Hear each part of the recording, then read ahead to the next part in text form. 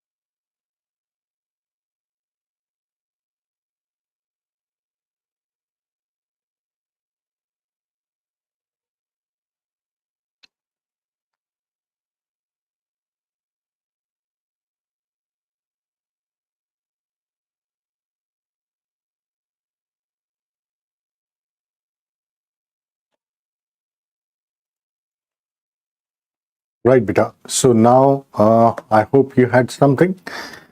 And now let's proceed.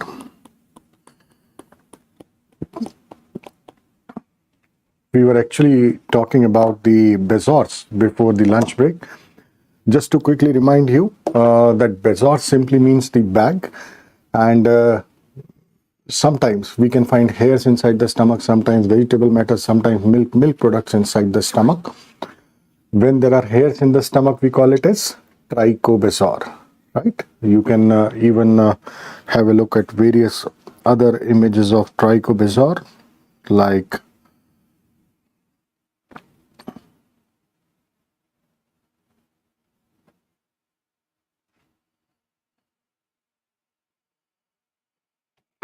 so. These are the different images, how it can look like. Probably this was the image what we had in the last exam, and the students' feedback was that they were able to see the hairs coming out from this. Basically, what you are seeing here, this is not the stomach as such. This is just a collection of hairs in the shape of the stomach. And this story is commonly seen in those females who keep on plucking their hairs, some psychiatric problem. Are in earlier days, what used to happen, these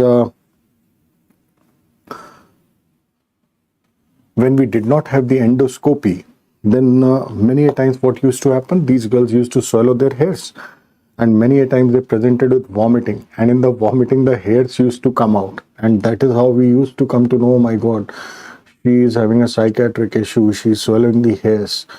And I do remember in the earlier days when no endoscopic facilities were there, then sometimes these girls presented with huge amount of hair collection inside the stomach, and sometimes that could have led to gastric outlet obstruction. And if there is a complete traffic jam situation at the pylorus, you can understand the proximal stomach would be dilated and the girl would be vomiting hairs like anything.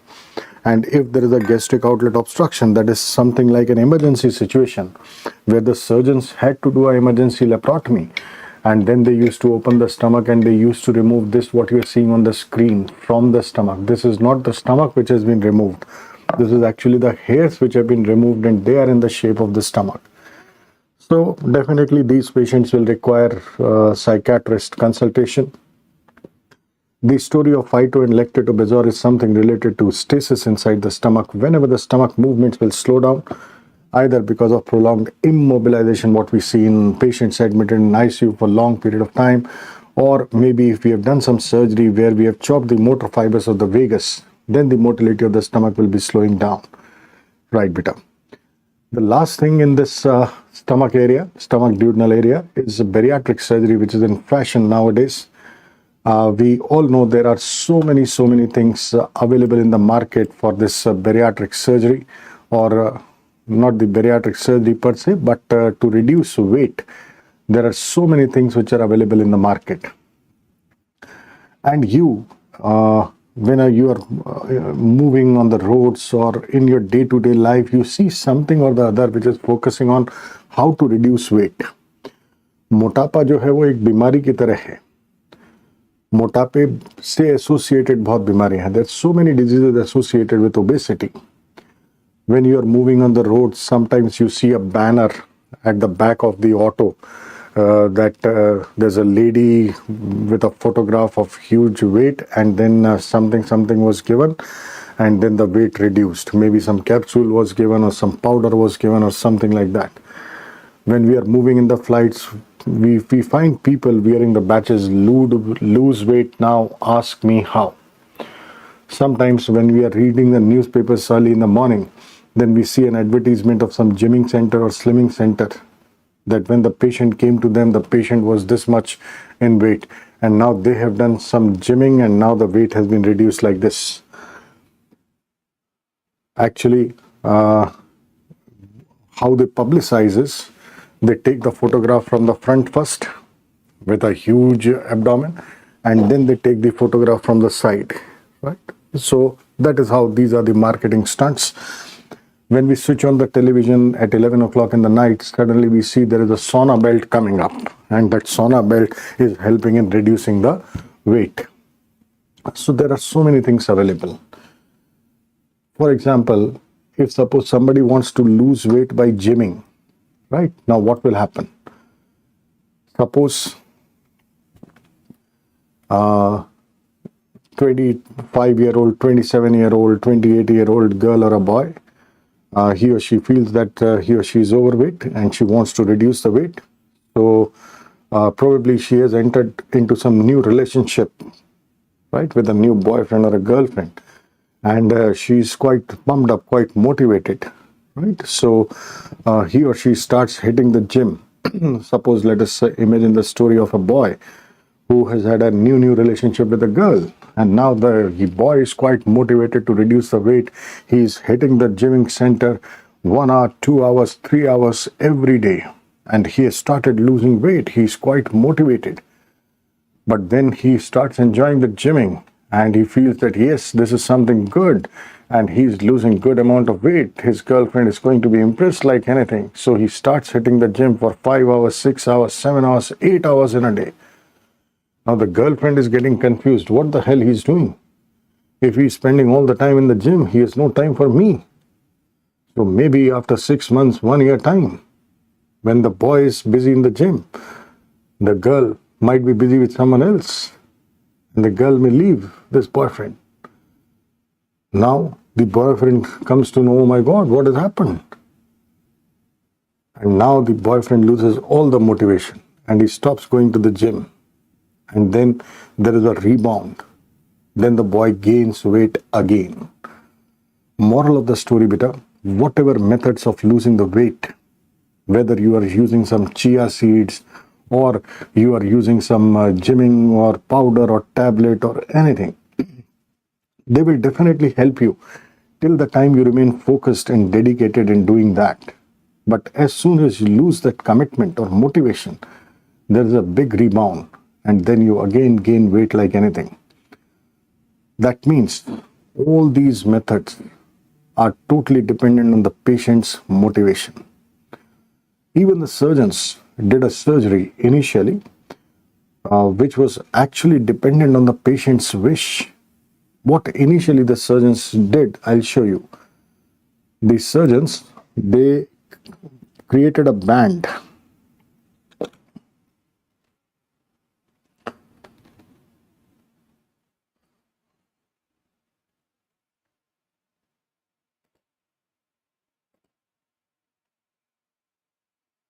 Now, just a moment.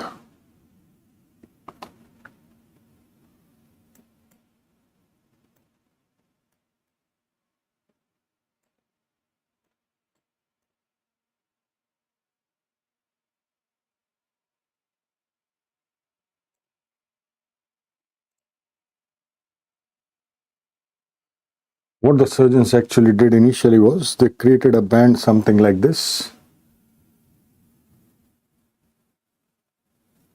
And now this band, as you can see, was connected to something. This is a port which can be kept beneath the skin. You can put air into this port. If you push air into this port, the band will inflate and the stomach will compress, and only very little amount is going down. But this is patient dependent. Whenever the patient wants to put air, he can put. Whenever the patient wants to remove the air, he can remove. So just imagine the same story of that boyfriend girlfriend. When the relationship started, the boy went and got this surgery done. So he put the air inside, the band inflated, and the stomach compressed. Since very less amount was going down, so the absorption was not proper, so the boy started losing weight. Now suppose the boy is just not doing any wastage of time or something. He has just got a surgery done. So probably he might be enjoying his nice time with the girlfriend. And the relationship might be going on nicely, but maybe due to some reason, maybe something would have happened. And say after 1 year, 2 years, if there is a breakup, then what will happen? The girlfriend will go away. So the boy will lose all the motivation. Then he'll simply put a needle here and he will remove all the air. So this band will be deflated and the stomach will expand. That means even this method of putting a band around the stomach was actually dependent on the patient's wish. So this method also was not very successful. Then the surgeons realized that patient will always be a patient, and if we have to really make the patient lose weight, then we have to do some permanent arrangements. So what the surgeons did was they made the arrangement something like Bariatric this. surgery, or weight loss surgery, refers to a variety of surgical procedures for treatment of morbid obesity. Obesity is determined by body mass index, BMI, which is calculated as the ratio of body weight over square of body height. The higher the BMI, the higher the extent of obesity. A normal BMI is between 20 and 25. Morbid obesity is diagnosed when the body mass index is 40 or more, or 35 or more if the person also has obesity-related health problems, such as diabetes, sleep apnea, or hypertension. Weight loss is achieved by reducing the size of the stomach. Smaller stomach makes the patient feel full faster, therefore makes it easier to reduce the amount of food intake. Roux-en-Y gastric bypass is the most commonly performed bariatric surgical procedure and is considered the gold standard for weight loss treatment. This procedure involves 2 steps.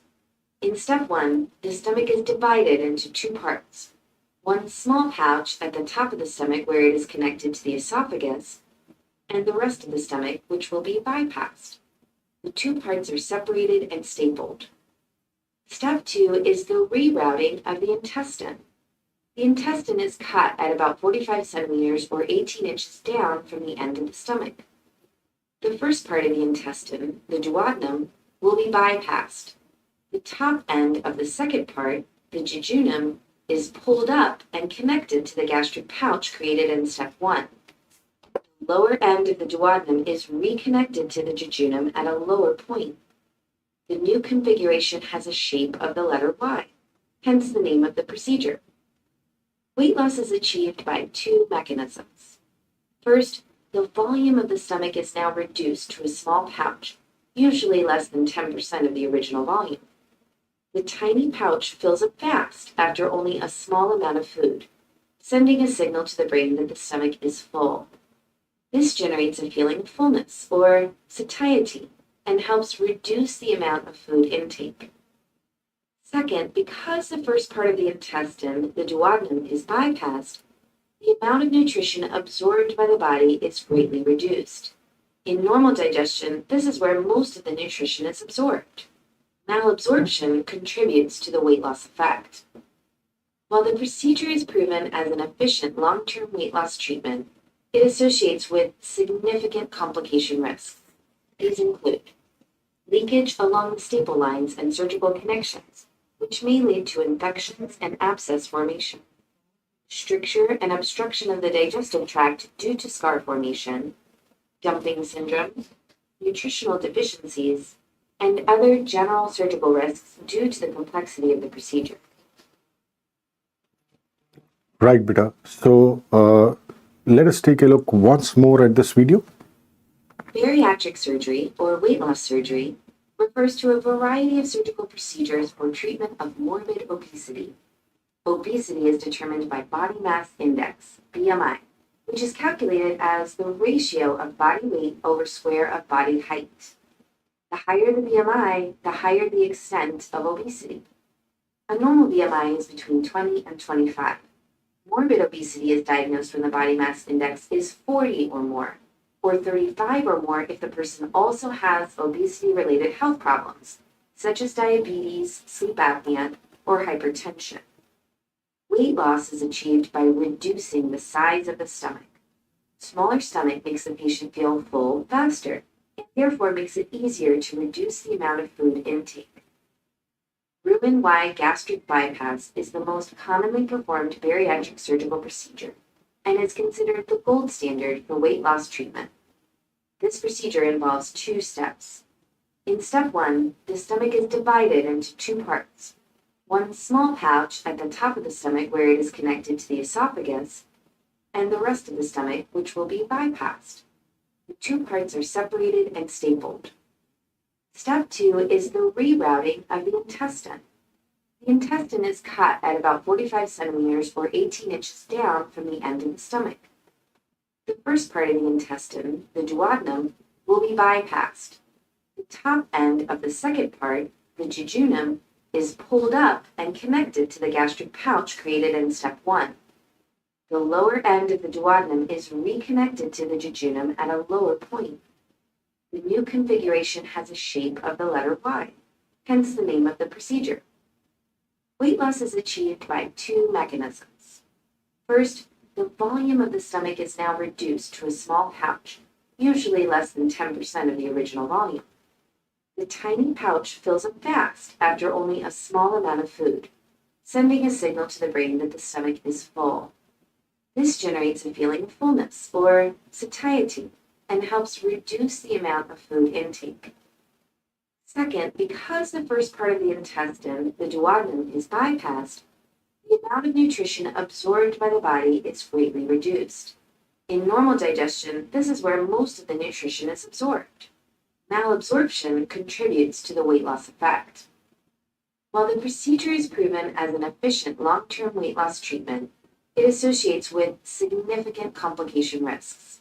These include leakage along the staple lines and surgical connections, which may lead to infections and abscess formation, stricture and obstruction of the digestive tract due to scar formation, dumping syndrome, nutritional deficiencies, and other general surgical risks due to the complexity of the procedure. So I hope we got it nicely that what we are actually doing in this bariatric surgery. The crux of the story is that we are just trying to make this stomach pouch small so that patient feels early satiety. Just after filling this much of stomach, the satiety center will be stimulated and the patient will be feeling full. He won't feel hungry after this. The second thing what we know is we have to connect this with the jejunum.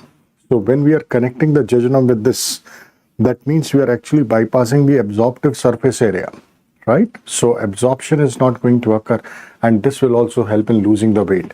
That means 2-prong approach. One, reducing the amount going down, and second, whatever is going down, that is also not allowed to absorb properly. Okay? Fine. Now let's take a look at what all is written in the workbook, because this is something, the complications and everything is what we have already discussed earlier. So bariatric surgery, this is the surgery for morbid obesity or the metabolic surgery. The indication for doing this bariatric surgery, if the patient's body mass index, BMI, body mass index, if it is more than 40, or if the body mass index is more than 35 with or without comorbidities. Now what can be the different comorbidities with obesity, beta? diabetes, hypertension, osteoarthritis,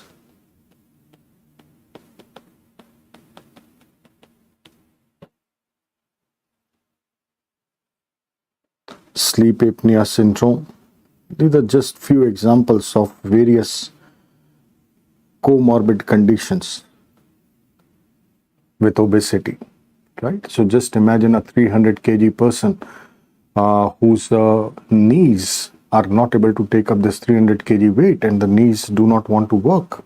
The knees have developed severe osteoarthritis, and now this patient is also having difficulty even in standing.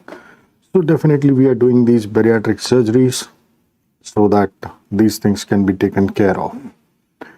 Right, beta. Apart from this, we can also do a laparoscopic adjustable gastric banding. The video which we saw, that how we can put a band around the stomach, that is actually a patient dependent method, laparoscopic adjustable gastric banding. We can even do a vertical banded gastroplasty, and we can even do a sleeve gastrectomy. Now in sleeve gastrectomy, beta, it's a very, very simple procedure. If this is the esophagus and this is the stomach, then we just take the help of a stapler. Suppose I take the help of a linear stapler and I just take the stapler here, one end in front and the other end behind, and I just keep on firing the stapler something like this. So what I'm going to do, I'm just going to divide the stomach somewhat like this. Now this part of the stomach will be separated and this will remain. So you can see how we have made a sleeve of the stomach here. This is what we call as a sleeve gastrectomy. Okay, so these are the various options for bariatric surgery. Right, beta. So till now, what we have done is we have talked about the story of stomach and duodenum, where we focused on gastritis story, the peptic ulcer story. We focused what can be the different types of gastritis: acute, chronic, chronic type A, type B, and the special types of gastritis. Then in peptic ulcers, we saw the duodenal ulcer story, the gastric ulcer story. We saw how these patients present to us, how we approach in the management of these peptic ulcers.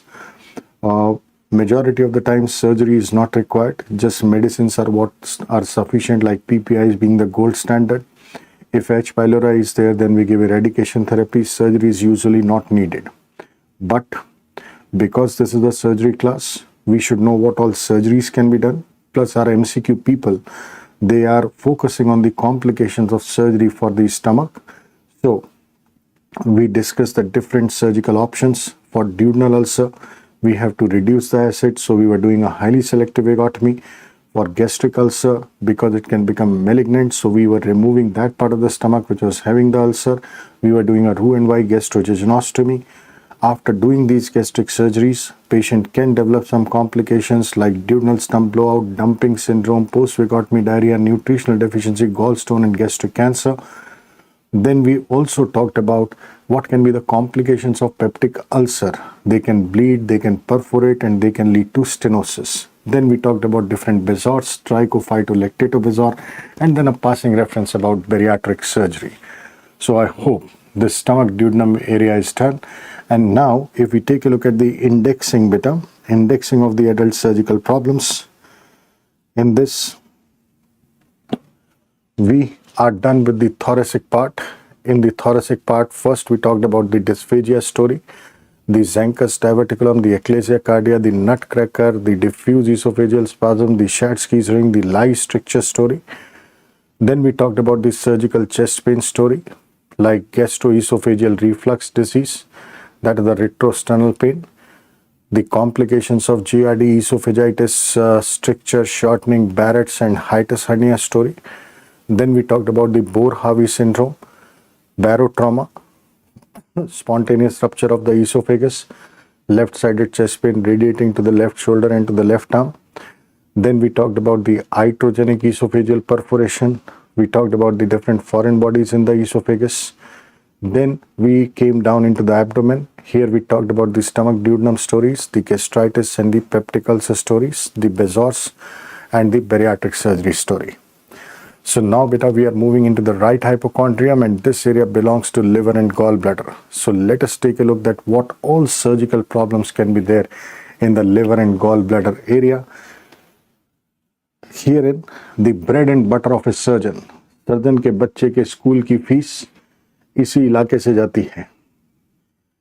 The bread and butter of a general surgeon is laparoscopic cholecystectomy, that is removal of the gallbladder. And removal of the gallbladder is most commonly done for stones inside the gallbladder, which is a very, very common problem, especially in our country.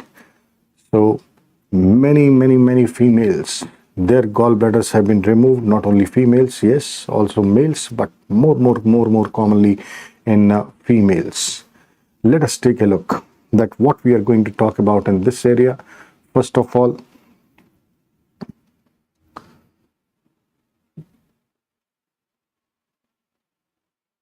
see what we are trying to talk here. These are the stones inside the gallbladder. Sometimes the stone can come at the cystic duct, create a complete traffic jam situation, proximal dilatation, stasis and party, acute inflammation of gallbladder can occur, acute cholecystitis can occur. Okay, so there may be a chronic cholecystitis, acute cholecystitis. Then we'll see that if the stone slips into the common bile duct, it may create a traffic jam situation here. The proximal pupil will dilate, and the patient can have jaundice, steatorrhea, malabsorption.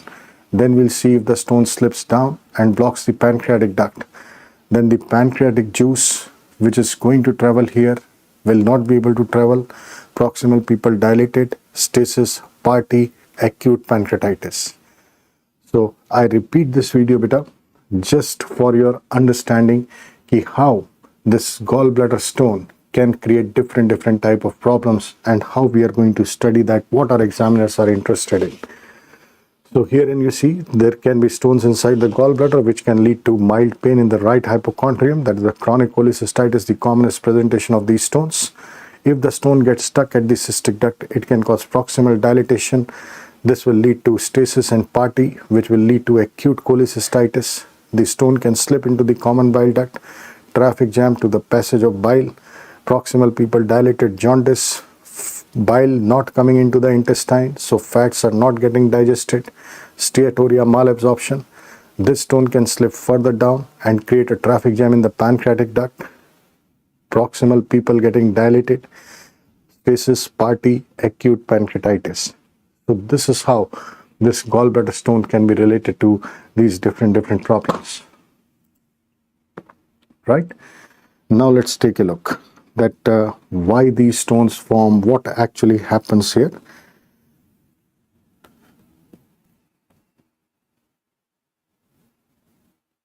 Very simple to understand beta.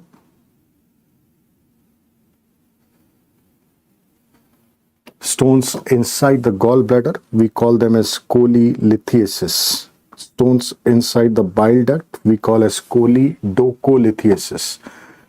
Right? So here it is cholelithiasis. We can find 3 types of stones inside the gallbladder. For that, let us try to have a look at the color of these different types of stones.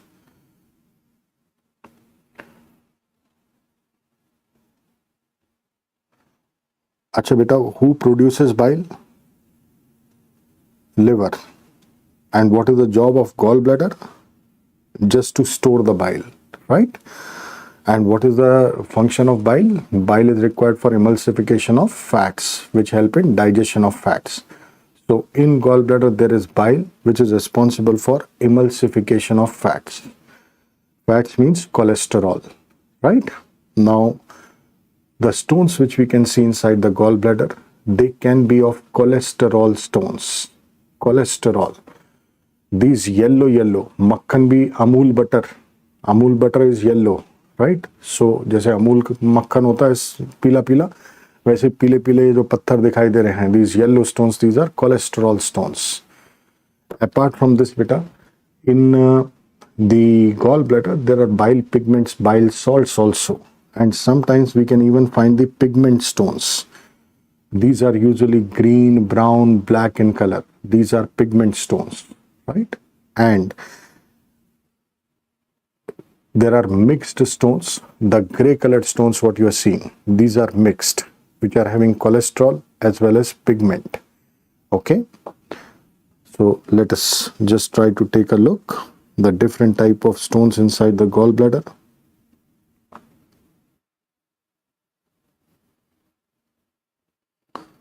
There are cholesterol, pigment and mixed stones. Cholesterol stones means which contain more than 50% cholesterol. This is cholesterol. If there is more than 50% cholesterol in a stone, then we call them as cholesterol stones. And these are pale yellow in color. Pale yellow in color. They are more common in those countries where people can afford Amul Makhan, or not Amul, but people can afford butter, like rich countries, US and Europe. Pigment stones are those stones, beta, which contain less than 30% of cholesterol. They are green, brown or black. They are more commonly seen in Asian countries. And mixed stones, which contain 30 to 50% of cholesterol, they are gray in color. Now, if we talk about the story of cholesterol stones, the cholesterol stones, they are more commonly seen in fat, fertile female and fatty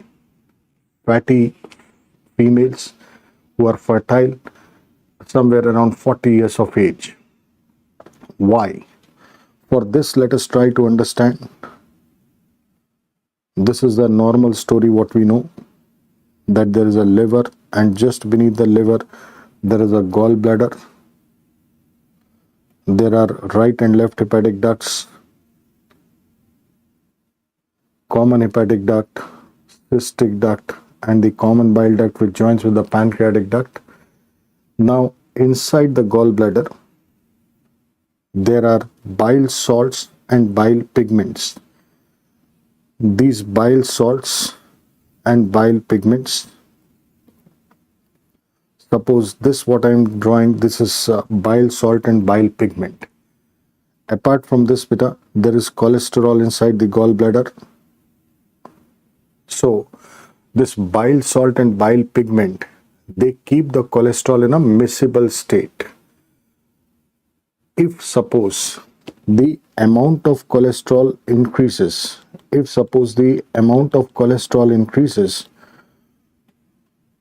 what is going to happen? There is a risk of precipitation of these cholesterol.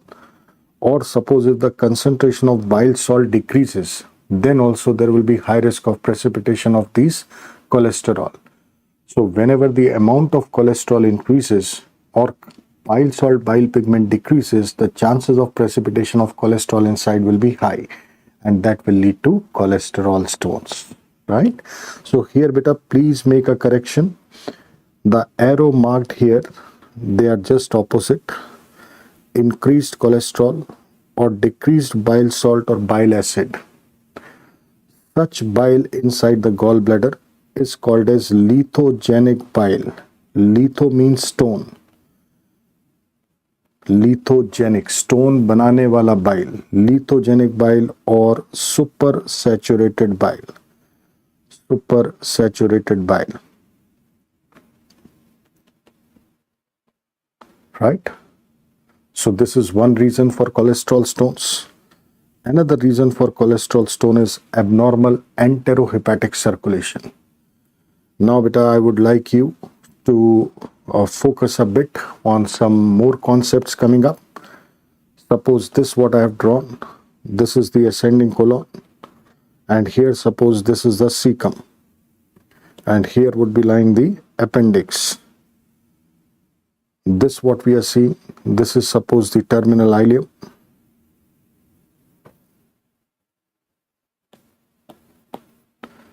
This suppose is the terminal ileum. And we know that the ileum joins into the cecum, ileocecal junction where there is a valve, ileocecal valve. This what you are seeing here.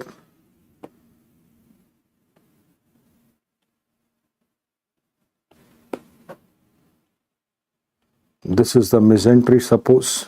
Mesentery is having the blood vessels which are supplying blood. There are arteries which are actually bringing the blood. There are veins which are actually draining the blood. Right? We all know this. The job of the artery is to supply, job of the vein is to drain. Now look at me on the screen, beta. All of you who are watching this session right now, you should know that whatever bile salts are here, bile acid, bile salt, all this bile salt, bile acid, when the gallbladder contracts, it passes into the common bile duct, and common bile duct is opening into the second part of duodenum. So bile salt, bile acid comes here. When it is coming here, it goes into the duodenum, jejunum and ileum. When it is coming into the ileum, look at me, 95% of these bile salts and bile acids, they are absorbed into the veins here. Whatever bile salt, bile acid is coming in the intestine, 95% of that is getting reabsorbed by the vein, right? And when this is getting reabsorbed, then where it is going? This part is the midgut, what you are seeing.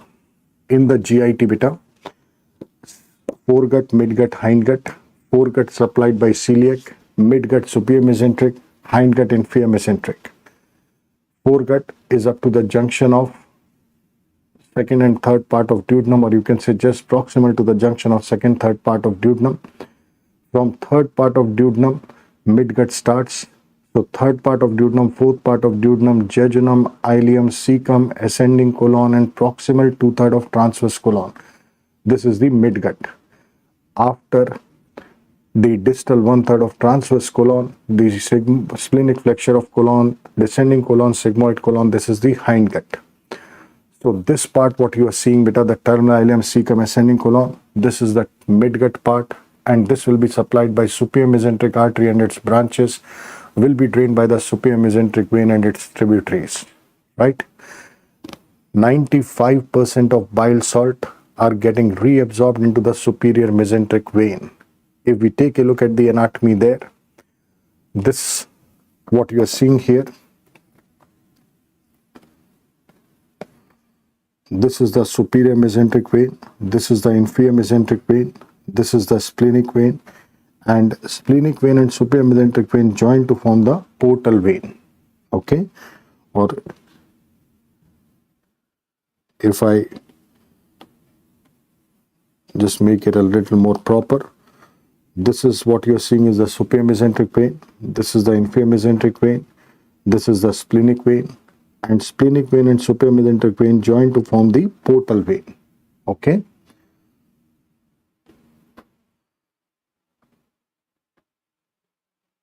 This is the superior mesenteric vein, this is the inferior mesenteric vein, this is the splenic vein, and this is the portal vein. Now just imagine beta, just try to create a correlation. Look at me on the screen.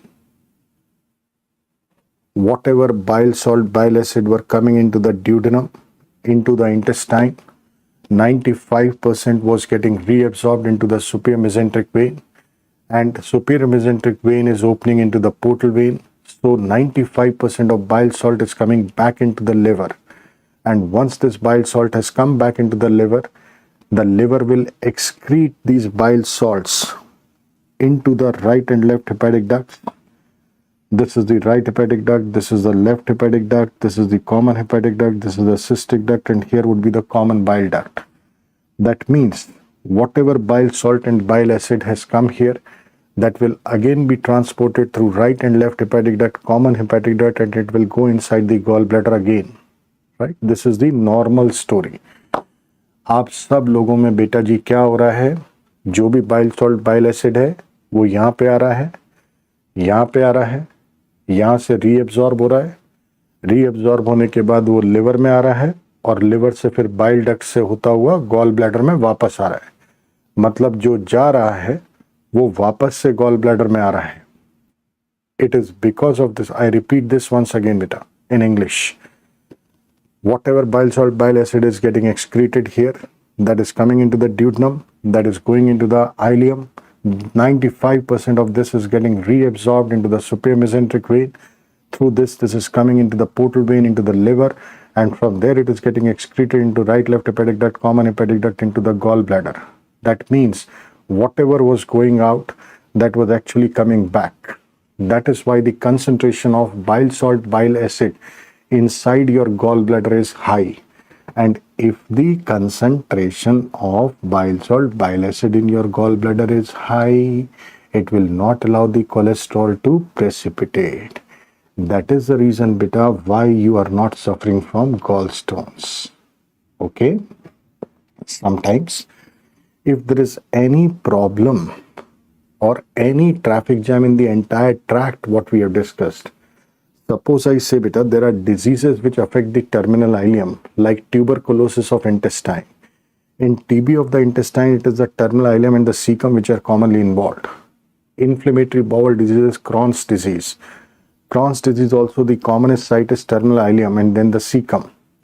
So if this part is getting diseased, अगर मान लीजिए मैं ये कहूँ कि ये वाला जो part है ये खराब हो रहा है, if this part is getting diseased, then what is going to happen? The reabsorption will not occur. That means in TB of the intestine or in Crohn's disease of the intestine, the bile salt reabsorption will not occur. That means the bile salt will not be coming here, the bile salt will not be going here. The amount of bile salt, bile acid in the gallbladder will decrease and the cholesterol precipitation will increase. And then the gallbladder stone chances, stones inside the gallbladder can form, right? So that is how the story is linked with abnormal enterohepatic circulation in diseases of terminal ileum. Now I came to know that why TB can be associated with gallstone, why Crohn's disease can be associated with gallstones. Tuberculosis of intestine,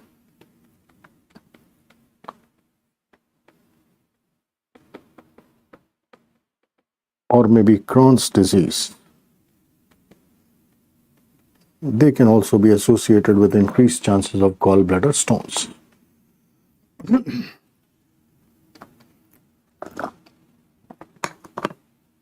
Another conceptual story, beta, regarding the pigment stones.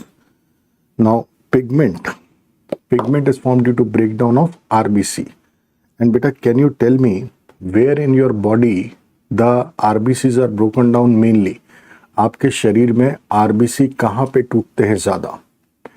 Very good. So RBCs are mainly broken down in the spleen. When the RBCs are breaking down, then obviously the pigments are getting released. So any condition where there is more breakdown of RBC, more pigment will be formed in the spleen. And if the pigment concentration in the spleen increases, what can happen? This pigment from the spleen is going to travel through the splenic vein. This is going to come in the portal vein, in the liver, and then through the left and right hepatic ducts. This is going into the gallbladder. So any patient where there is more breakdown of RBC in the spleen, more pigment production in the spleen, this is going to travel and will go into the gallbladder. More pigment concentration in the gallbladder will have more chances of formation of pigment stones inside the gallbladder. Oh, is it so simple? कितना simple है देखो बेटा, है ना? कोई भी ऐसे हालात जिसमें आरबीसी का ब्रेकडाउन बढ़ेगा तो ज्यादा पिगमेंट बनेगा ना. अगर ज्यादा पिगमेंट बनेगा तो ये पिगमेंट लिवर में जाएगा, लिवर से फिर बाइल डक्ट से होता हुआ ये गॉल ब्लैडर में आएगा, तो गॉल ब्लैडर में ज्यादा पिगमेंट हो जाएगा ना, तो पिगमेंट स्टोन्स के बनने के चांसेस बढ़ जाएंगे. That is the reason why pigment stones in the gallbladder, they are associated with various hemolytic disorders. Right? So pigment stones, they are associated with hemolytic disorders. अब hemolytic disorders में 17th of December को they might give you anything. Maybe hereditary spherocytosis, ऐसा कुछ नाम दे देंगे, या फिर or they might write some sickle cell anemia or something like that. Anything where there is more breakdown of RBC in the spleen, there will be more pigment production. This pigment will be traveling through the splenic vein, portal vein, liver, right left hepatic duct, common hepatic duct, cystic duct, gallbladder. Even parasitic infestations and bacterial infections have been found to be associated with pigment stones. Parasitic infestations like Ascaris, Clonorchis. These are two common parasites found in this area. Bacterial infection, E. coli, is a common culprit. So they can be associated with pigment stones. Now beta, let us try to take a look that how these different stories can occur. How the patients can present to you beta. February 23, to understand the clinical presentation. If suppose I say that this is the gallbladder, suppose this is the gallbladder,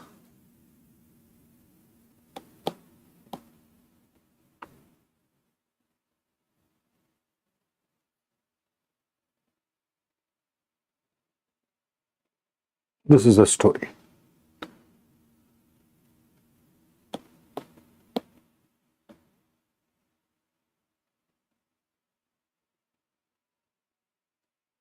Right. This is the cystic duct.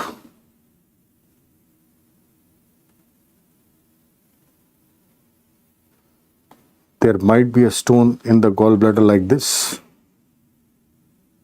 Patient may not have any problems whatsoever. Sometimes situations like this, patient might have some mild pain off and on in the right upper abdomen. कभी कभी पेट के ऊपरी हिस्से में दाहिनी तरफ मीठा मीठा दर्द होता है. Or sometimes what can happen, there might be a big stone in the gallbladder which might be creating a traffic jam situation at the mouth of the gallbladder. We all understand the concept beta. Whenever there is a complete traffic jam situation, जब रास्ते में पूरी तरह से रुकावट हो जाएगी, the proximal people are going to get dilated.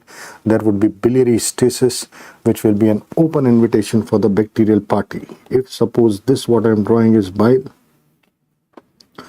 there is biliary stasis here. And now because of stasis, it is an open invitation for the party. So bacterial party can start in this. And if bacterial party starts here, there will be acute inflammation which will cause the entire gallbladder to become acutely inflamed, red, hot, inflamed gallbladder. This is what is acute cholecystitis. Obviously, the presentations in these different scenarios, जो हमें ये तीनों चीजें दिखाई दे रही हैं, patient के presentation भी अलग-अलग होंगे. This what we are saying is patient does not have any problems. This we are saying that patient might be coming in the OPD with some mild pain off and on in the right upper abdomen. And this red hot gallbladder, the patient would come in emergency with severe pain in the right hypochondrium or right upper abdomen, radiating to the back, nausea, vomiting, fever, and all that story, right? What we are supposed to do in these different situations, one thing which is very clear to us, that if the patient does not have any problem, we also should not have any problem. We are doctors, we treat patients, we do not treat papers. There would be cases coming to you in your clinical practice, beta. There might be questions coming to you on 17th of December related to this. The patient has come to the hospital for some or the other problem. On investigations, it was detected that she is having some problem at some other area where she is not actually having any discomfort or any pain or anything. Now, should we treat that particular pathology for which the patient does not have any problem? The answer is straight no. If the patient does not have any problem, we also do not have any problems. So, asymptomatic gallbladder stones, what should be done? More than 80% of the patients are asymptomatic. Then why they come to the hospital? Just imagine a clinical scenario, beta, that 35-year-old lady presented to the hospital with lower abdominal pain. पेट के निचले हिस्से में दर्द है. Now she has come to the hospital. She goes to a gynec OPD. Gynecologist does the examination, she does a pervaginal examination, and she feels that yes, there is tenderness in the pouch of Douglas. She is thinking that probably the lady is having pelvic inflammatory disease, PID. So the gynecologist may ask for an ultrasound of the abdomen. Now, when the radiologist was doing an ultrasound, he would be seeing some changes related to PID. So he'd be writing the report of PID. Plus, sometimes incidentally, when the radiologist keeps the probe in the right hypochondrium, he might come to know that, oh my God, there are stones inside the gallbladder. And then the radiologist will mention in the report that incidental finding of stones in the gallbladder is seen. Now, when this lady goes back to the gynecologist looks at the report. Yes, I was telling this is a case of PID. So for PID, I have to give antibiotics to this lady. Is there anything else? She's having stones in the gallbladder. Oh my God. Then the gynecologist might tell the patient, look, you are having stones also inside your gallbladder. That surgeon is sitting there in that OPD. Go to that surgeon and get your gallbladder removed. The lady looks at the report. The lady looks at herself. I'm having a problem in the lower abdomen. Why should I go to a surgeon and get my gallbladder removed? But because the gynecologist has said, so the lady comes to the surgeon's OPD. And the lady gives the report to the surgeon. Sir, please remove my gallbladder. Then the surgeon asks the patient, what is the problem? The lady is telling the lower abdominal pain story. The surgeon is again asking, is there any other problem, ma'am? Are you comfortable? Is there any other problem in any other part of your abdomen? The patient is, no, I don't have any problems. The surgeon is still trying his best to elicit from the history. The surgeon is going into more details. The surgeon has gone into the detailed personal history also. That how many children you have, what is your husband doing, what time the husband goes out of the house, what time the husband comes back in the house. All this personal history has also been asked. But despite all this history, the patient has not told anything which is related to gallstones. No pain in the upper abdomen on the right side. So in these cases, ideally what we should do, we should give the report back to the patient. Look, ma'am, you're not having any problems related to this. Enjoy your life from a surgeon's perspective. No need to get your gallbladder removed. This is the ideal situation. However, if in the ultrasound report there is something mentioned which indicates that this stone inside the gallbladder can complicate, then we will advise the patient to get the gallbladder removed. If there are no evidences to suggest that the lady can have any problem in future related to these stones, we can go ahead with the conservative treatment also. There are certain exceptions where we might have to remove this gallbladder even if the patient is asymptomatic.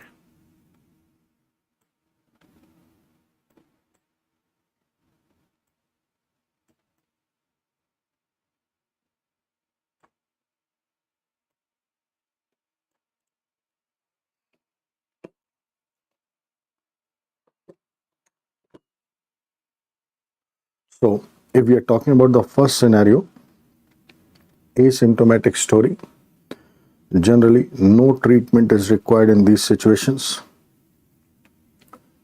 But cholecystectomy is done if there are these 10 points, 1, 2, 3, 4, 5, 6, 7, 8, 9, and then 10. Now, patient is asymptomatic, but suppose there is a single stone in the gallbladder which is more than 3 centimeters in size. We know that if there is a big stone inside the gallbladder, there might be a traffic jam situation very soon, and then the patient will present an emergency. So to avoid that story, let us operate the patient today.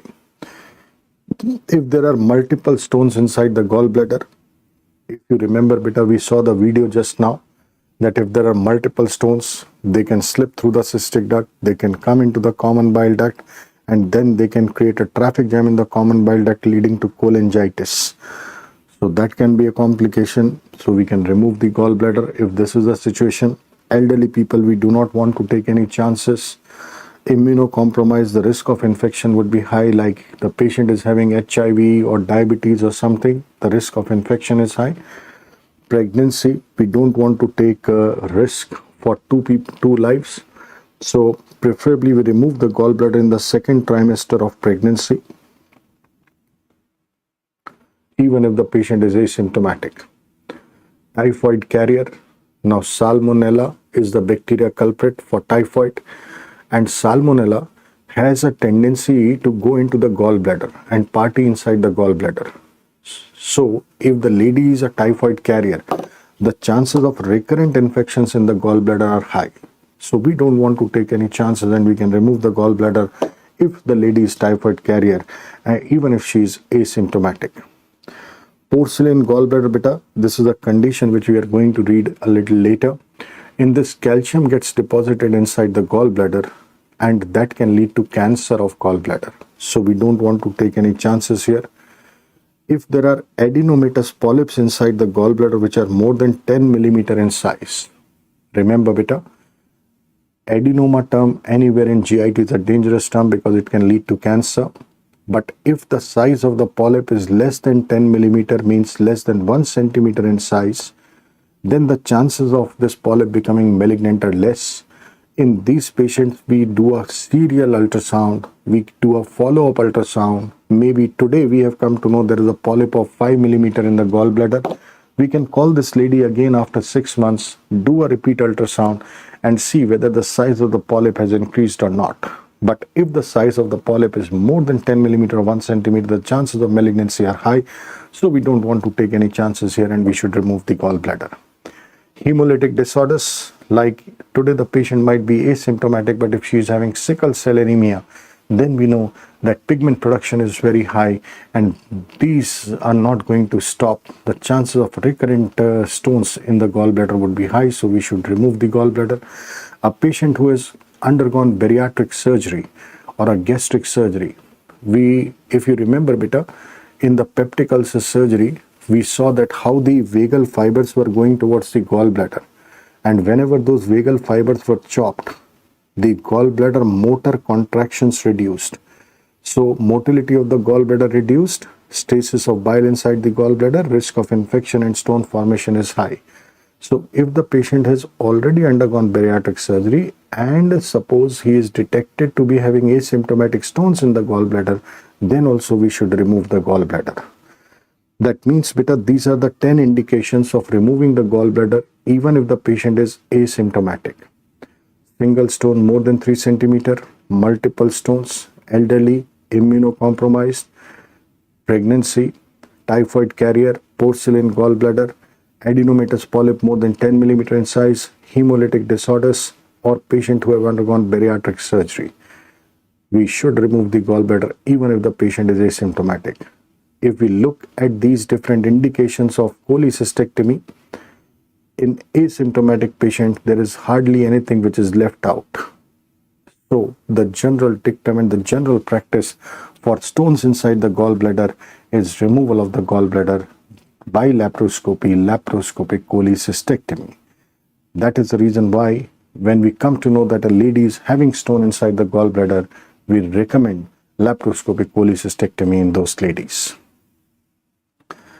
Another situation, beta, if suppose the lady is symptomatic, majority of these symptomatic females or symptomatic patients come to us in the OPD, and the general complaint is meeta dard in the right hypochondrium, mild pain off and on in the right hypochondrium, mild pain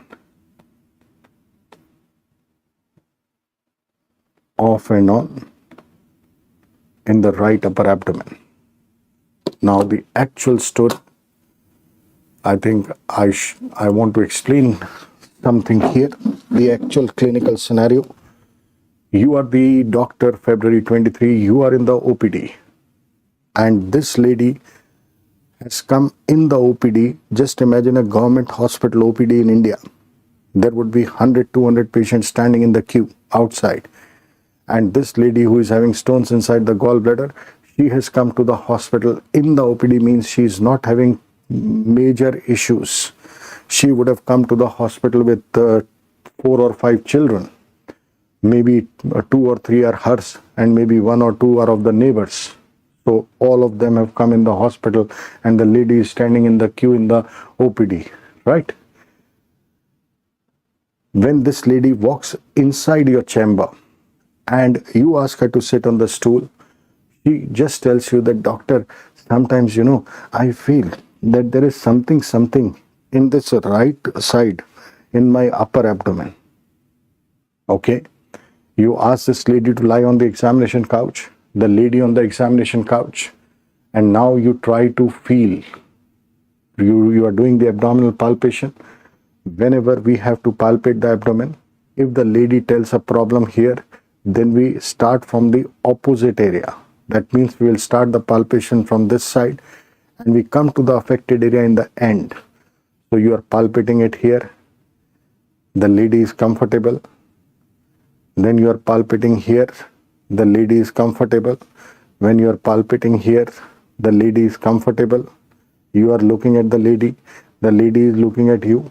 The lady is comfortable and you feel that there is nothing in this lady. Then you try to poke your fingers more and then the lady might tell you, Doctor, please be gentle. Thoda aaram se. That means there is not much problem to this lady, right? Now you start thinking that what should be done? A lady with a problem in the right hypochondrium can be due to stone inside the gallbladder. So you can ask for an ultrasound in this lady. You send this patient for an ultrasound. Now, when we do the ultrasound in these females or in these patients, this is what we can see. This is the normal gallbladder. This is the boundary of the gallbladder, what you are seeing nicely. All this inside story is black. Why black? Because fluid appears black on ultrasound. This is a normal gallbladder. This is bile inside the gallbladder, right? If there is a stone inside the gallbladder, this what you are seeing, this is the gallbladder. The stone itself appears hyperechoic. That means stone is brighter. अगर पत्थर है gallbladder में तो ये पत्थर सफेद दिखाई दे रहा है. Stone is hyperechoic. Right? Now, the thing is, whether this is a stone or this is a growth from the wall of the gallbladder, what we can do is we can ask the lady to change her position and then do the ultrasound again. So, suppose in supine position you were seeing the gallbladder here. Now you have asked the patient to turn in the left lateral decubitus position and now you do the ultrasound again. If the stone is mobile inside the gallbladder, the stone will change its position by changing the position of the patient. So that can tell you, ki boss, this is not a growth from the gallbladder. This is a stone, it is moving inside the gallbladder, right? However, even better than this, if it is a growth from the gallbladder, it would have appeared hyperechoic, but you would have been able to see the other tissues also in this area. However, if it is a stone, then the ultrasound waves, they cannot travel through the stone. So you are not able to see anything beneath the stone. I repeat beta, ultrasound जब भी करते हैं ना, तो जो भी पत्थर body में कहीं भी हो पत्थर, अल्ट्रासाउंड की जो वेव्स हैं, एकॉस्टिक वेव्स, वो उस पत्थर को पास नहीं कर पाती. अगर अल्ट्रासाउंड की वेव्स पास नहीं कर पाएंगी बेटा, तो हमें पत्थर के नीचे का हिस्सा नहीं दिखाई देगा. That means the stone will always cast a shadow, a posterior acoustic shadow. Ultrasound जब भी करेंगे, पत्थर कहीं भी होगा, ये हमेशा अपनी काली परछाई छोड़ेगा. And it is with this posterior acoustic shadow we can say with confidence that yes, this is a stone. That is how we can diagnose these stones on ultrasound. And beta, please do remember, the gallbladder stones they are usually having cholesterol and not calcium. Because they do not have calcium, they are not visible on X-ray or CT scan. X-ray CT में calcium is seen, but gallbladder stones do not have calcium, they have cholesterol, so they are not seen on X-ray and CT. This is another image, beta. Now here, if you see, can you appreciate this? Now here in what you are seeing, can you appreciate these multiple white shadows inside the gallbladder? And beneath these shadows, beneath these white things, can you see the dark shadows? This is the post-acoustic shadow. And it is with the help of these post-acoustic shadows we can say that this is a stone. Now this what you are seeing on the screen, beta, again, this is an important image-based question. And my request to all of you, whenever you get any free time, you can do Google and look for ultrasound images of gallstones. As many images as possible, right? This is the gallstone. Herein you can see the post-acoustic shadow nicely. This is another image where you can see the multiple post-acoustic shadows. इससे अपन पहचान लेते हैं कि हाँ जी ये पत्थर है. Now once the diagnosis has been done, पता चल गया कि this is the stone. The lady is symptomatic, so we should remove the gallbladder. To remove the gallbladder, earlier we were doing open operations. If you go into the 80s, 90s, then I have seen patients with a midline scar, midline laparotomy. And when we asked the history ki bhaiya why this abdomen was opened earlier, then in the history we came to know ki gallbladder was removed.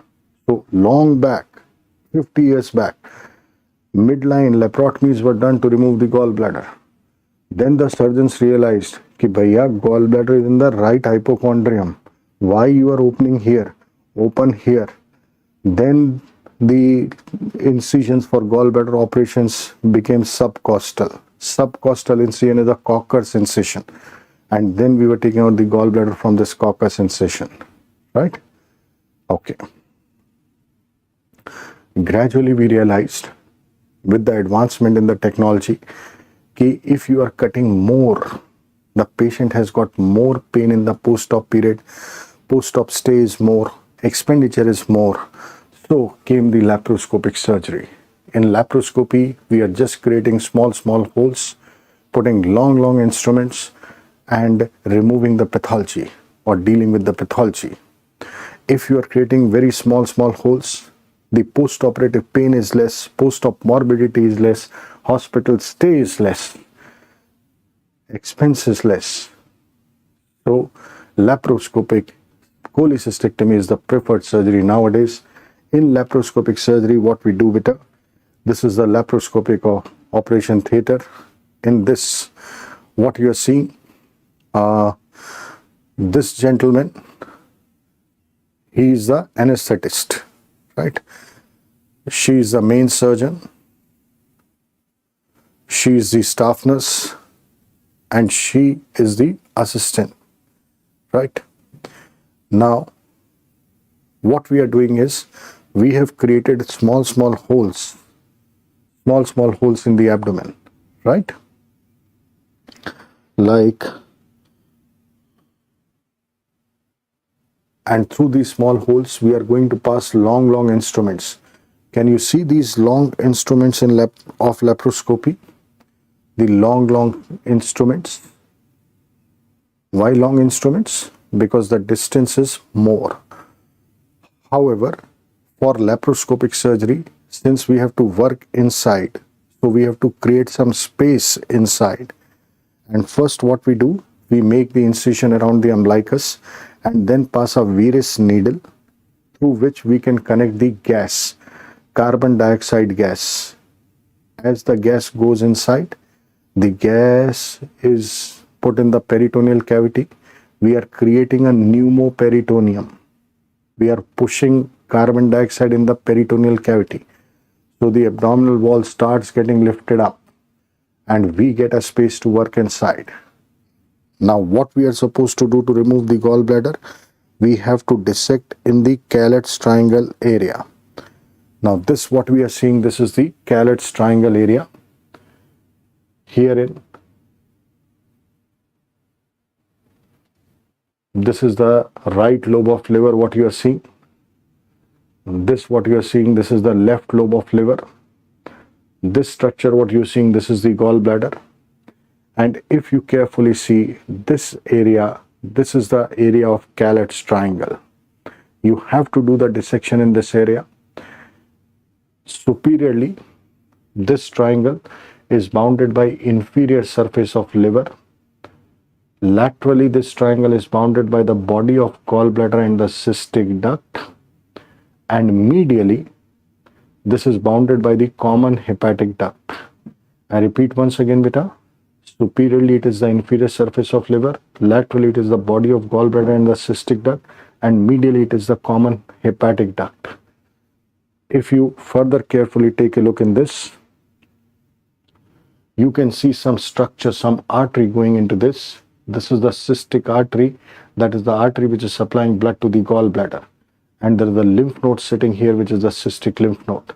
As a surgeon, beta, we have to do the dissection in this Callet's triangle.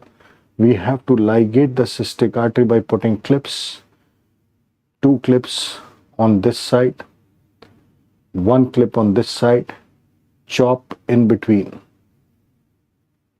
So cystic artery is divided. Then this is the cystic duct. 1 clip, another clip. So 2 clips on this side, 1 clip on this side, chop in between. That is how you disconnect the gallbladder. And now you just hold this part of the gallbladder, apply some traction, and try to do a diathermy dissection to remove the gallbladder from the liver bed. That is how the gallbladder is removed. Then we take a bag. We pass a bag type of thing from outside to inside. We put the gallbladder in the bag, and then that bag is taken out. That is how with the keyhole incisions we can remove the gallbladder. Laparoscopic cholecystectomy. Right, beta? I repeat this procedure in Hindi also. आजकल जैसा कि हम जानते हैं बेटा कि हम अगर बड़े बड़े इंसिजन्स देंगे तो पेशेंट को ऑपरेशन के बाद बहुत दर्द होता है, और इस दर्द की वजह से पेशेंट का अस्पताल में स्टे बढ़ जाता है, पैसे खर्चा बढ़ जाता है. तो अब हम लोग लैप्रोस्कोपिक सर्जरी करने लगे हैं. लैप्रोस्कोपिक सर्जरी में क्या है बेटा, छोटे छोटे अपन इंसिजन्स देते हैं, छोटे छोटे होल बनाते हैं, उससे लंबे लंबे इंस्ट्रूमेंट डाल के अंदर जो भी सामान निकालना है निकाल सकते हैं. गॉल ब्लैडर निकालने के लिए बेटा जनरली अपन 4 इंसिजन देते छोटे छोटे, अम्बलाइकस के उधर, ज़ीफी स्टर्नम पे, राइट हाइपोकॉन्ड्रियम में और राइट लंबर में. पहले अम्बलाइकस के बाजू में कट लगाते, वहां से एक वीरिस नीडल डालते, उसमें कार्बन डाइऑक्साइड गैस कनेक्ट करते, बटन ऑन करते, कार्बन डाइऑक्साइड जाना शुरू हो जाती है. उस नीडल से कार्बन डाइऑक्साइड पेट के अंदर जा रही है, पेरिटोनियल कैविटी में. पेट ऐसे फूल रहा है गैस से, एंटीरियर एब्डोमिनल वॉल ऐसे ऊपर लिफ्ट होने लगी है. ऐसा करने से फ़ायदा क्या है कि हमें अंदर काम करना है, हाथ चलाने, इंस्ट्रूमेंट्स चलाने अंदर, तो जगह चाहिए, इसलिए न्यूमोपेरिटोनियम क्रिएट किया है. अभी गॉल ब्लैडर को निकालने के लिए कैलेट्स ट्रायंगल में डिसेक्शन करना होता है. कैलेट्स ट्रायंगल क्या है बेटा, ऊपर की तरफ देखो तो लिवर की इंफीरियर सरफेस, लैटरल साइड पे देखो तो गॉल ब्लैडर की बॉडी और सिस्टिक डक्ट है, और मीडियल साइड पे देखो तो कॉमन हेपेटिक डक्ट है. और इस ट्रायंगल में से आर्टरी जा रही है जिसको अपन सिस्टिक आर्टरी बोलते हैं, जिसपे सिस्टिक लिम्फ नोड होती है, लिम्फ नोड ऑफ लुंड बोलते हैं उसको. ठीक है. गॉल ब्लैडर को डिसेक्ट करने के लिए पहले सिस्टिक आर्टरी पे 2 क्लिप इस तरफ और 1 क्लिप इस तरफ और बीच में से काट देते हैं. फिर सिस्टिक डक्ट पे 2 क्लिप इस तरफ और 1 क्लिप इस तरफ बीच में से काट देते हैं. फिर गॉल ब्लैडर पे ट्रैक्शन लगाते हैं, यहाँ पे ऐसे खींचते, और डायथर्मी से, कॉटरी से गॉल ब्लैडर को लिवर से निकाल लेते हैं. जैसे ही गॉल ब्लैडर निकल गया, फिर बाहर से एक बैग होता है वो अंदर डालते, बैग में गॉल ब्लैडर को डालते, और फिर उस बैग को अपन बाहर निकाल लेते हैं. तो ऐसे लैप्कोली या लैप्रोस्कोपिक कोलिसिस्टेक्टमी करते हैं. ठीक है.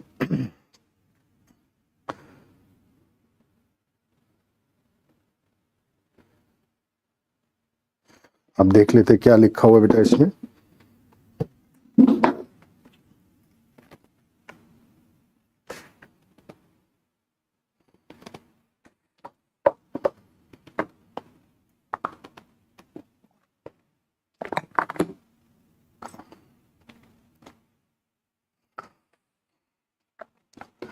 investigation of choice, ultrasound of the abdomen.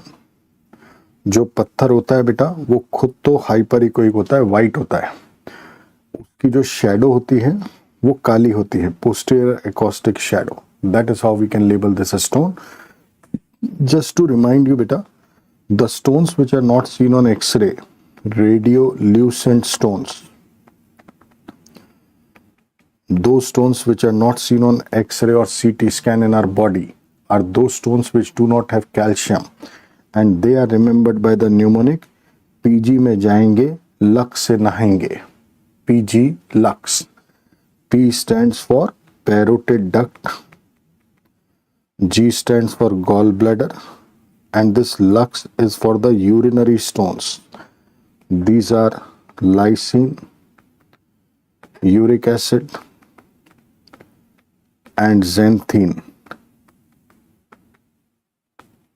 PG में जाएंगे लक्स से नहाएंगे।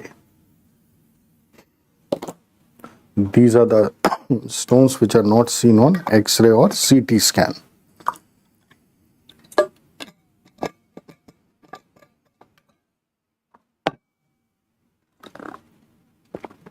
Right, beta. Treatment is simple laparoscopic cholecystectomy. For removing the gallbladder in laparoscopic surgery, we create 4 ports. We use a Veris needle beta to pass into the abdomen, and then we use MCQ gas. Now this question has been asked number of times, which gas is used in laparoscopy? So it is carbon dioxide. And then we are doing the dissection in Callet's triangle beta. Callet's triangle को अगर देखें boundaries को, तो superiorly it is the inferior surface of liver, superiorly it is the inferior surface of liver,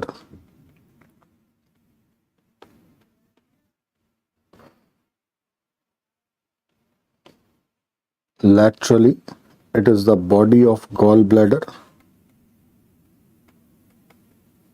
and cystic duct,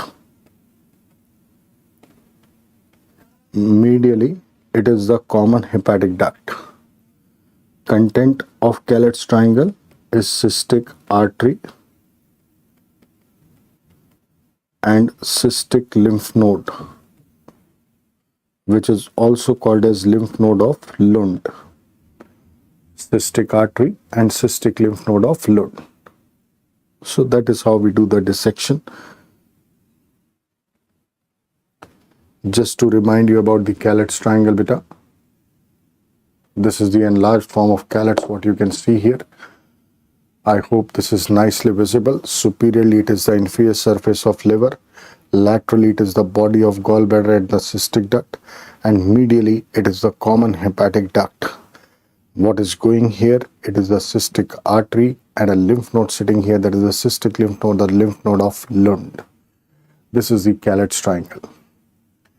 There have been few controversies in the past regarding Callet's triangle, but this is the updated one required for 17th of December. Now another scenario with the gallbladder stone beta, what we talked about. I hope you are able to write this beta. कुछ छूटा तो नहीं है? Are you able to write it? Okay. Fine.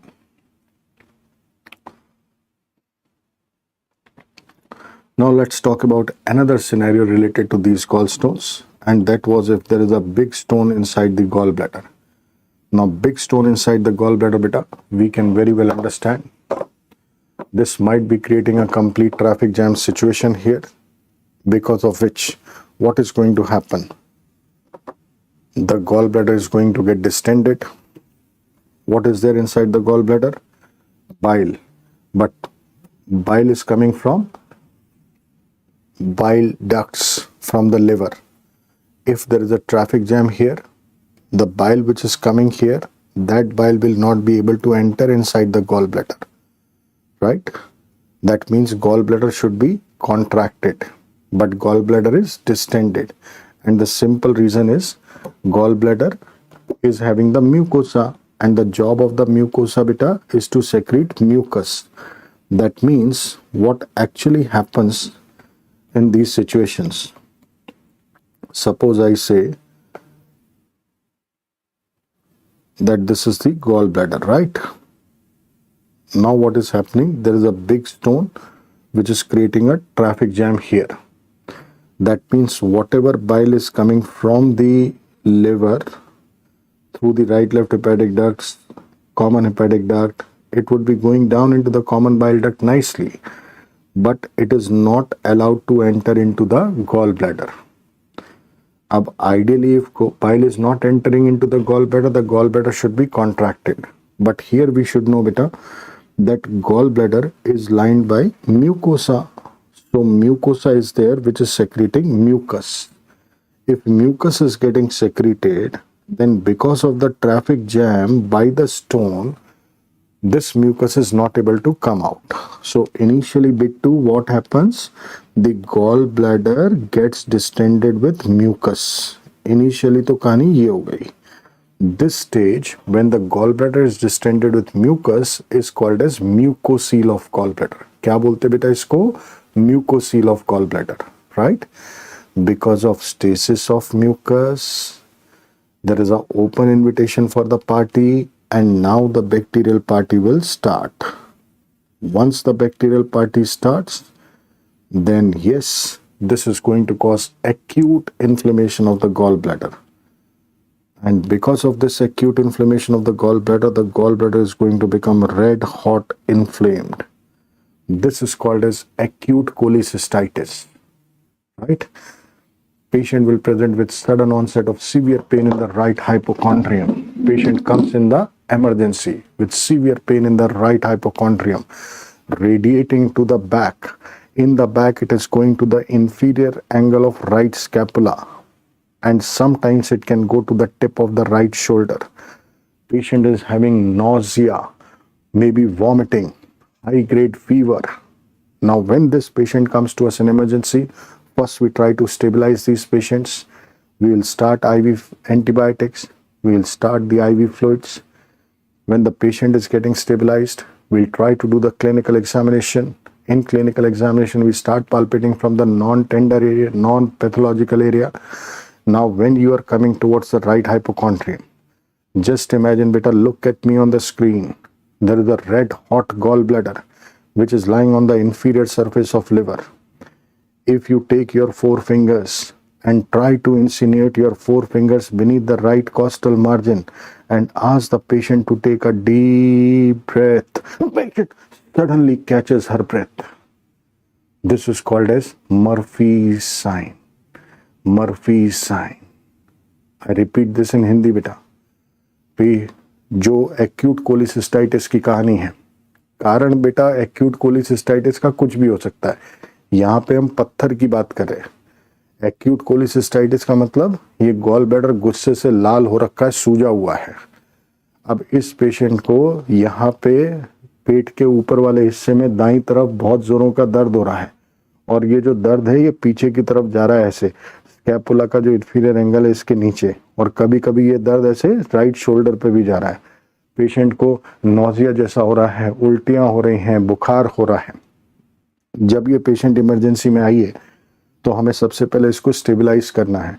हम इसको ivy antibiotics दे सकते हैं, ivy fluids दे सकते हैं, और फिर जब पेशेंट थोड़ी सी सेटल होने लगती है तो अपने को एग्जामिन करना है. पेशेंट की समस्या इस इलाके में है तो हम एग्जामिनेशन यहाँ दूर से करेंगे, और फिर आखिरी में हम उस हिस्से की तरफ आएंगे. अब यहाँ पे बेटा अगर गॉल ब्लैडर है लाल गुस्से में सूजा हुआ जो लिवर के इंफीरियर सरफेस पे लगा हुआ है, तो जब आप अपनी ये 4 उंगली लेंगे और ये 4 उंगली को पेशेंट के राइट कॉस्टल मार्जिन के नीचे लेके जाएंगे. पेशेंट लेटी हुई है, आपकी 4 उंगली पेशेंट के राइट कॉस्टल मार्जिन के नीचे हैं. अब आप पेशेंट से बोलेंगे लंबी सांस लीजिए. As soon as the patient takes a deep breath, suddenly that red hot gallbladder, जो लाल गुस्से से सूजा हुआ गॉल ब्लैडर था, वो आपकी उंगली से टकराएगा, और जैसे ही वो लाल गॉल ब्लैडर किसी से टकराएगा तो पेशेंट को जोरों का दर्द होगा. पेशेंट अपनी सांस रोक लेती है, patient catches her breath. This is what is Murphy sign, इसको बोलते हैं बेटा मर्फी साइन। काम की बात बेटा एमसीक्यूज में ध्यान रखना इस बात को, ये जो मर्फी साइन है ना बेटा, ये मर्फी साइन अपने को इमरजेंसी में मिल रहा है जब गॉल ब्लैडर एकदम लाल गुस्से से सूजा हुआ है। मर्फी साइन उस फीमेल में नहीं मिल रहा है जो ओपीडी में आई थी 4-5 बच्चों के साथ, जिसमें बच्चे खेल कूद रहे थे, माँ डांट रही थी बच्चे को, वहां नहीं मिल रहा अपने को Murphy sign. I remind this बेटा, Murphy sign is seen when the gall bladder is red hot inflamed. Murphy's sign is not seen in a lady who came to you in the OPD who was not having any red hot gallbladder, right? Murphy's sign is seen in emergency when the lady has presented with severe pain in the right hypochondrium radiating to the back, right? That is because of the red hot gallbladder. MCQ people will try to bluff you. 17th of December, please do remember this. Murphy's sign is not seen in OPD. Murphy's sign is seen in emergency. In all those cases where the gallbladder is red hot inflamed. Majority of the times this gallbladder is red hot inflamed due to a stone causing complete traffic jam at the mouth of the gallbladder. That is called as acute calculus cholecystitis. Right? However, this gallbladder can become red hot inflamed in another condition also, which is called as acalculous cholecystopathy. In that condition,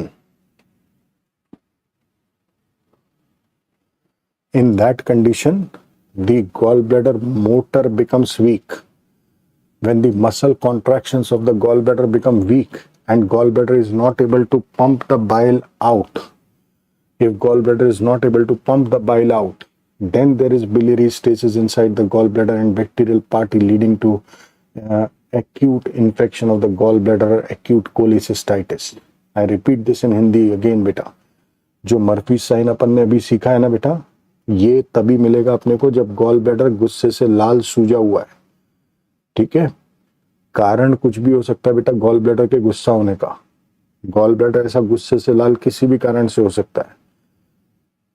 most commonly जो अपने को मिलता है जब कोई पत्थर है gall bladder के अंदर और ये गॉल ब्लैडर के मुंह को जाम कर देता है, तो म्यूकस इकट्ठा हो जाता है जिसमें पार्टी होती है और उसकी वजह से गॉल ब्लैडर में इन्फ्लेमेशन हो रहा है।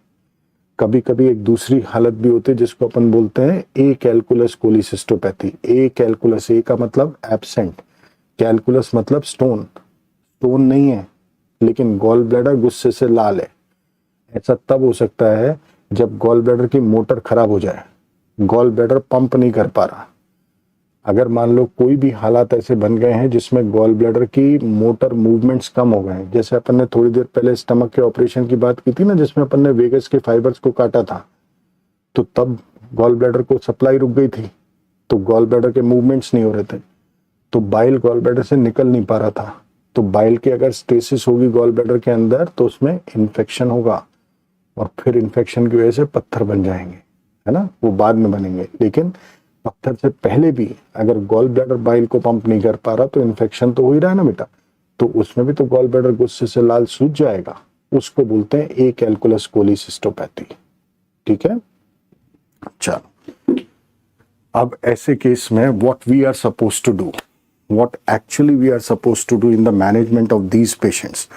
She has come to us in emergency. There is a severe party going on inside the gallbladder. We need to control the infection, boss. First, we need to stabilize this patient. And many a times we have seen that by giving a combination of heavy antibiotics, we give a cover against gram-positive, gram-negative and anaerobes. If you are giving proper antibiotics to this lady, then the infection is controlled. And once the lady is treated, maybe 5 days, 7 days, abhi what we are doing, we are admitting this lady in the hospital. We are giving IV antibiotics to this lady. 5 to 7 days, the party settles down. And then we discharge this patient. Right? And we call her back after 3 to 6 weeks when the infection has totally settled. Then we call this patient back and then we remove the gallbladder. This is called as interval cholecystectomy. Interval cholecystectomy. I repeat this in Hindi again, beta. Treatment क्या करना है ऐसी situation में? अगर gall bladder गुस्से से लाल है और पार्टी चल रही है गॉल ब्लैडर में, तो अपने को पहले इस पार्टी को कंट्रोल करना है, ठीक है? अभी ऑपरेशन नहीं कर रहे बेटा अपन इसका। पार्टी को कंट्रोल करने के लिए पेशेंट को अस्पताल में भर्ती कर लिया, एंटीबायोटिक लगा रहे हो अच्छी वाली, जिसमें gram positive gram negative anaerobe सबको कवर करने के लिए अच्छी एंटीबायोटिक दे रहे हैं। इन एंटीबायोटिक से ये पार्टी जो है 5-7 दिन में कंट्रोल हो जाती है, 5-7 दिन में पेशेंट ठीक हो जाती है। फिर हम पेशेंट की छुट्टी कर देते हैं कि भैया आप घर जाओ, अब आप ठीक हो, घर पे खाओ पियो, घर की हवा वगैरह खाओगी तो और अच्छी हो जाओगी। और फिर एक काम करना, आप 1 महीने बाद या 1.5 महीने बाद वापस अस्पताल आ जाना, क्योंकि फिर हमें आपके गॉल ब्लैडर को निकालना है, ठीक है? ये ऐसी जो कहानी हो रही है, जब हम उस टाइम पे ही ऑपरेशन नहीं कर रहे हैं, पेशेंट को कुछ दिन रुक के बुला रहे हैं, इसको अपन बोलते हैं इंटरवल कोलिसिस्टेक्टमी। अच्छा बेटा, what is the reason of not doing cholecystectomy in this case? If suppose you try to remove the gallbladder, this type of gallbladder, there is a risk that you will spill the infection in the peritoneal cavity, number 1. Number 2, whenever there is any acute inflammation in the peritoneal cavity, whether it is the gallbladder or the appendix, there is a omentum which is called as the policeman of the abdomen, right? That omentum is like a curtain which is curtaining the intestines. भगवान ने अपने पेट में एक पर्दा दे रखा है बेटा, जिसको अपन ओमेंटम बोलते हैं। Whenever there is any acute inflammation in the abdomen, whether gallbladder or appendix, this omentum goes towards that inflamed organ and tries to seal that inflamed organ from all sides. This omentum tries to make an envelope around the inflamed organ so that whatever bacterial party is going on, that remain localized in one particular area only. That party should not spread into the peritoneal cavity. That is the whole idea, right? So this is God is doing. As soon as there is any infection inside, whether gallbladder or appendix, gallbladder sends this omentum, and this omentum tries to envelop that inflamed organ so that the party remains confined in one particular area and does not spread to the whole of abdomen, so that the chances of septicemia are not there. Right? That is what God is doing. Many a times in these acute cholecystitis, we find adhesions of the omentum around the gallbladder, and sometimes the neighboring organs also, like the transverse colon or maybe the stomach, duodenum, common bile duct, they also might get adhered to this inflamed gallbladder. Right?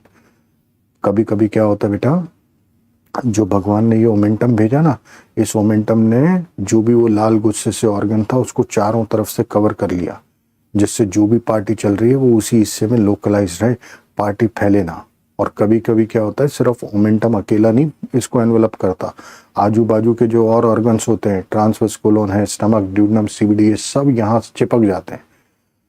इसका मतलब acute infections जब हैं तो काफ़ी चिपका चिपकी हो जाती है। यहाँ पे स्टमक भी चिपक गया है, ट्रांसवर्स कोलोन भी आके चिपक गया है, ओमेंटम भी चिपका हुआ है। If there are lot of adhesions in acutely inflamed organ, and if you try to do a surgery in these patients, then you will have to remove these adhesions. ये लोग जो चिपक गए इनको आपको हटाना पड़ेगा।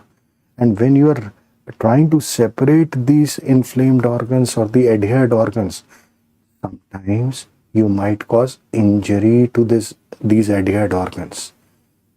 And if there is injury to these adhered organs, the inside story will leak into the peritoneal cavity. Peritonitis can occur.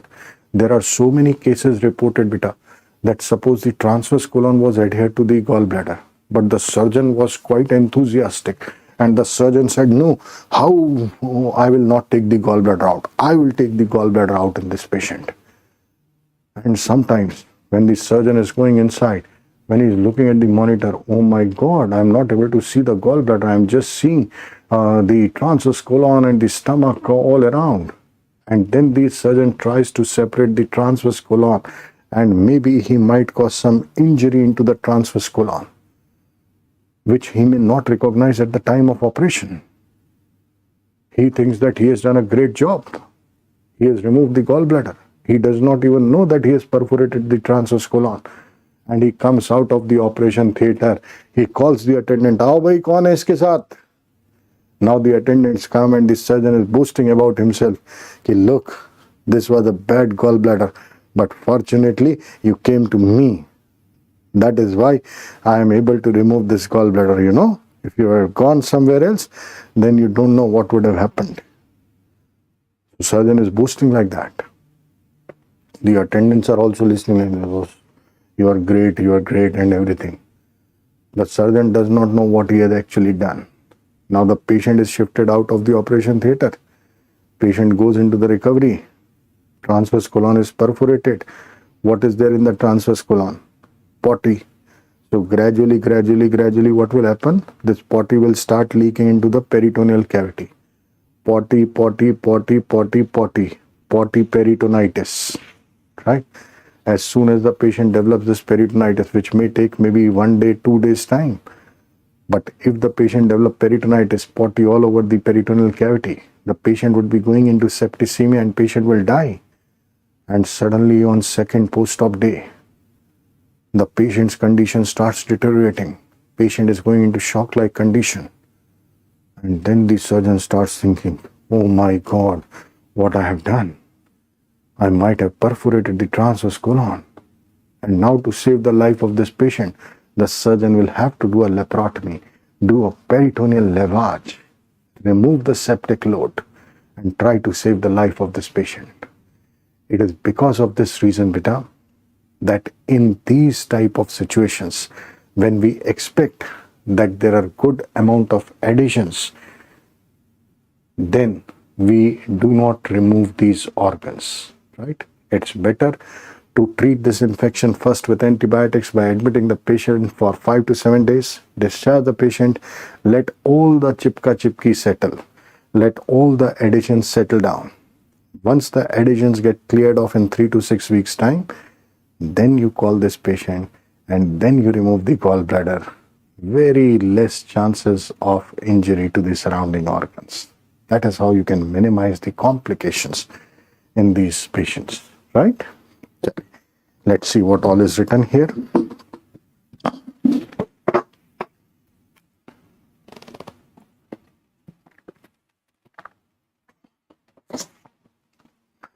So in case of emergency, beta, this is usually due to a large stone obstructing the mouth of the gallbladder or maybe the cystic duct. The patient presents with sudden severe right hypochondrial pain radiating to inferior angle of right scapula and sometimes to the tip of right shoulder. Apart from this, patient can have anorexia, nausea, vomiting and fever.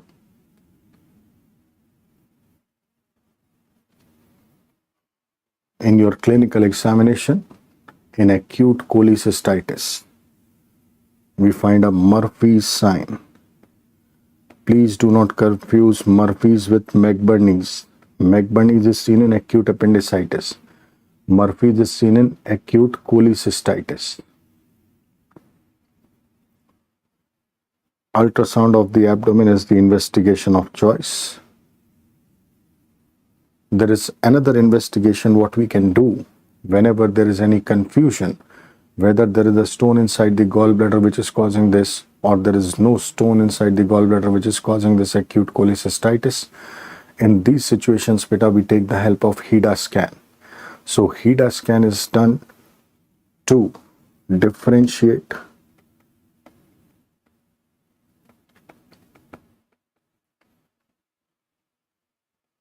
acute calculus cholecystitis. Acute calculus cholecystitis means there is a stone inside the gallbladder and that is causing acute inflammation of gallbladder. From A calculus. A means absent. Calculus means stone. Absence of stone. A calculus cholecystopathy. Even without a stone, the patient may present with cholecystitis, acute cholecystitis feature. That is what is acalculous cholecystopathy. In the treatment for this acute cholecystitis, beta, the treatment is conservative. We give IV fluids, we give aggressive IV antibiotics for 5 to 7 days, and then we discharge these patients with the advice to come back after 3 to 6 weeks. That is called as interval cholecystectomy when you are removing the gallbladder after 3 to 6 weeks. So interval cholecystectomy after 3 to 6 weeks. Now beta, there was a question in yesterday's test which in the morning we were discussing. We will be talking about this maybe late evening or maybe tomorrow. Actually beta, when we are doing appendicectomies, normally in general appendicectomy is done in emergency. So if the question would have been simple appendicectomy, the question would have been appendicectomy belongs to which category of surgical wound? The answer was class 3, that is a emergency GI surgery, that is a contaminated surgery. But sometimes beta, what happens in appendicitis when we'll discuss the same situation like gallbladder, sometimes there is acute inflammation of the appendix, and just imagine beta that patient is living in a remote village. जो appendicitis का मरीज है मान लो किसी दूर गांव में रहता है. Now that patient goes to the local doctor and local doctor keeps on giving him some medicines. So what God is trying to do, God is trying to send the omentum around the appendix. Omentum forms an envelope around the appendix. Sometimes the small and large intestine also get adhered to that. कभी कभी जो छोटी और बड़ी आते हैं वो भी चिपक जाती हैं उससे. Then it forms a mass in the right iliac fossa. That is called as the appendicular mass. The recommendation in the treatment for appendicular mass, don't remove the appendix now.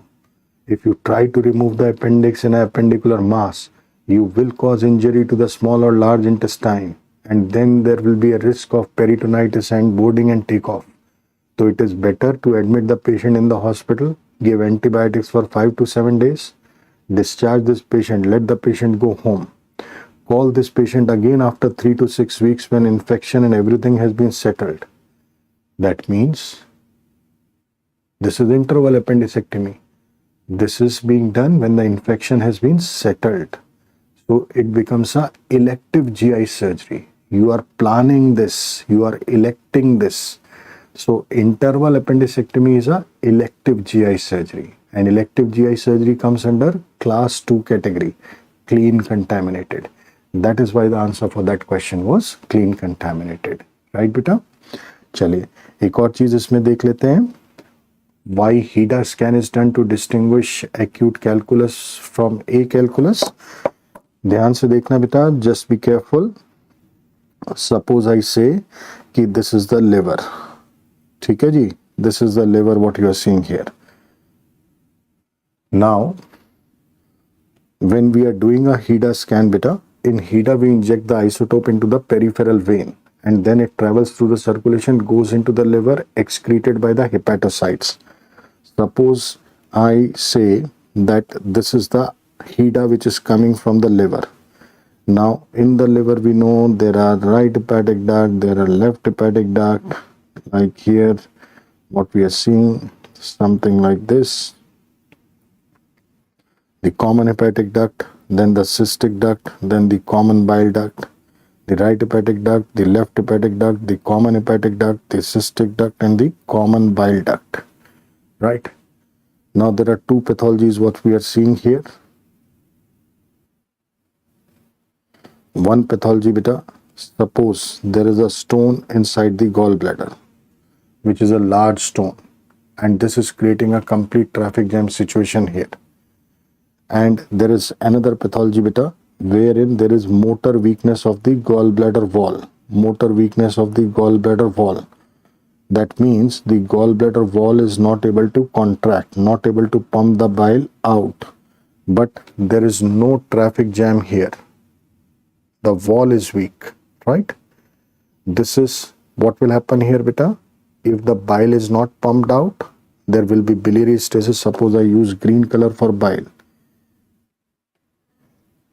So here there is biliary stasis, right? And stasis will be open invitation for party. So party will start, and that is how the gallbladder will become acutely inflamed. Now to differentiate these two conditions, the best thing is doing a HIDA scan. In HIDA, what we are doing is the isotope is coming into the liver, and through the liver this isotope is going into the right and left hepatic ducts, common hepatic duct. It will be going into the common bile duct, into the intestine. Here also beta, this will be coming here like this. This will be going here like this. That's all okay. When this is coming here, it is going into the gallbladder. Will this go into the gallbladder or not? क्या ये gallbladder के अंदर जाएगा बेटा? यहाँ पे पत्थर है बड़ा सा. Because of a big stone, this isotope will not be going inside the gallbladder. So you will not be seeing the isotope here. And what will happen in this case, beta? Here, the isotope is coming. There is no traffic jam. So the isotope will be going inside the gallbladder. But the problem is that gallbladder is not able to contract. So whatever isotope has come inside, that will not be able to pump outside. So you might be seeing persistence of this isotope inside the gallbladder. Despite washout of the isotope from remainder of biliary tree, generally within 60 minutes, whatever is coming here, that automatically goes into the intestine. So after 60 minutes, all this isotope will be gone into the intestine, but the isotope which has come inside the gallbladder might be staying inside the gallbladder. So in one condition, we don't see the isotope in the gallbladder at all. In another condition, we keep on seeing the isotope in the gallbladder.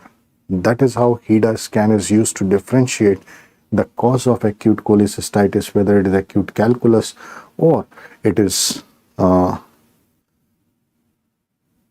acalculus. So when we are doing a HIDA scan, beta, what we find in acute calculus cholecystitis, there is non-visualization of gallbladder.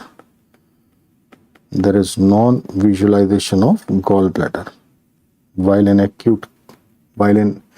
acalculus cholecystopathy, there is persistence of isotope within the gallbladder despite washout of isotope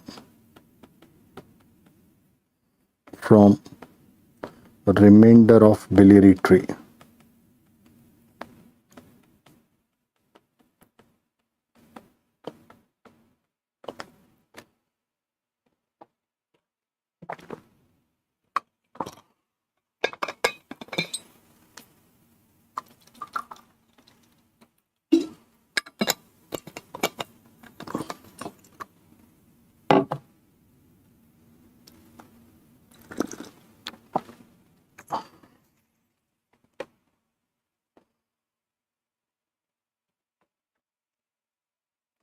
There are few conditions, beta, which are related to the gallbladder.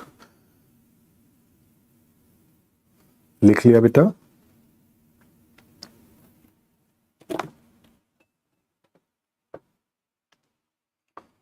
Right. There is a term called as mucocele of gallbladder, beta. This mucocele is simply mucus distension of gallbladder, what we are talking about. Empyema, beta, when the party continues inside the gallbladder. So if the bacterial party is not subsiding with antibiotics, these bacteria can start causing necrosis and pus collection can be seen inside the gallbladder. Pus anywhere inside the body has to be drained. Pus को देख के surgeon को कुछ होता है. So we have to drain the pus. Whenever we talk about localized collection of pus anywhere inside the body, we have to drain the pus in such a way that we do not spill the pus. So for pus inside the gallbladder, we can make a small cut on the skin. Then under ultrasound guidance, we can put a catheter inside the gallbladder through the skin. and drain all the pus through the catheter outside. This is called as tube cholecystostomy. So if there is pus inside the gallbladder, we are going to put a tube into the gallbladder under ultrasound guidance. This is called as tube cholecystostomy. Tube cholecystostomy.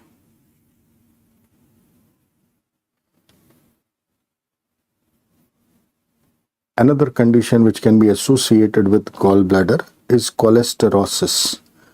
Cholesterosis is also called as strawberry gallbladder. This is simply deposition of yellow flakes on the mucosal surface of gallbladder.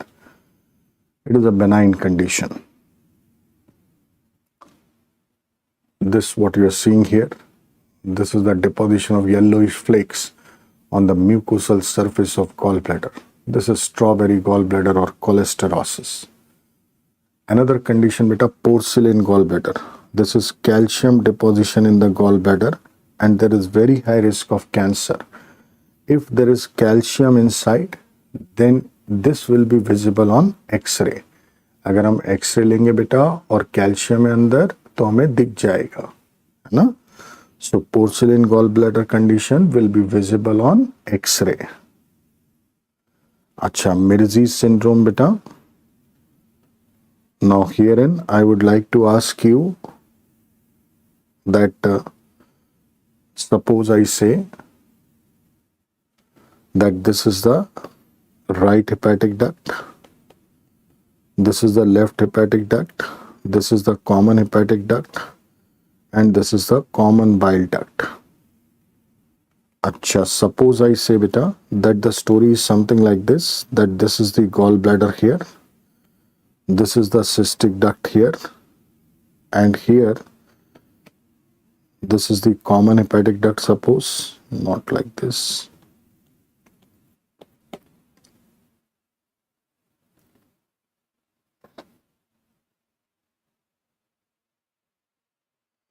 Something like this. And suppose I draw the same story here. This is the gallbladder. This is suppose the cystic duct. This is the common hepatic duct. This is the common bile duct. Right? अभी ये बताओ बेटा, if I say कि there is a stone inside the gallbladder, will this cause jaundice? Or if I say that there is a stone in the common bile duct, which out of the two conditions will cause jaundice बेटा?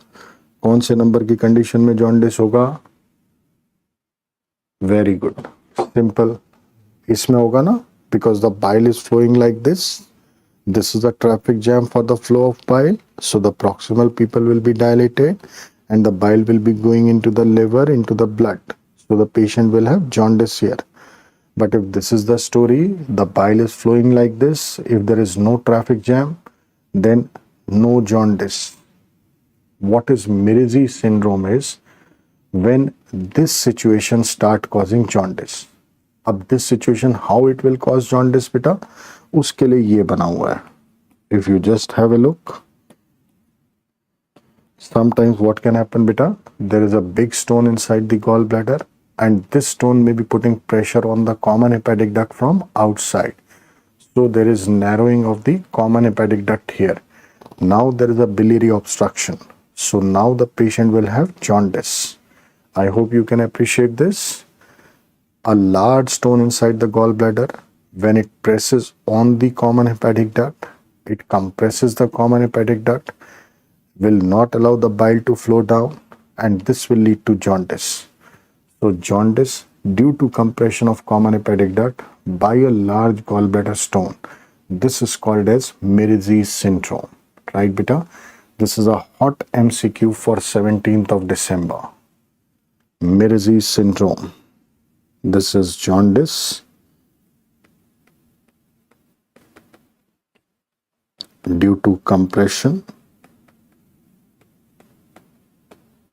of common hepatic duct by a large gallbladder stone.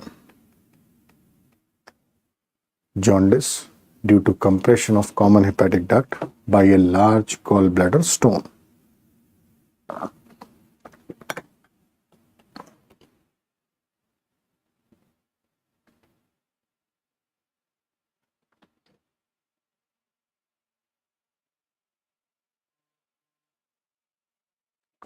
So this is putting pressure on the common hepatic duct, right? Okay.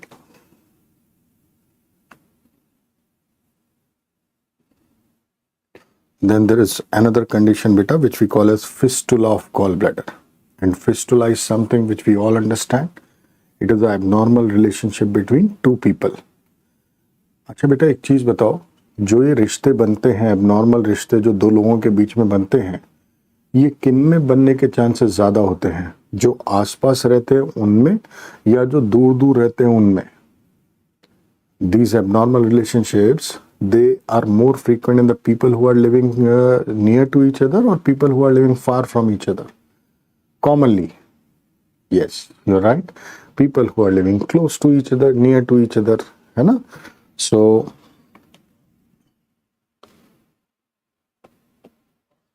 this is the gallbladder. This is the duodenum, suppose. Sometimes what can happen, beta, if there is a large stone inside the gallbladder, this large stone, this might start putting pressure on the gallbladder wall, may cause necrosis of the gallbladder wall, then it may start putting pressure on the duodenal wall and may erode the duodenal wall. If this happens, then an abnormal relationship will develop between the gallbladder and the duodenum. If we take a look at some of the pictures better to understand this.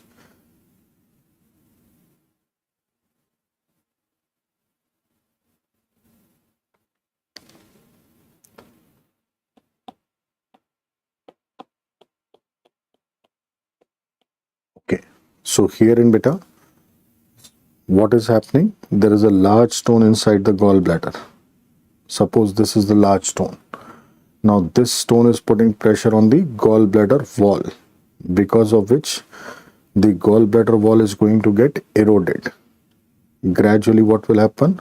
This stone is going to put pressure on the duodenal wall and the duodenal wall also gets eroded. If this happens, beta, then an abnormal relation will develop between the gallbladder and the duodenum. If abnormal relation develops, suppose this is the gallbladder outline, then it will become somewhat like this. Now what can happen? This stone which is inside the gallbladder, this can slip into the duodenum. If it slips into the duodenum, you know what is going to happen. The stone will be traveling into the duodenum, jejunum, ileum, right? The duodenum, then jejunum, ileum and the terminal ileum. And here you know there is a ileocecal valve at the ileocecal junction. So this gallbladder stone may get arrested here. This gallbladder stone may get arrested here because of the ileocecal valve. Complete traffic jam situation, beta. Again, an emergency situation. Traffic jam in the intestine. Nothing will be able to move here. The proximal pupil will dilate. Patient will have severe pain all over the abdomen. Because of dilatation of the proximal intestinal loops, there will be distension of abdomen. Pressure in the proximal loops of intestine will be high. So there may be vomiting and nothing is passing down. So there is constipation. These are the cardinal features of intestinal obstruction, beta. Pain, vomiting, distension, constipation. I repeat, beta. Pain, vomiting, distension, constipation. There is a traffic jam here. Proximal pupil dilated. Severe pain all over the abdomen. High pressure in the proximal part, vomiting. Distended intestinal loops, distension of abdomen. Nothing passing out here, constipation. So this is how these patients can present to us. Obviously, this is an emergency situation. If we take a X-ray in this emergency, we can find a regular stride.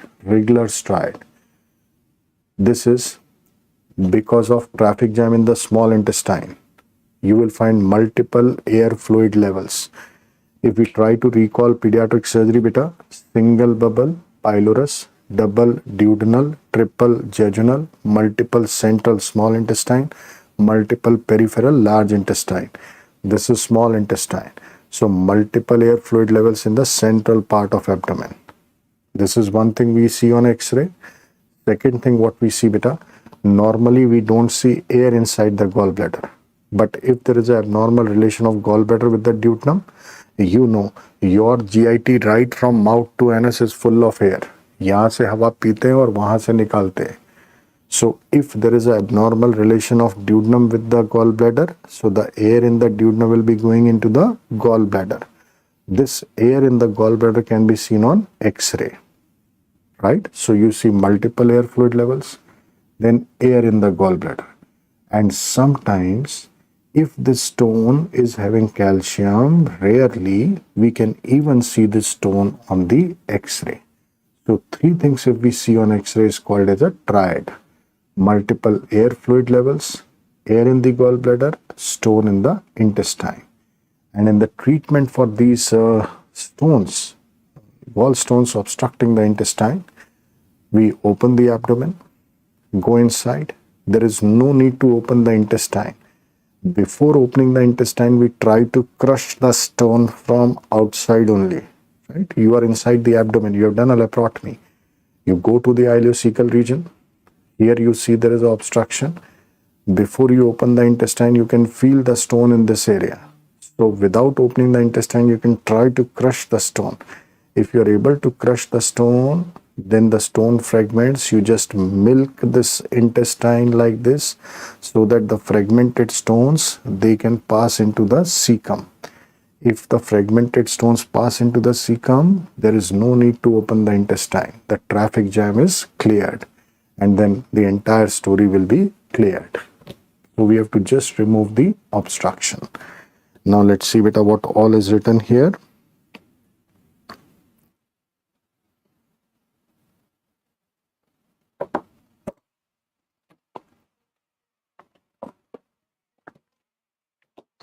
Most commonly, gallbladder fistula is seen with first part of duodenum.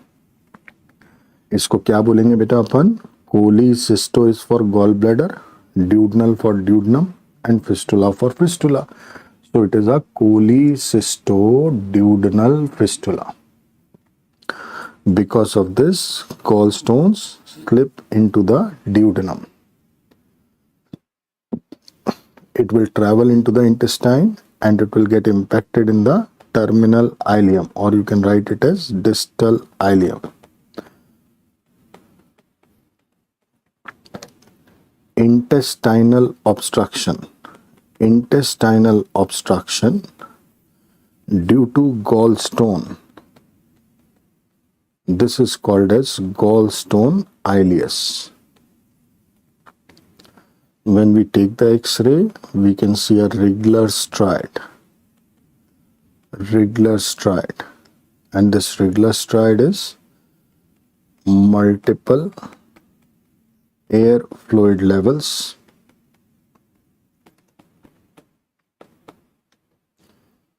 air in the gallbladder, and stone in the intestine.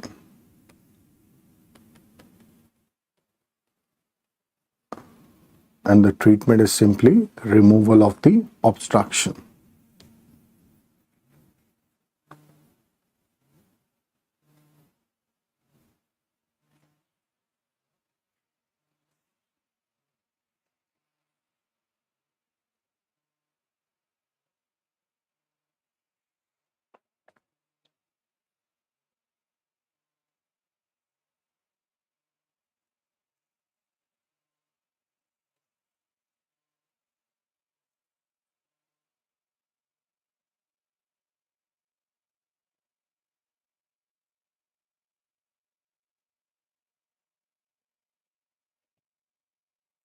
Right, beta?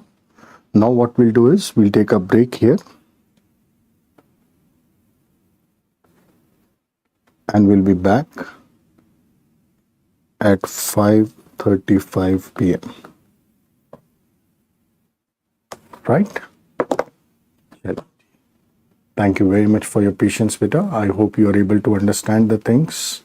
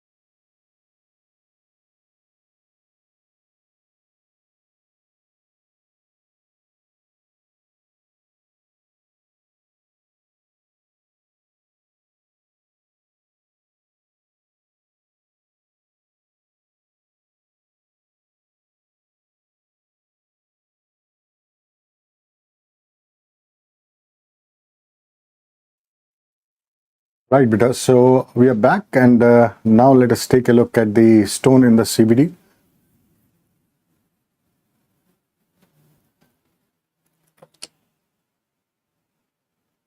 Just a moment.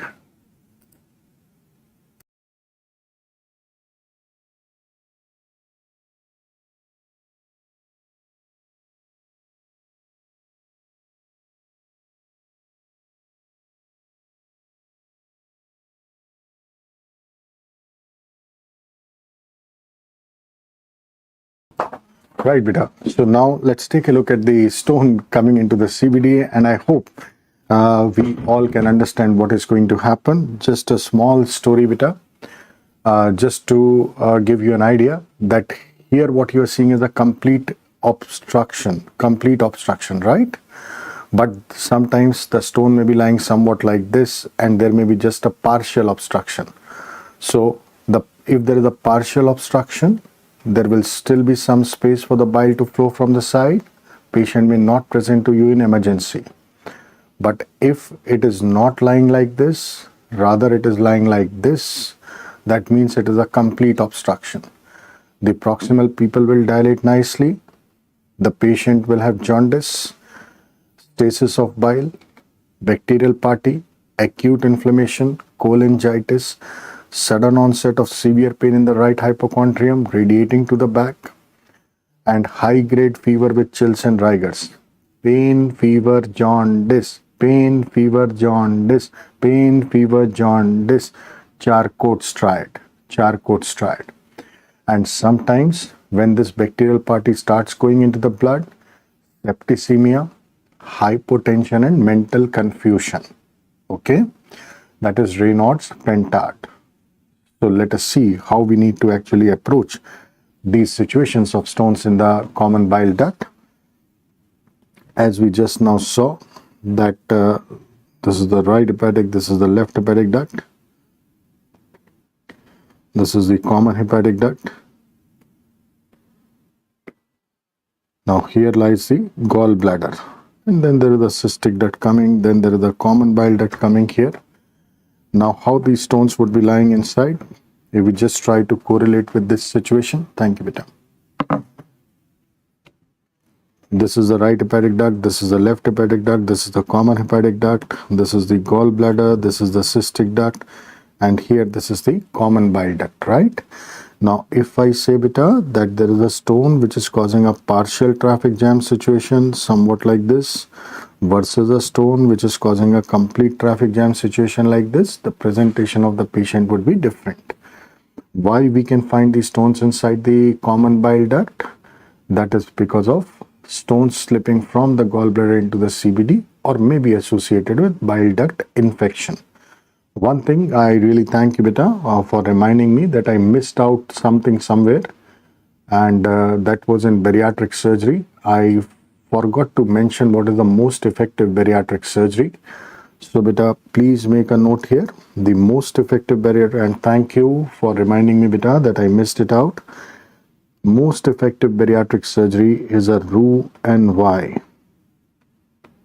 gastric bypass. This is the most effective bariatric surgery. The video what we saw of bariatric surgery, that is Roux-en-Y gastric bypass.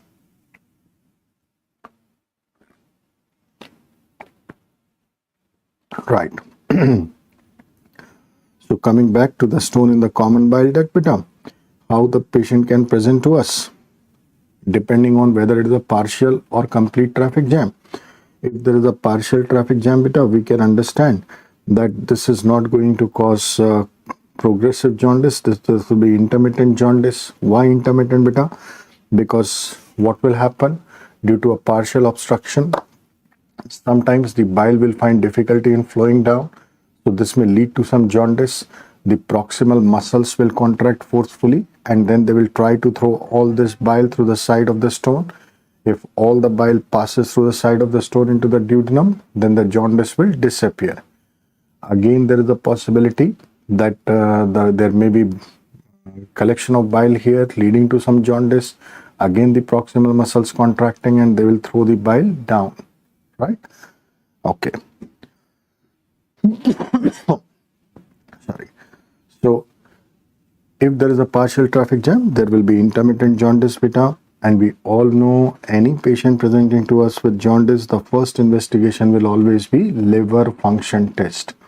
We can also do a ultrasound of the abdomen.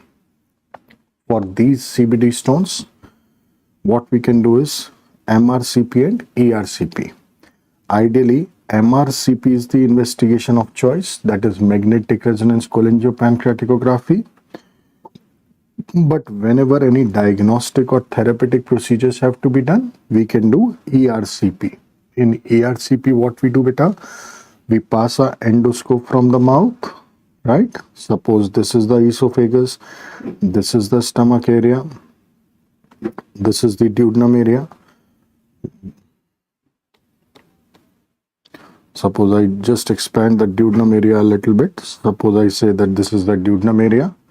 Now you are passing the endoscope from here, from the mouth. The endoscope is going down. You go here, and here lies the common bile duct. And what we are talking about just now is there is a stone inside the common bile duct.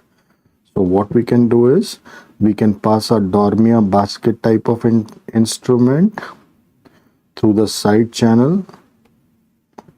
We'll pass a basket type of instrument. We'll take the basket end above the stone, press the button, open the basket. When the basket is opened, try to withdraw it. As soon as you are withdrawing this basket, the stone will be caught within the wires of the basket, and you just tighten the entire assembly and you can remove the endoscope out. That is how you can remove these CBD stones via ERCP. So whenever diagnostic or therapeutic procedures have to be done, we can go for ERCP. In the treatment for these CBD stones, beta, very simple. We are doing ERCP plus sphincterotomy. You know there is a sphincter of Oddi here. So we have to cut the fibers of the sphincter to facilitate the passage of stone. And then we do CBD stone extraction. CBD stone extraction with Dormia basket. With Dormia basket. This Dormia basket, beta, we were using in salivary glands also. When there was a stone in the submandibular duct, we were passing this endoscope and removing the stone with the Dormia. We will also be using this Dormia basket for removing stones from the ureter. Any tubular structure in the body, if there is a stone and if that area can be assessed by endoscopy, then we can remove these stones with the help of Dormia basket. I repeat this in Hindi, beta. हमारी body में जितने भी tubular structures हैं, tube जैसे structure हैं, उनमें अगर पत्थर है और अगर उन ट्यूब्स को एंडोस्कोप से एक्सेस किया जा सकता है, तो हम एंडोस्कोप डाल के, बास्केट डाल के वहां से पत्थर निकाल सकते हैं, राइट? ओके बेटा. Now another presentation here is in emergency. The patient is presenting with cholangitis, and you all know this Charcot steroid, that is pain, fever, jaundice. Very famous steroid, very commonly asked in our exams. And Raynaud's pentad, that is pain, fever, jaundice plus hypotension and mental confusion.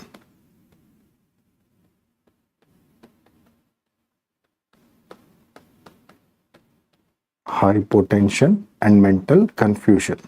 So if the patient is presenting with septicemia type of features, again our duty as a doctor is to save the zindagi. जिंदगी बचाना हमारा सबसे पहला काम है.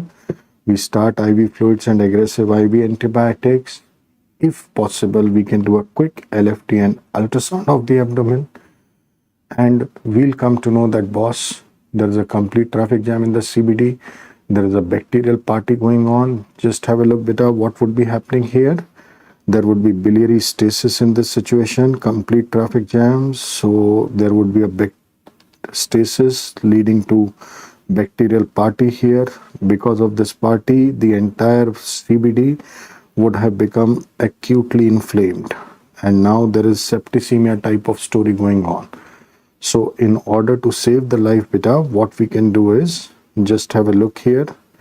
If there is a party going on, then what we are supposed to do, we pass the endoscope into the CBD here, and then through the side channel of this we pass a stent. Now the stent here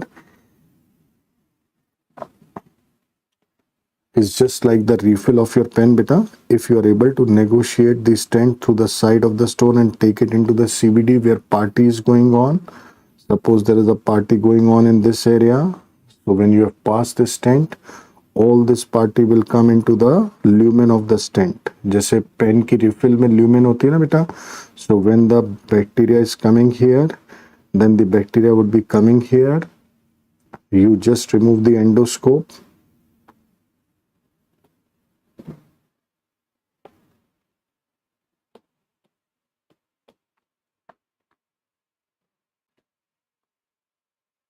You just remove the endoscope, and here is lying the stent like this. So whatever bacterial party is going on, that is coming into the wires of the stent, and now all this bacterial party would be going down into the duodenum, jejunum, ileum, colon, rectum, anal canal, and out. So that is how you can save the life of this patient. In emergency cholangitis situation beta, reason may be any. If there is a bacterial party going on in the CBD, we have to do a endobiliary stenting, ERCP and stenting. This is what is going to save the life, endobiliary stenting, which we can also call as ERCP and stenting.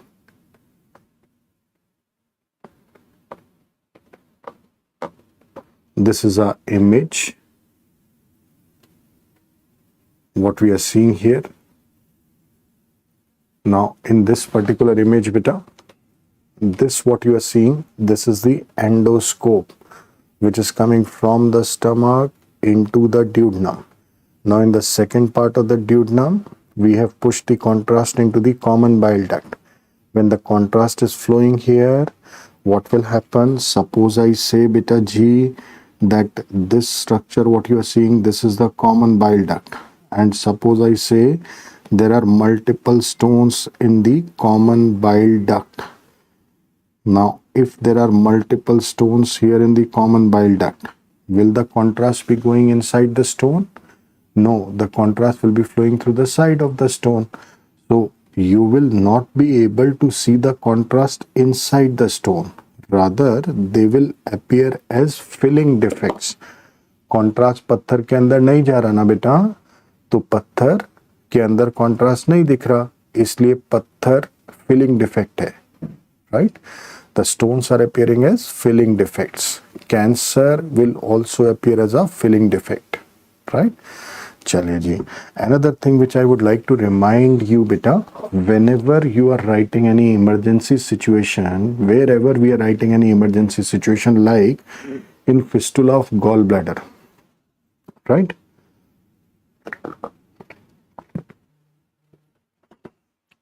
Patient was presenting with intestinal obstruction, and the treatment what we have written there is simply removal of obstruction.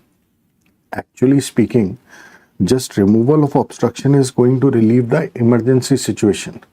Once we have done this, and then when the patient becomes normal, we call this patient again after few months, and then we have to do the definitive treatment for this. We have to chop the fistula, repair the duodenum, remove the gallbladder. That is the definitive treatment for fistula of gallbladder, है ना? But that is something we are not doing in emergency. Emergency में patient की जिंदगी बचाना is more important. The same concept applies here beta. We are doing this procedure just to save the life of the patient. Once the life is saved, then we'll call the patient again, and then we can do this procedure and we can remove the stone from the CBD, right? Okay. Now if we go back to this video beta, If we try to see once again, now what we are trying to understand is if the stones further slips, what can happen? Now the stone is coming into the pancreatic duct. You can see there is a complete traffic jam.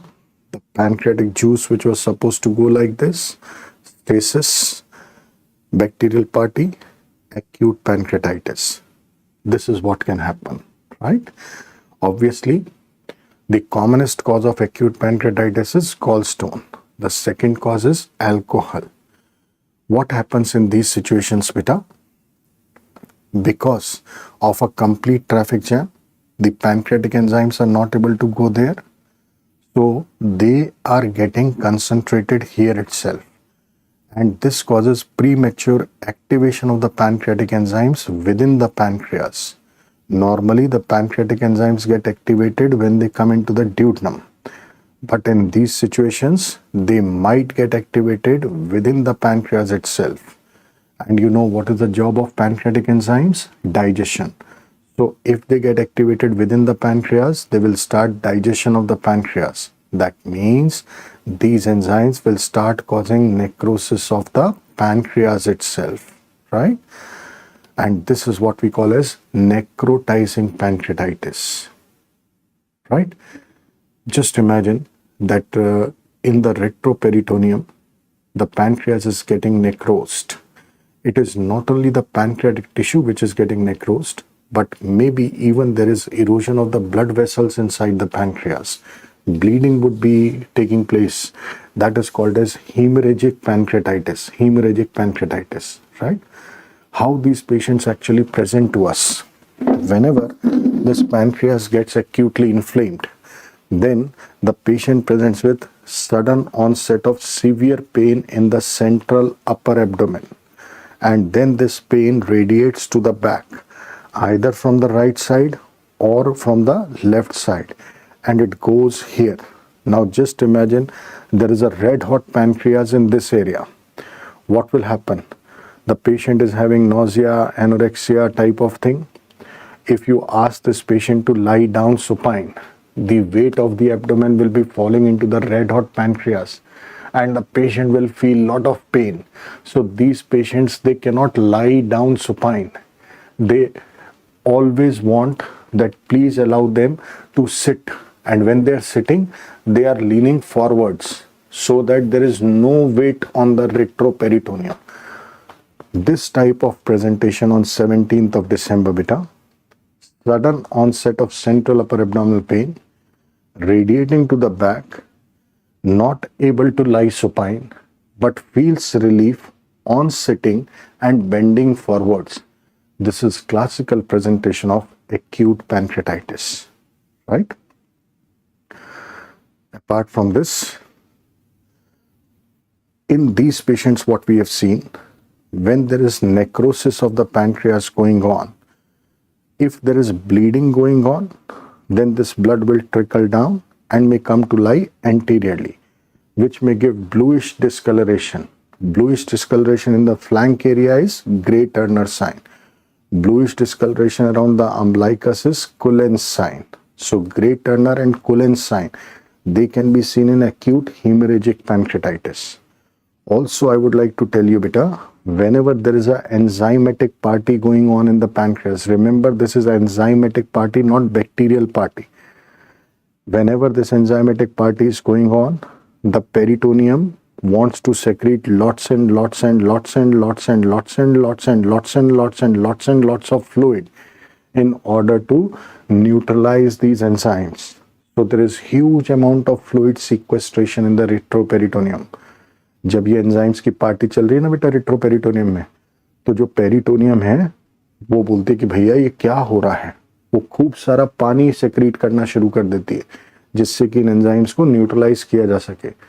There is so much of fluid loss that patient goes into a state of shock. And in shock, we know patient would be presenting with tachycardia, hypotension. So these can be the features in a patient presenting with shock of acute pancreatitis.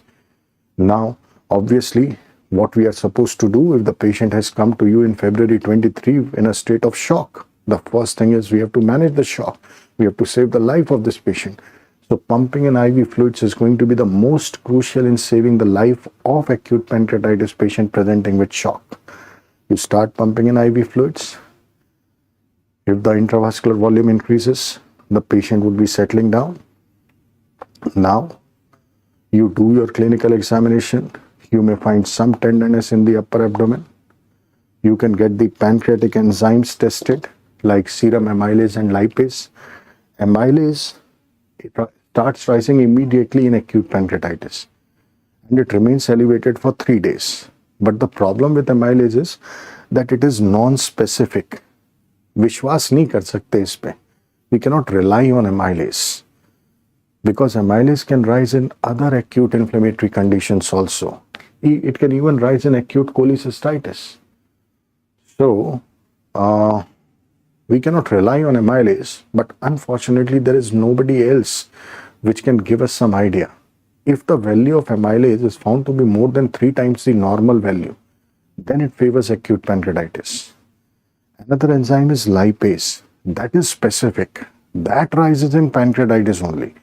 But the problem with lipase is it starts rising after 3 days of acute pancreatitis. So first 3 days we rely only on amylase.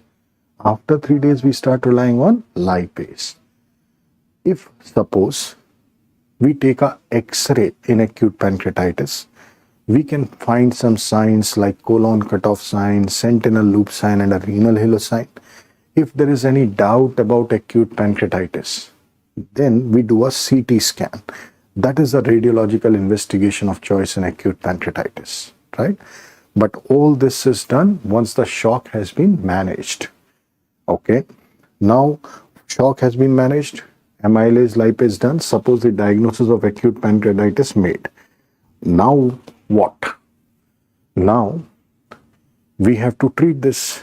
Should we give antibiotics in this or not? No, this is the enzymatic party. It is not a bacterial party. Acute pancreatitis initially, it is enzymatic party. So there is no role of antibiotics initially. But yes, if suppose necrosis is taking place in the pancreas, अगर pancreas में necrosis हो रही है, अगर pancreas सड़ रहा है, मर रहा है, then this dead tissue, definitely the bacteria will infect this dead tissue and secondary infection can occur in pancreatitis. If secondary bacterial infection has occurred in pancreatitis, then yes, we have to give antibiotics. Otherwise, no. Ultimately, what we are supposed to do for this, the culprit is this. We have managed the shock, everything is stable. Now what we can do is, we have to remove this stone. And beta, I am 100% sure that all of you know how you will take out this stone. Perfect. Let's have a big round of applause for all of you. You will pass the same endoscope here. You will pass the Dormia basket here. First, you will divide the sphincter so that you can remove the stone easily. So, endoscopy, sphincterotomy, stone extraction with a Dormia basket. If you are able to clear the traffic jam, all this story will start flowing into the duodenum nicely, right? And everything will settle down. That is how we treat this acute pancreatitis. Right, now let's see what all is written here.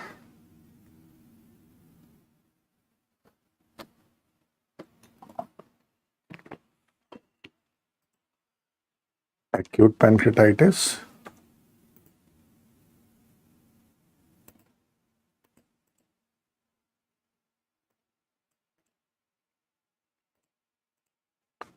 It is simply acute inflammation of the pancreas. Patient present with sudden severe abdominal pain, shock, and raised levels of pancreatic enzymes. This is just a pictorial representation, beta, just to demonstrate that if suppose I say this is the pancreas.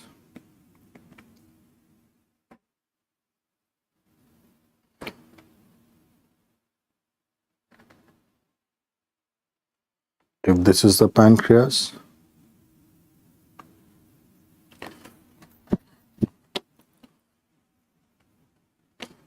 And suppose this is the pancreatic duct.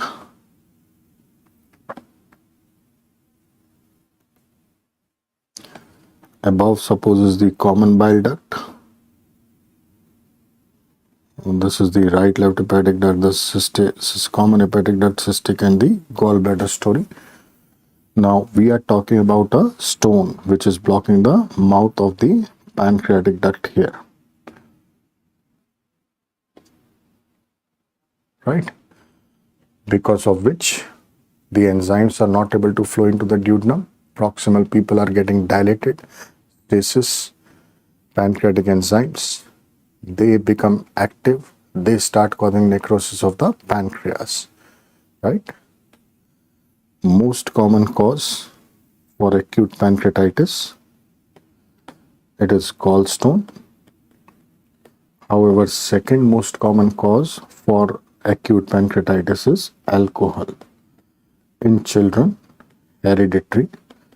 बच्चों में gallstone होते नहीं usually, और बच्चे पीते नहीं, बच्चे खेलते कूदते रहते हैं. Children keep on playing, so trauma can cause acute pancreatitis. Operative cause of acute pancreatitis is ERCP.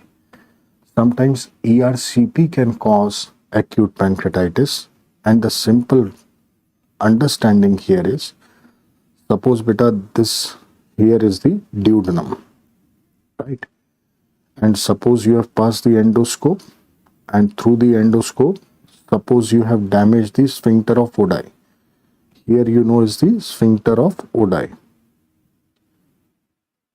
And if this sphincter of Oddi has been damaged, then what will happen? There will be reflux of duodenal contents into the pancreatic duct. This is the situation. We are not talking related to stone. We are just talking कि भैया you have done a ERCP, you have done a sphincterotomy. So there will be reflux of duodenal contents into the pancreatic duct. This may cause acute pancreatitis, and this may cause cholangitis. So these will be called as reflux pancreatitis and reflux cholangitis. So operative cause of acute pancreatitis is ERCP. Basically what is happening here is a premature activation of the pancreatic enzymes within the pancreas, which causes necrosis of the pancreas. Patient presents with sudden severe upper abdominal pain radiating to the back,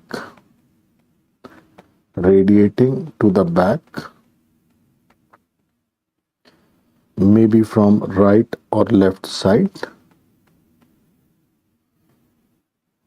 which is relieved on sitting with bending forwards.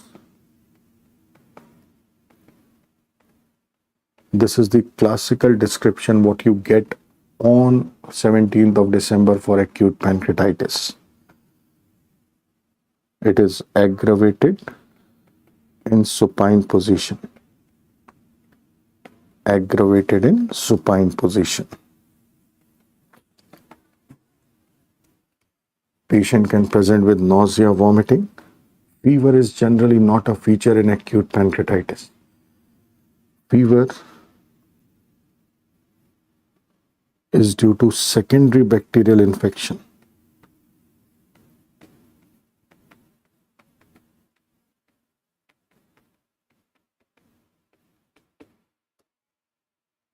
Because of huge amount of fluid secretion, we may find fluid collection in the abdomen, ascites. Not only the peritoneum, but even the pleura may react to this inflammation. And this pleura can also secrete lots and lots of fluid. So there may be pleural effusion. Because of necrosis of the vessels in the pancreas, there may be bleeding in the retroperitoneum, which is a feature of acute hemorrhagic pancreatitis. Because of this, we may find bluish discoloration. If you find this bluish discoloration in the flanks, that is Gray Turner. If you find this bluish discoloration around the umbilicus, this is Cullen's sign. And this is something which is very commonly asked in our exams. Once I remember, 3 years back or 2.5 years back, they gave a picture where there was a pinky shadow around the umbilicus. And there was a story cooked somewhat relating to pancreatitis. And they asked, what is this? Answer was Cullen's sign. So, bleeding in pancreatitis and hemorrhagic pancreatitis, if the blood trickles and comes anteriorly, right, it may get collected in the flank area. This is Gray Turner sign. If it gets collected around the umbilicus, suppose here this is the umbilicus. So this what you are seeing, this is the Cullen's sign. If there is huge amount of fluid sequestration, the patient will land up in shock and patient will develop those signs of shock, tachycardia, tachypnea and hypotension. What we have to do is we have to save the life. If the patient has come to us in shock, IV fluids, intravenous fluids, this is what is going to save the life. No antibiotics required in acute pancreatitis unless there is secondary bacterial infection, right? What we are doing now, we are leaving this point here.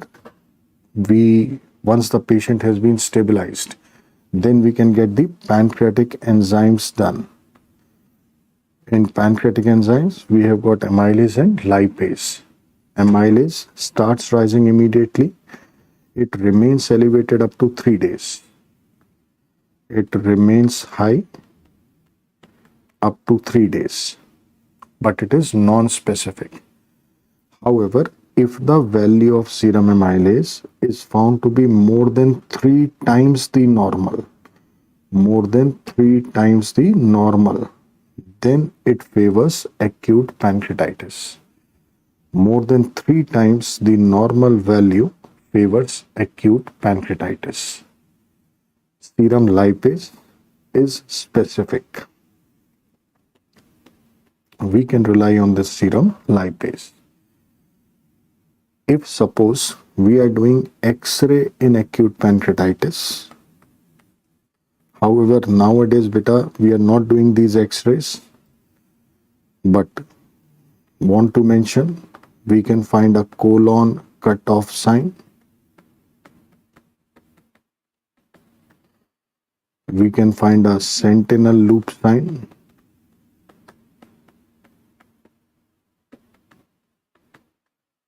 We can find a renal halo sign.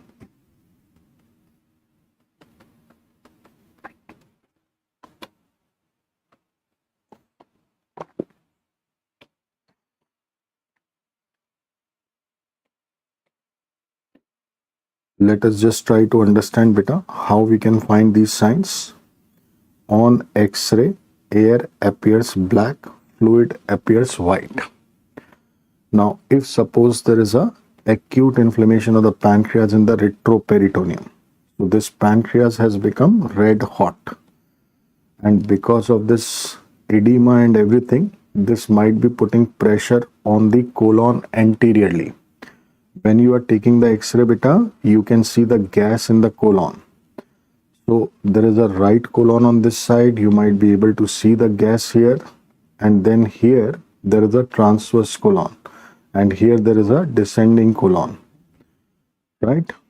So on X-ray you may find gas in this, but because of inflamed pancreas, this might be pushing the transverse colon. So the gas from the transverse colon moves either to the right or to the left or on both the sides. मतलब अगर ये लाल गुस्से से pancreas transverse colon को दबा रहा है, तो जो ट्रांसवर्स कोलोन में हवा है ना, वो दाएं बाएं मूव कर जाती है. So when you are taking the X-ray, you don't see air in the transverse colon. You might be seeing air in the right colon, you might be seeing air in the left colon, but you are not seeing the transverse colon air here. That is what we call as colon cutoff sign. Colon cutoff sign. That can also be called as Akela Anath sentinel loop sign. And sometimes in acute pancreatitis, what happens when there is fluid collection in the retroperitoneum, then this fluid collection in the retroperitoneum may create a shadow around the kidney. Suppose I say, beta, that here lies the kidney. Then because of huge amount of fluid collection around the pancreas, we may find this fluid collection around the kidney. And we know that fluid appears white on X-ray. So we may find white story around the kidney. This is called as a renal halo sign. जैसे भगवान जी के चारों तरफ वो एक hello जैसा दिखाई देता है ना, just like you see some shadow around God's head, right? So that is a halo sign. There is a halo around the kidney. That is a renal halo sign. Right, beta. If we are in doubt, then we do a CT scan. This is the radiological investigation of choice. Surgery is generally not required in the treatment of acute pancreatitis. Once the diagnosis is made, then we do ERCP. ऊपर आ जाओ बेटा. Then we do ERCP, sphincterotomy, and stone extraction with Dormia basket.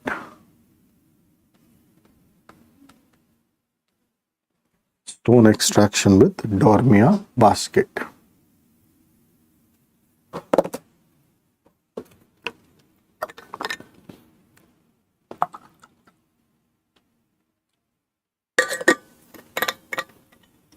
है ना? So once you remove the traffic jam, once you remove the stone, then the story will settle. Right, beta. Surgery is generally not required in the treatment for acute pancreatitis, but there might be some specific indications for surgery. For example, if suppose there is secondary bacterial infection and abscess forms around the pancreas. So we know the concept, beta. If there is any collection of pus, we have to drain it. If the pus collection is localized inside the body, we'll make an incision on the skin. Under ultrasound guidance, we'll pass a catheter into the abscess cavity. Just like what we were doing a tube cholecystostomy for gallbladder, beta, we can do the same story here. We can just put a tube and drain this abscess outside. So this is called as percutaneous drainage. Percutaneous drainage under ultrasound or CT guidance. Percutaneous drainage under ultrasound or CT guidance.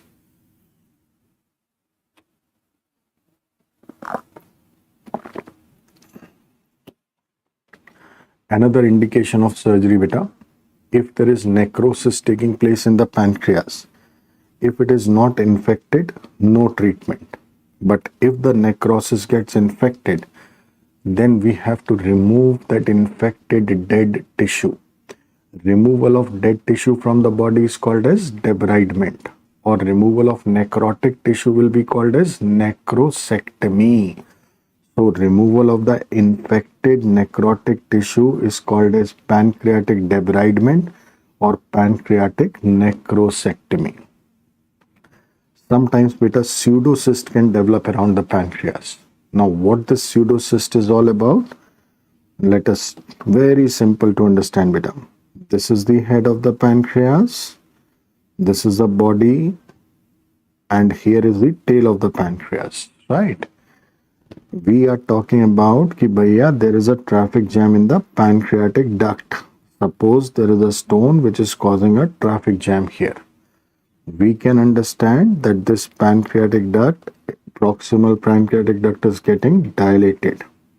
Pressure in this duct is increasing. So when pressure in the duct is increasing, there is a possibility that this duct may rupture. And suppose this ruptures, there will be leakage of pancreatic enzymes. These pancreatic enzymes, suppose I use a green color. These are the pancreatic enzymes which were collected inside. Now they leak out and they leak around the pancreas. We know that peritoneum is secreting lots and lots and lots and lots of fluid. So there is fluid collection also which is taking place around the pancreas. And in this fluid collection, we may find these pancreatic enzymes as well. This generally what happens, beta, once you have stabilized the patient, and if you are able to remove this traffic jam through ERCP, अगर अपन ने इस पत्थर को निकाल दिया, रास्ता खुल गया, as soon as the traffic jam is cleared, whatever collection is taking place here, that collection will come back into the duct and that collection will pass into the duodenum and this will disappear. This is what happens usually. But sometimes, beta, if by chance this is not able to come down, this collection will keep on increasing, and because of increasing collection, it can form a cyst. It is actually simply collection of fluid and enzymes. इसमें क्या है बेटा? Basically पानी है and enzymes हैं, है ना? Sorry, fluid and enzymes, है ना? So this what you are seeing, this is just fluid and enzymes. There is no lining here, there is no epithelium around. It is simply collection of fluid and enzymes, and that is why we call it as pseudo. There is no lining, इसकी अपनी कोई lining नहीं है, इसलिए इसको बोलते हैं pseudocyst, right? Usually these cysts are small, patient is asymptomatic, and they resolve spontaneously. But sometimes they may become large. If they become large, they can become very large. They may extend from mediastinum above to the pelvis below, and they may put pressure on these structures like stomach. Patient can have epigastric pain. Another thing, beta, if the enzymes are going into the cyst, that means enzymes are not coming into the duodenum, but dosa idli is coming into the duodenum. So dosa idli, just imagine, dosa here, dosa in the stomach, dosa in the duodenum, no enzymes, dosa in the jejunum, no digestion, dosa in the ileum, dosa in the colon, dosa in the stool, dosa, dosa, dosa, dosa stool. Right? This is just to give you an idea. Beta, if the enzymes are not coming into the duodenum, the food is not getting digested, right? This is going to create severe malabsorption issues. Sometimes this cyst can become infected, it can rupture. Malignancy will never be a complication in pseudocyst. Because malignancy के लिए, for malignancy there has to be some lining, some epithelium from where the cancer can grow. Pseudocyst does not have any lining, so there is no chance of cancer in pseudocyst. Abhi, obviously if the cyst is too large, if the patient is having symptoms, if there are complications, then we need to treat these pseudocysts. Abhi, what treatment should be done for these pseudocysts, beta? This is having enzymes. Enzymes are supposed to go in the duodenum, right? So what should be done? Should we simply do a aspiration? Acha, if we simply do a aspiration, suppose I say, beta, that we put a catheter into the cyst, right? A catheter into the cyst, ultrasound guided, and drain the cyst outside, right? That means the pancreatic enzymes are drained outside, the fluid are drained outside. You can collect this enzyme in a glass, right? Collect these enzymes in a glass. And now whenever patient wants to eat dosa, patient is eating dosa, pancreatic enzymes in the glass, dosa, pancreatic enzyme. Now the dosa can be digested.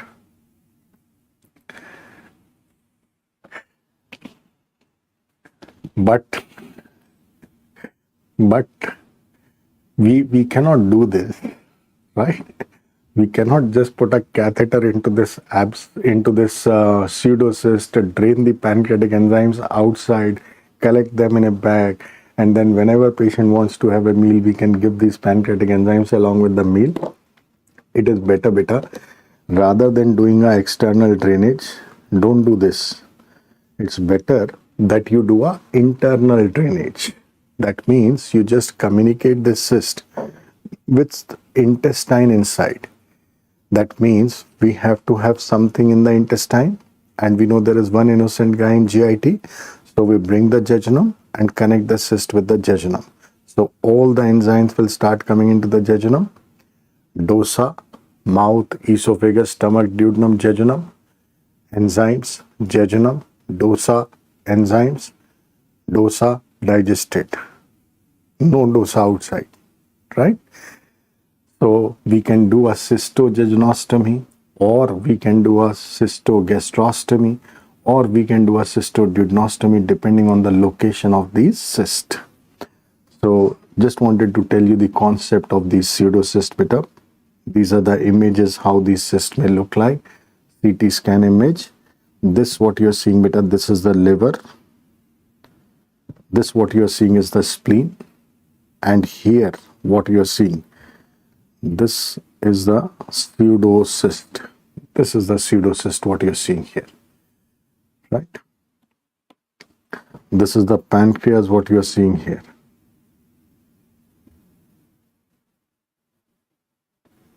Right.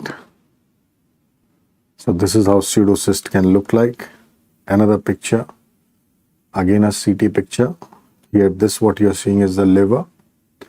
This shadow what you're seeing is the stomach, and this what you're seeing is the cyst. This is the pseudocyst. So pseudocyst is simply collection of pancreatic enzymes and fluid around the pancreas. Usually they are small. Patients are asymptomatic and they resolve spontaneously. We don't need to do anything. Important beta, they are called pseudo because it is not lined by epithelium. It is not lined by epithelium. That is why we call it as pseudo. Sometimes they can become large. If they become large, they can become very large. They can extend from mediastinum above to pelvis below. Patient can present with pressure symptoms like epigastric pain, malabsorption. These can be the various symptoms. Complications which can occur: abscess, rupture. But malignancy never in pseudocyst. Malignancy कभी नहीं होगी because there is no epithelium. Malignancy will never occur in a pseudocyst because there is no epithelium. Investigation of choice would be a CT scan.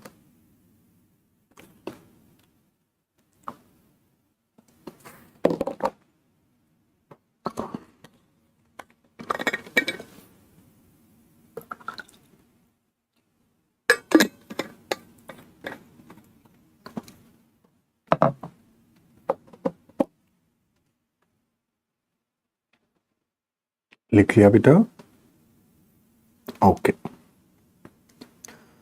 If patient is asymptomatic, no treatment. But if patient is symptomatic,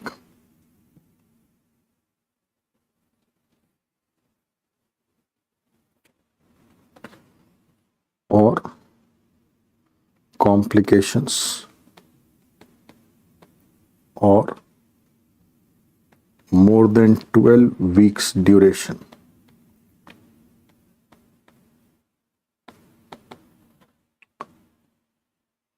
Then we do internal drainage.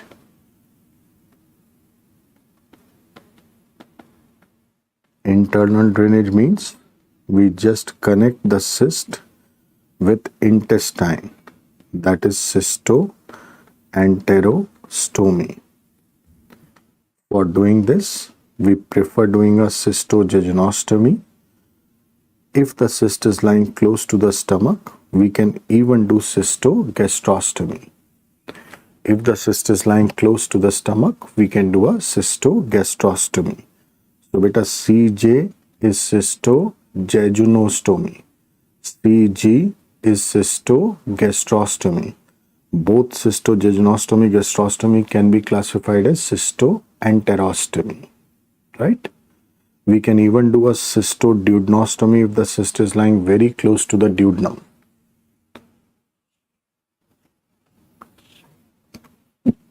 Various prognostic scores have been used in pancreatitis like Apache 2, Ranson, Glasgow, and SOFA score. Mortality rates in pancreatitis, if it is just a mild acute pancreatitis, then the mortality is less than 1%. But if it is severe or necrotizing pancreatitis, then the mortality is somewhere between 20 to 50%. That means severe necrotizing pancreatitis should not be taken lightly. Okay? Fine, beta. So this was a story related to acute pancreatitis.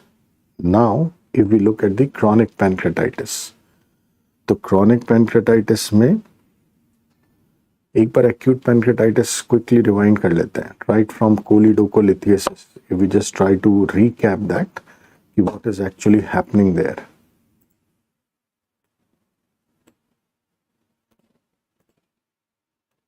क्योंकि gallbladder तो I'm pretty sure that you have got it nicely inside.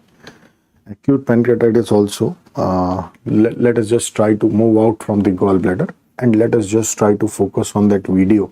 You can close your eyes, beta, where we saw in the video that how the stone from the gallbladder comes out through the cystic duct into the common bile duct.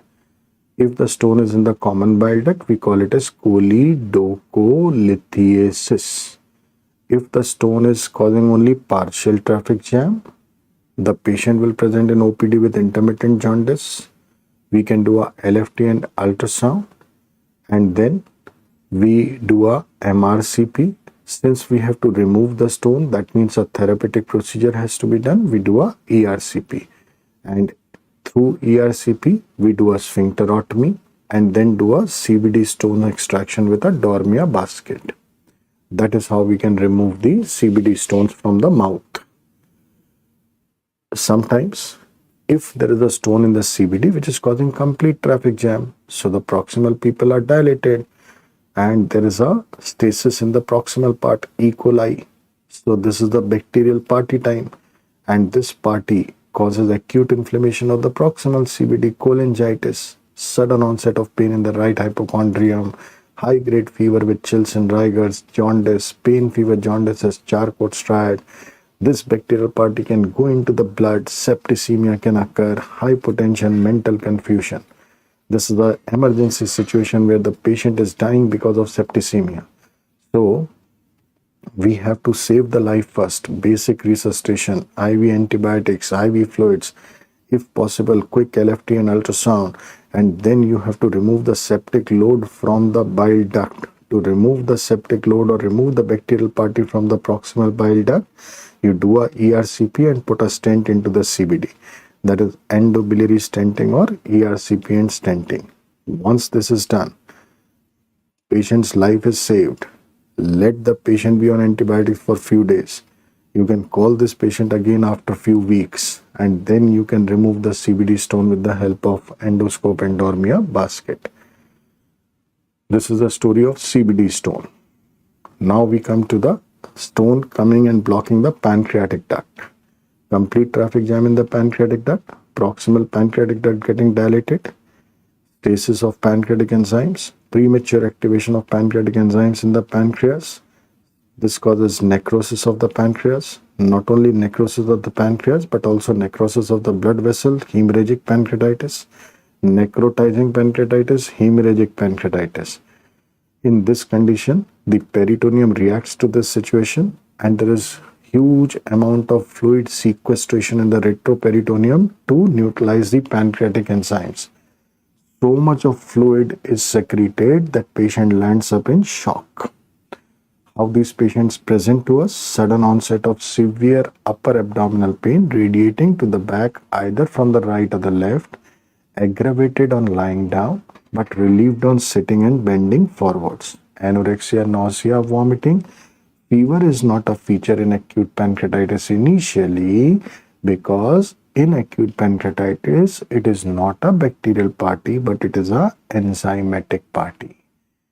However, patient may present to us with bleeding, bluish discoloration in the flanks, gray Turner, bluish discoloration in the around the umbilicus, Cullen sign. These are seen in acute hemorrhagic pancreatitis. Sometimes because of huge amount of fluid loss, patient is landing in shock-like condition, tachycardia, tachypnea, hypotension type of story, ascites, pleural effusion type of story is there. In the management, first we have to save the life of the patient, that is manage the shock, pump in IV fluids, that will save the life initially. Antibiotics are not usually required initially unless and until there is secondary bacterial infection. Now, if you are thinking about acute pancreatitis, you can get the pancreatic enzymes done, amylase, lipase. After making the patient stable, amylase starts rising immediately, remains elevated for 3 days, but it is non-specific. However, more than 3 times the normal favors acute pancreatitis. Lipase starts rising after 3 days, remains elevated for 12 days. This is specific. So after 3 days, we can rely on lipase. If we are taking X-ray in acute pancreatitis, we can see a colon cutoff sign, sentinel loop sign, and a renal halo sign. If there is any doubt, we can do a CT scan, which is a radiological investigation of choice. Once the diagnosis of acute pancreatitis is made and there's a traffic jam of the pancreatic duct by the stone, you can do ERCP, sphincterotomy, and the stone extraction with a Dormia basket, and the story will settle. Surgery is not required in the treatment of acute pancreatitis. Specific indications for surgery: if there is abscess around the pancreas, percutaneous drainage under ultrasound CT guidance, necrosis in the pancreas, sterile, nothing, infected necrosis, do a pancreatic debridement or pancreatic necrosectomy. Pseudocyst around the pancreas is simply collection of fluid and enzymes around the pancreas. This is not lined by true epithelium, so called as pseudocyst. Usually they are small, patient is asymptomatic, they resolve spontaneously. But sometimes they can become large, can become very large, mediastinum to pelvis, pressure, epigastric pain, malabsorption because enzymes are not going into the intestine, abscess, rupture can occur, malignancy will never be a complication in pseudocyst because there is no epithelium. Investigation of choice would be a CT scan. And in the treatment, if the patient is asymptomatic, nothing has to be done. If the patient is having symptoms or complication of the cyst is present for more than 12 weeks, we do an internal drainage of the cyst with the intestine, cystoenterostomy, which is most often cystojejnostomy. We can also go for cystogastrostomy and cystoduodenostomy. Oh yeah. Did we miss out something? Very fast. Okay.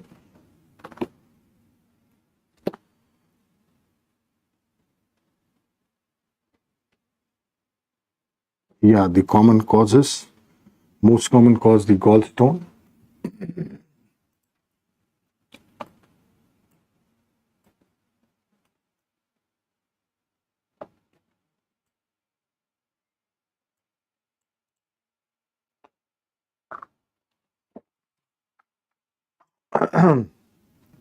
Right, beta.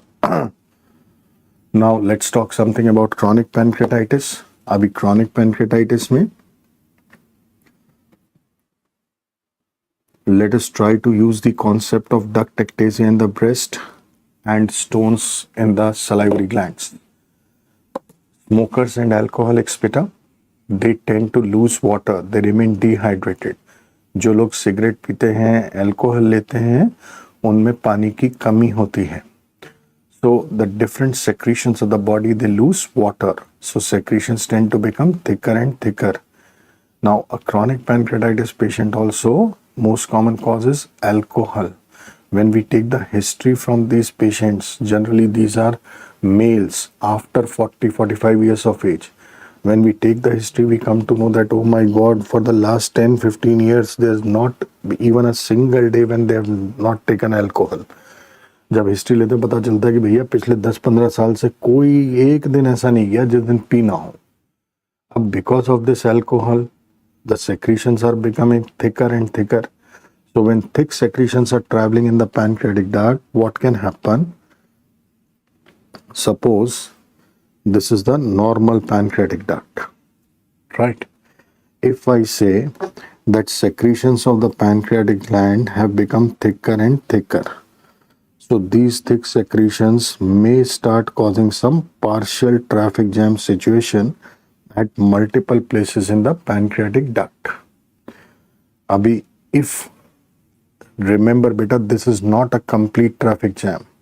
This is simply that thick secretion which is traveling. It is not a stone which is completely blocking, right? So these thick secretions, they create a partial traffic jam type of situation. And if this type of situation persists for 10, 15, 20 years, then gradually what is happening? We can understand that there will be multiple dilatations and strictures in the pancreatic duct. Actually, the pancreatic duct would appear somewhat like this.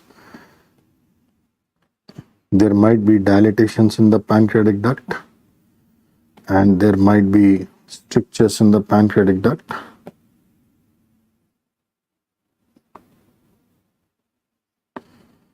So something like this.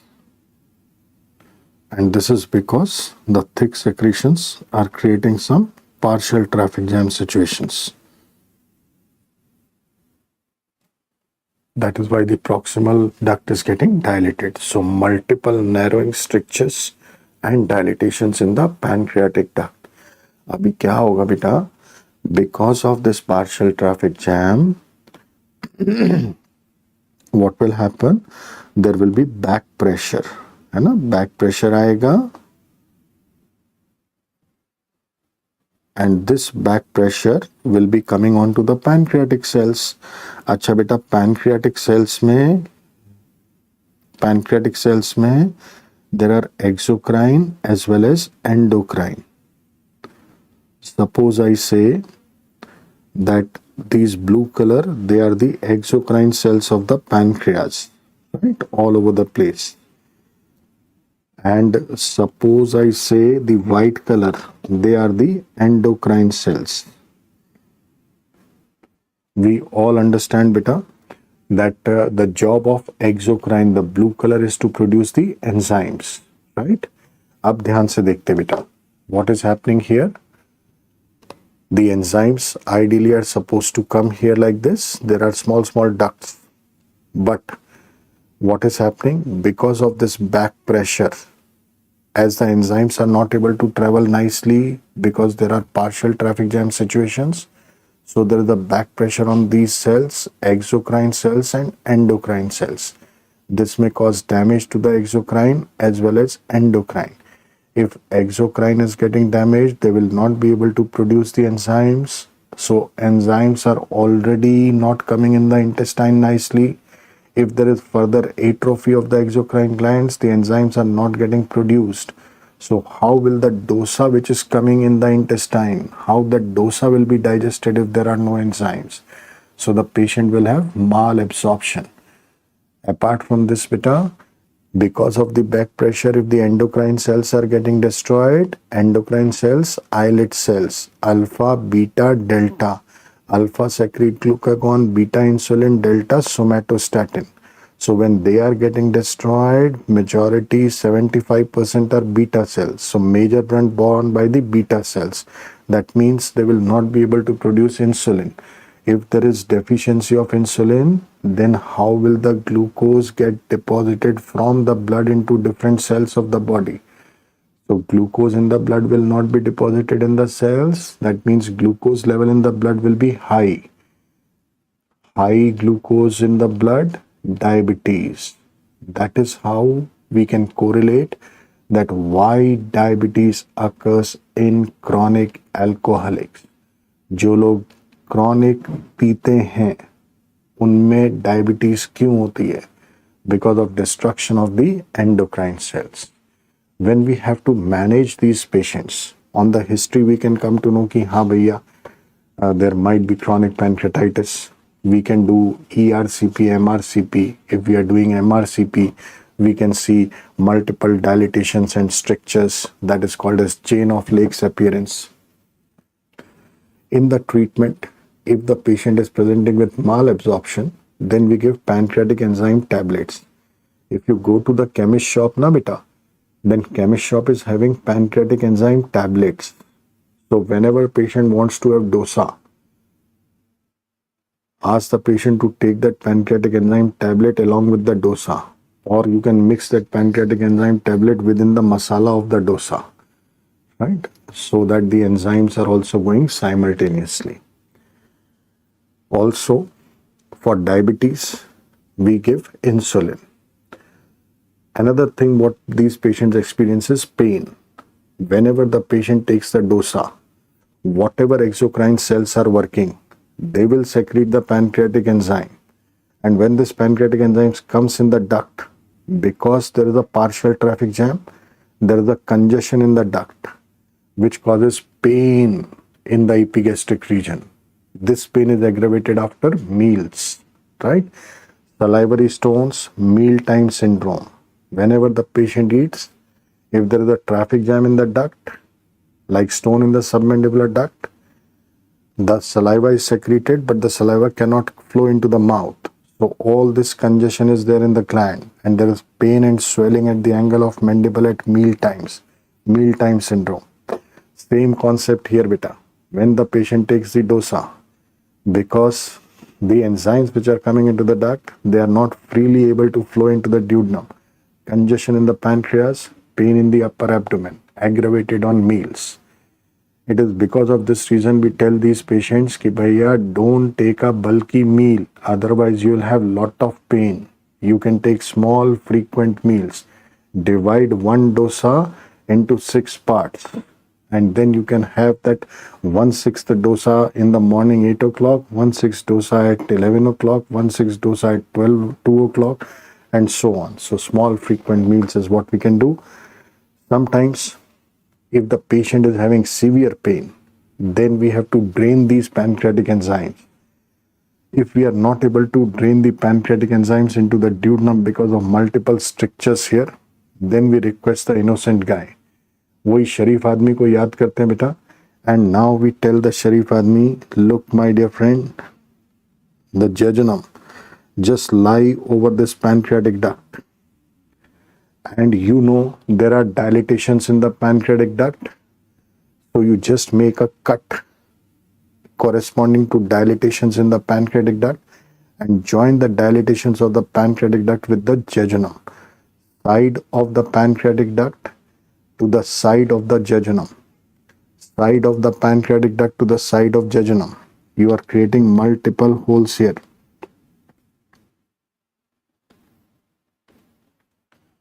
Right? So side of the pancreatic duct with the side of the jejunum. What will happen? Whatever dilatations are there, if you connect those dilatations with the jejunum, the secretions will come into the jejunum. The enzymes will come into the jejunum. This is called as side to side. Side to side. This is called as side to side. See. These are the dilatations in the pancreatic duct, and now you have put the jejunum over it and connected. So this is a side-to-side pancreaticojejunostomy, or a longitudinal pancreaticojejunostomy, or a modified Pusto's operation. That is what we do in the management of pain in chronic pancreatitis. Right, beta.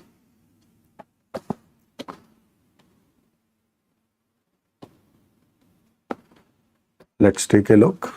Most common cause.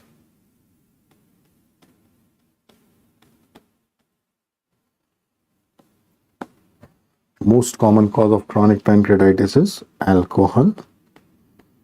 Second most common cause is gallstone. Chronic pancreatitis is a irreversible condition where there is pancreatic cell atrophy. There may be calcifications, stricture and ectasia. Ectasia means dilatation. Duct ectasia was lactiferous duct dilatation. Stricture and ectasia of pancreatic duct.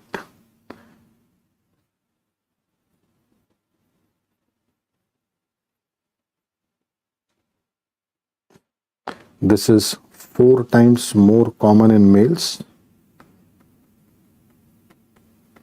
and this is usually seen after 40 years of age. Patient can present with 3 stories: pain, malabsorption, and diabetes. Pain in the epigastrium, which is aggravated after meals. Malabsorption because pancreatic enzymes are either not produced or they are not coming into the duodenum. And diabetes, as insulin is not getting produced. When we do ERCP, MRCP beta, we get a chain of lakes appearance.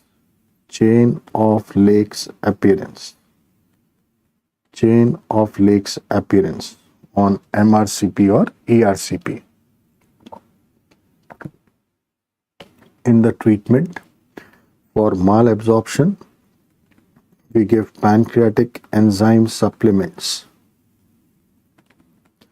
which are available at the chemist shop. सच्ची में available होते हैं बेटा. They can be synthesized. Pancreatic enzyme supplements. In the market, there are tablets like Pancreatoflat, Creon. These are the name of the tablets of pancreatic enzymes. For diabetes, we are giving insulin.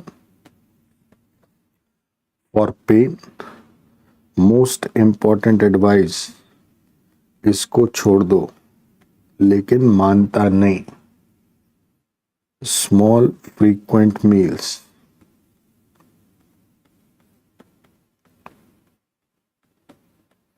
We can use drugs like octreotide, which can help in reducing the congestion in the pancreas. And surgical treatment for chronic pancreatitis is longitudinal or side-to-side pancreaticojejunostomy. Longitudinal or side-to-side pancreaticojejunostomy. The blue color what you're seeing beta here, these are the dilatations in the pancreatic duct. We are just making our incision corresponding to dilatations in the pancreatic duct, and then we are making incisions on the side wall of the jejunum also and at these areas. This is what we are calling side-to-side pancreaticojejunostomy. This is also referred to as Fraze operation.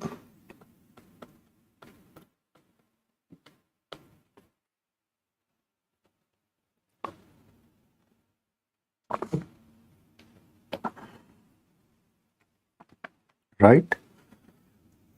So in the right hypochondrium, we talked about the stones inside the gallbladder, why they form, cholesterol pigment mixed, how the patients can present, more than 80% asymptomatic.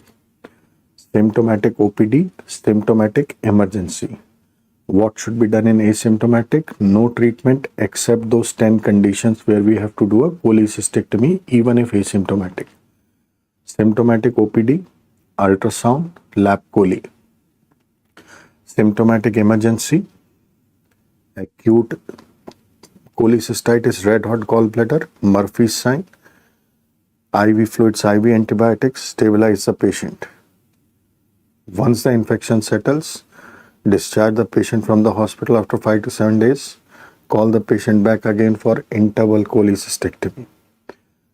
Then we talked about the different conditions of gallbladder, mucocele, empyema of gallbladder, then strawberry gallbladder cholesterosis, porcelain gallbladder, then Mirices syndrome, fistula of gallbladder, and then we discussed choledocholithiasis, acute pancreatitis, chronic pancreatitis.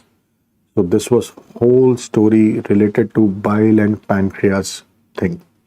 Now in the right hypochondrium, we also find liver abscesses sometimes. These liver abscesses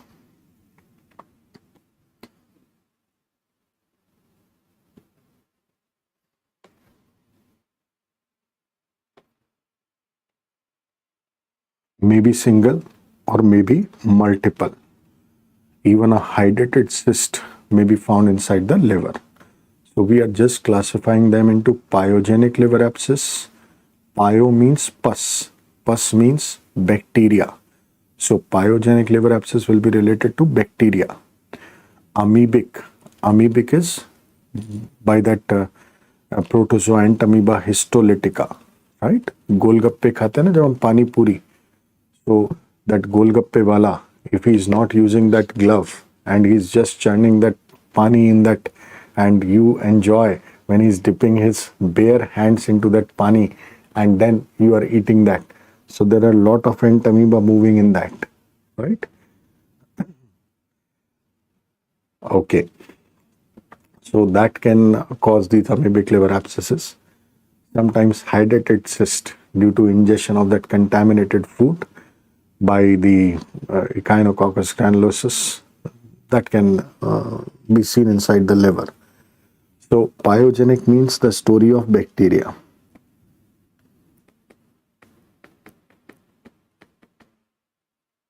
Streptococcus miliary,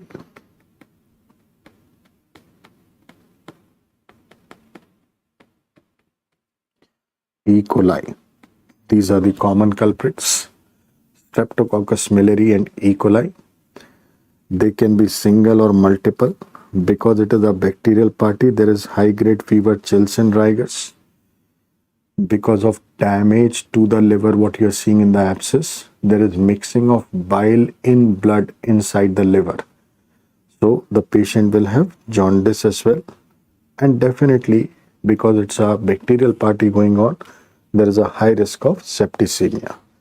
Initially, what we can do, depending on how the patient is presenting, if the patient present with jaundice, then first we'll do LFT. If the patient presents with high-grade fever, chills, rigors and pain, then we go ahead with ultrasound of the abdomen. Best investigation here would be CECT. On CECT, we would be able to see these liver abscesses. We can do blood culture and pus culture to identify which bacteria is the culprit. And since it is a bacterial party beta, then we have to give aggressive antibiotics, gram positive, gram negative and anaerobes. तो इन तीनों को target करने के लिए बेटा what we can give is cephalosporins,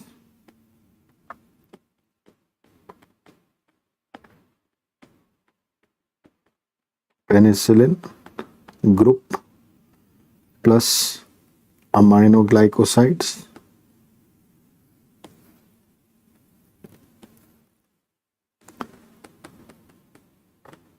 plus metronidazole. If you give these aggressive antibiotics, then this bacterial party inside the liver can be controlled. But sometimes, even after giving these antibiotics, if the party is increasing and the septic load is increasing, there is an abscess inside the liver, again a localized collection of pus inside the liver. So we follow the same protocol beta. We can do a ultrasound guided percutaneous catheter drainage. The same story. Like if you take a look at this picture beta, this is a CT scan which is showing a abscess inside the liver. There is a bacterial party going on, suppose. Okay, though it is an amoebic liver abscess, but if there is a bacterial party going on here, then you can just put a drain into this abscess cavity under ultrasound or CT guidance. And that is how you can remove the septic load. But generally we try to treat them with heavy antibiotics. Now if we take a look at the amoebic liver abscesses, beta?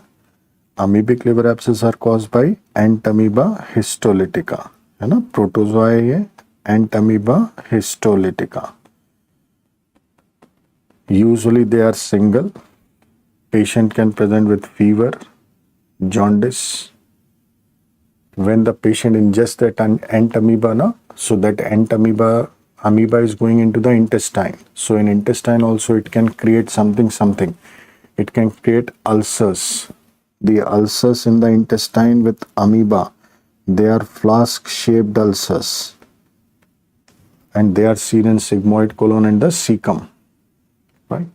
You can just imagine, beta, the sigmoid colon and cecum may be the habitat areas for this amoeba. Now cecum is the midgut and sigmoid colon is the hindgut. If you remember, if you try to recall, midgut is drained by superior mesenteric vein, hindgut is drained by inferior mesenteric. So entamoeba in the cecum, they are coming in the superior mesenteric vein, portal vein, liver, and in the liver they can form this abscess. Same with sigmoid colon, beta. Sigmoid colon is inferior mesenteric vein territory, so inferior mesenteric vein opens in the splenic vein, and splenic vein is opening in the portal vein. So portal vein again liver. So whether it is the cecum or the sigmoid colon, entamoeba can travel through these veins into the liver, and this party inside the liver can lead to a abscess. We can do a ultrasound, but the best would be again CECT of the abdomen.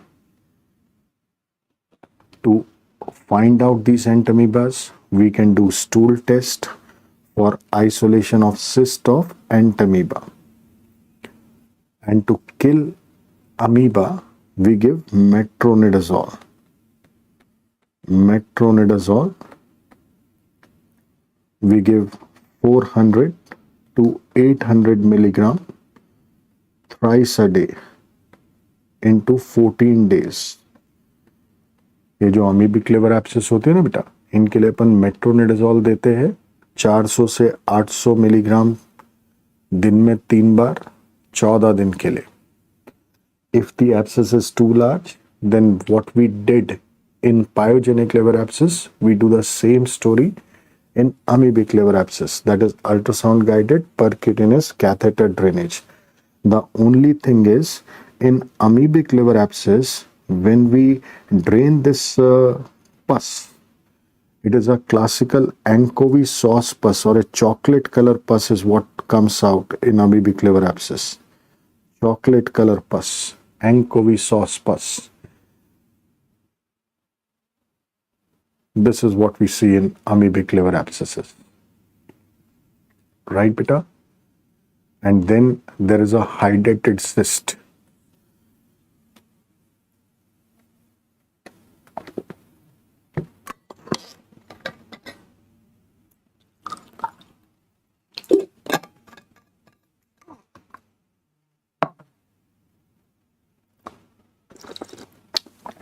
Hydrated cyst is caused by Echinococcus granulosus.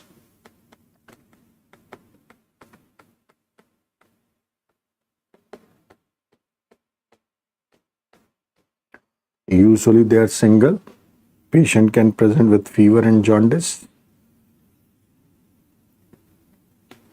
We can do ultrasound, but the best would be CECT. Whenever we are doing ultrasound or CT, then we see a water lily sign. Water lily sign. Water lily sign is seen in hydrated cyst. Drooping lily sign. Drooping lily sign is seen in, yes, duplication of renal pelvis. Right. What is this water lily sign, beta? Herein, if you look at the images what you are having, this is the ultrasound image. The echinococcus is floating in the fluid, right? Just as a lily flower is floating in the water. So lily flower keeps on floating in the water like this. Same way this echinococcus is floating inside the cyst. This gives you a water lily sign. These are the ultrasound pictures. These are the CT pictures.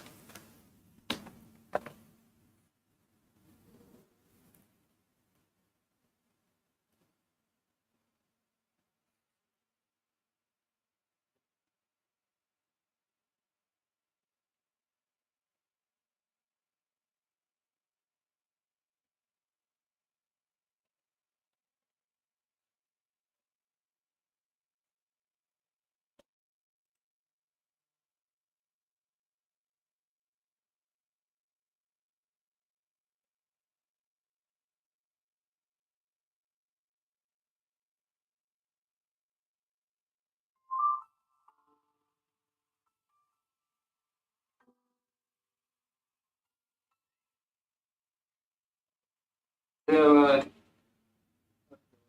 process. Parasites.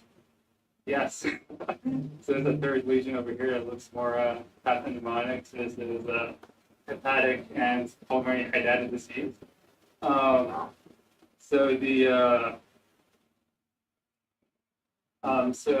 hydatid disease is caused by Echinococcus granulosis.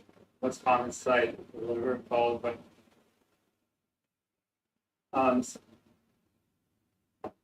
Just try to see how this looks like. process. Parasites. Yes. So there's a third lesion over here that looks more pathognomonic. So this is hepatic and pulmonary hydatid disease. So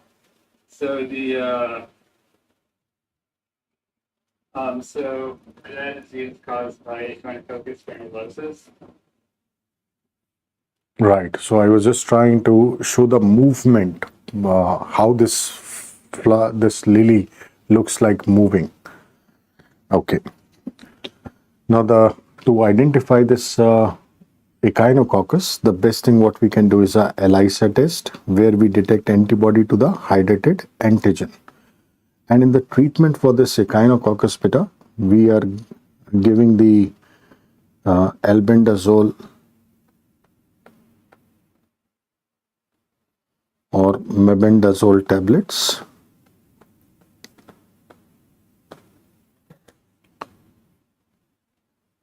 Now, one thing which we need to take care when we are dealing with hydrated cyst, and suppose we have to aspirate the hydrated cyst, then we cannot just aspirate like that, because if by chance the hydrated spills inside, then there is risk of dissemination.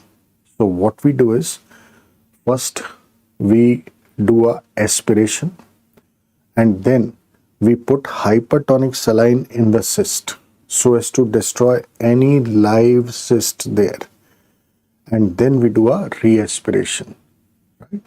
So we do a pair for hydrated cyst, that is percutaneous aspiration, then instillation of hypertonic saline, and then re-aspiration. That is how we can manage these hydrated cysts. So pair is mainly done in hydrated cyst. The pyogenic and amoebic liver abscess, they can be drained by just a ultrasound guided percutaneous catheter drainage. Right. The last thing in this right hypochondrium is the sigmoid volvulus. What is the sigmoid volvulus, beta? If you just try to take a look.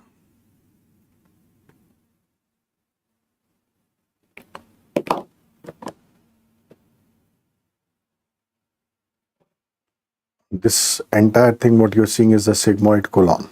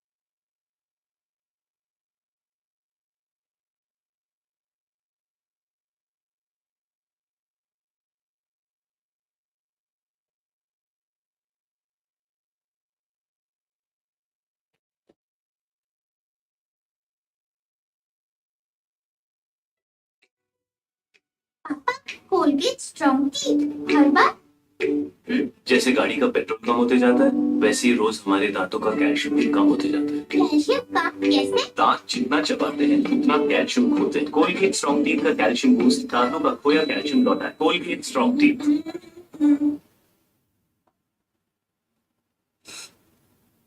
Constipation. And is there normally all infarction can also cause water. sometimes the mesentery can get so tightly twisted that blood flow to that part of the intestine is cut off, which leads to infarction or death at the Basically, what happens here is the sigmoid colon, right? And there is a mesentery of the sigmoid colon. So sometimes what happens? The mesenteric rotation occurs and the sigmoid colon rotates around the mesentery. Especially if the mesentery is quite long, then we can see the sigmoid volvulus.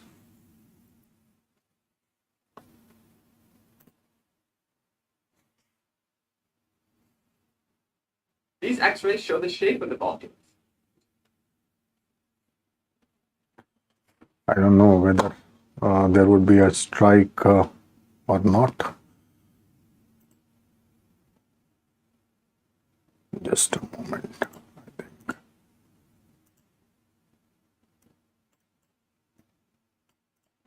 Right, beta. So we are just trying to understand what actually is going to happen here. Here, suppose this is the cecum, this is the ascending colon, this is the transverse colon, this is the descending colon, this is the sigmoid colon here. This is the rectum and this is the anal canal. We know there is a mesentery.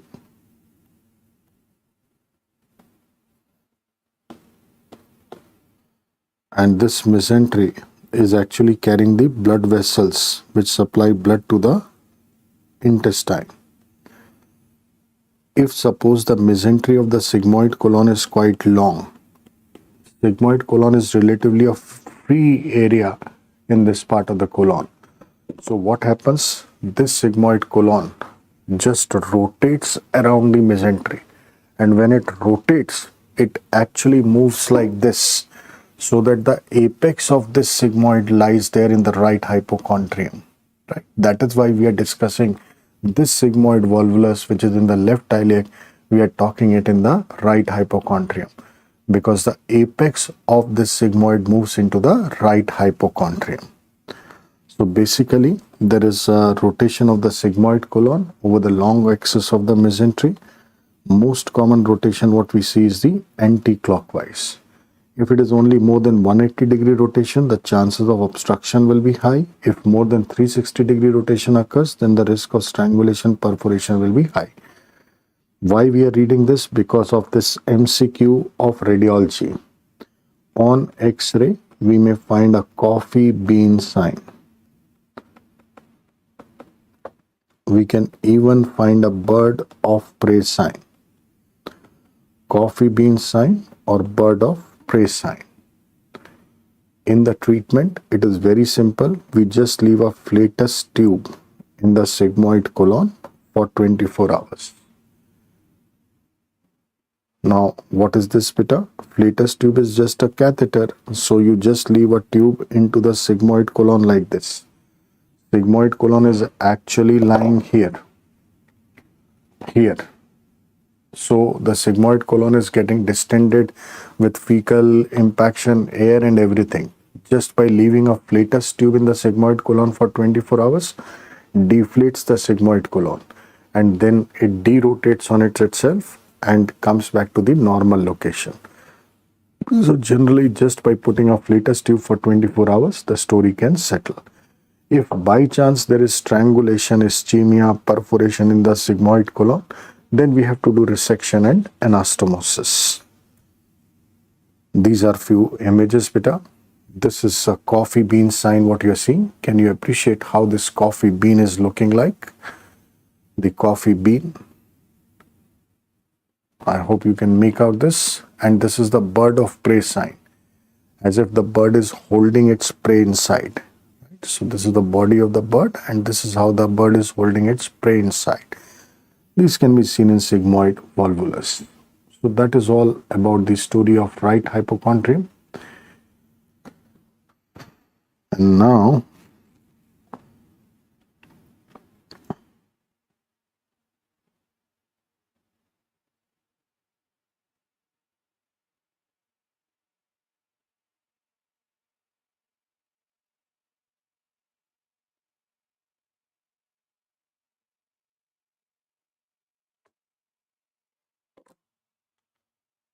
what we'll do is we'll call it a day here because we have exceeded the time for today. And today, what all we have discussed, if we just try to summarize the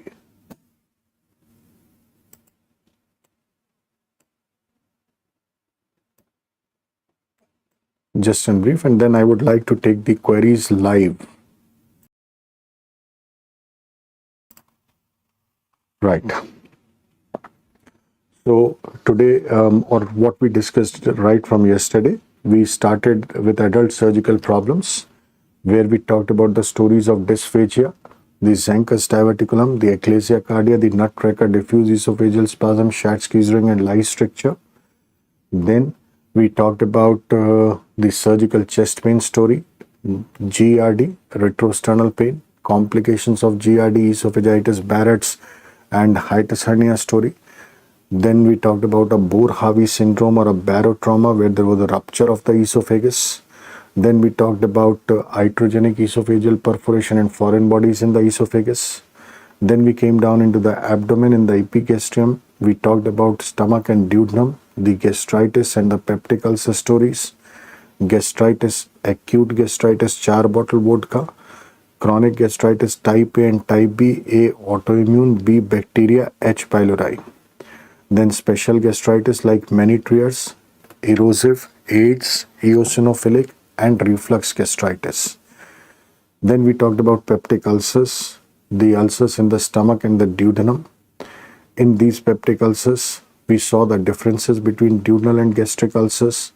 We saw how to approach these patients of peptic ulcer, what surgeries we can do in duodenal ulcer and gastric ulcer, what can be the complications of these surgeries, what can be the complications of peptic ulcer as such. Then we talked about Bezoar's, Trichophyto and Lactatobezor, then bariatric surgery.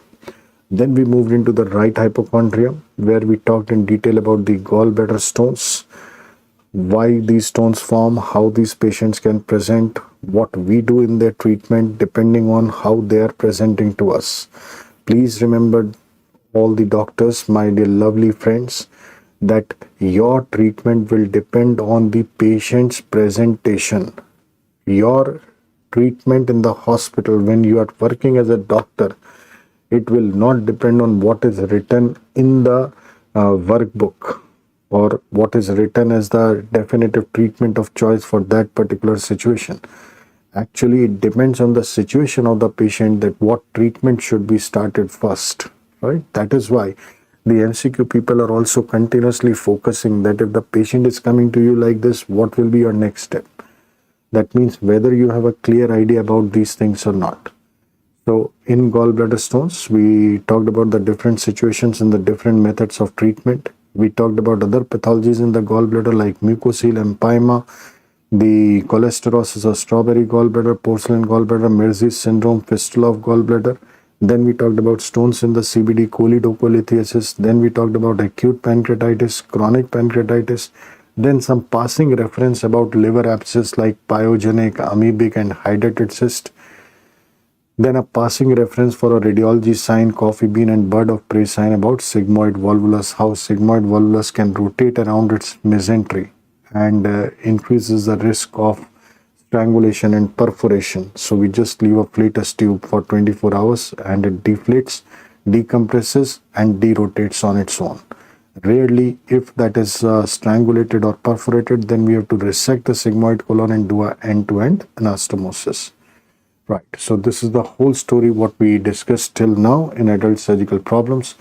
Now what we are left with is flank area, where we have to talk about urinary stones, the iliac fossas, appendicitis, inflammatory bowel diseases, hypogastrium, the bladder urethral trauma and benign prostatic hyperplasia, the groin hernias, then the scrotum, the testicular torsion, varicocele, hydrocele, penile problems, phimosis, paraphimosis, priapism, and rectum anal canal stories, the rectal prolapse, hemorrhoids, then anorectal abscesses, fistula, anal fissure, and pilonidal sinus. So these are the things I think hopefully we should be able to do tomorrow.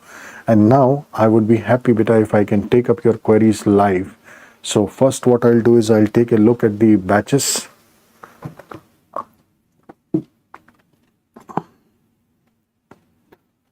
If you have got any query, first I'm looking at the chat section of the batch.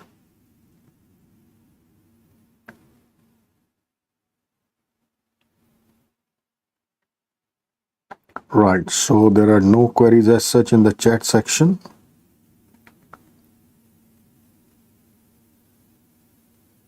Now I'll take a look at the WhatsApp and let me start from where I have not responded. Beta, I'm trying my level best to respond to as many queries as possible, but still I feel that I might have missed 5 or 6 queries.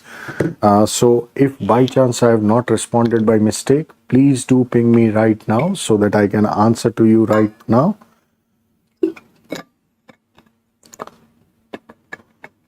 Tomorrow, be prepared, beta, that there is some engagement which has come up somewhere between 3 to 6 p.m. In the late afternoon. So I have requested the schedule coordinator ma'am to excuse me between 3 to 6 p.m. time. So we'll be starting by 9 o'clock in the morning and completing by 3 p.m. in the afternoon, and then we'll be restarting maybe around 6 or 6:30. That starting time, you just be careful in the WhatsApp group. If there is any change, I'll request the schedule coordinator ma'am to update the exact timings in the evening. 9 to 3, 99%. We are going at with 9 to 3, and then 6 p.m., 6 to 8 p.m. or 6 to 8:30 p.m. or 6:30 to 8:30 or 9 p.m. That may be updated, beta. Anjali from Dawa in fistula. Anjali from Dawa, beta, in fistula of gallbladder, no need to treat fistula. Nay, Anjali, you are absolutely correct. We need to treat the fistula, beta. We need to divide the fistula. We need to repair the duodenum, and then we have to do a cholecystectomy. However, what we have written is just an emergency scenario. When the gallstone ileus has developed, when there is an intestinal obstruction, at that point of time, we just relieve the emergency. Fistula is treated later on, after few weeks or months. Let me save this.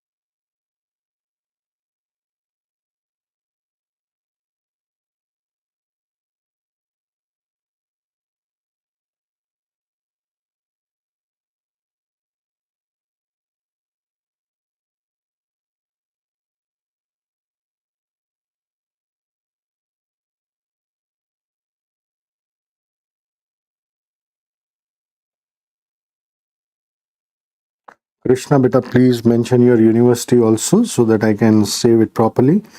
In fistula of gallbladder, terminal ileum is obstructed due to, but fistula most commonly occurs in first part and there is sphincter of Oddi in second part. No, beta, sphincter of Oddi is in the side wall. It is not in the lumen. Sphincter of Oddi is actually guarding the CBD and pancreatic duct opening, which are in the side wall, in the medial wall of second part of duodenum. So sphincter of Oddi is not present in the lumen of the duodenum. It is present on the side wall of second part of duodenum, on the medial wall.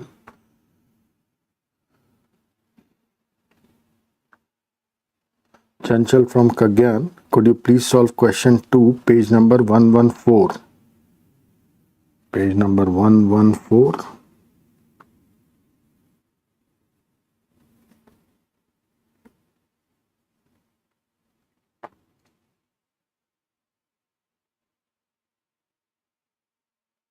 Oh, okay. Chanchal, beta ji, today I think when we have done with the peptic ulcer, then you might have come to know that in peptic ulcer, stenosis is one of the complications in peptic ulcer, right? So if there is a stenosis of the peptic ulcer, you have also seen the common sites of peptic ulcer. First part of duodenum and then lesser curvature of the stomach close to the pylorus. So just imagine beta, if there is stenosis near the pylorus, it can cause a pyloric obstruction. So even a peptic ulcer when heals by fibrosis can cause pyloric obstruction. And whatever cause is there, if there is a traffic jam at the pylorus, the proximal stomach is going to get distended and dilated. Patient will present with non-bilious vomiting.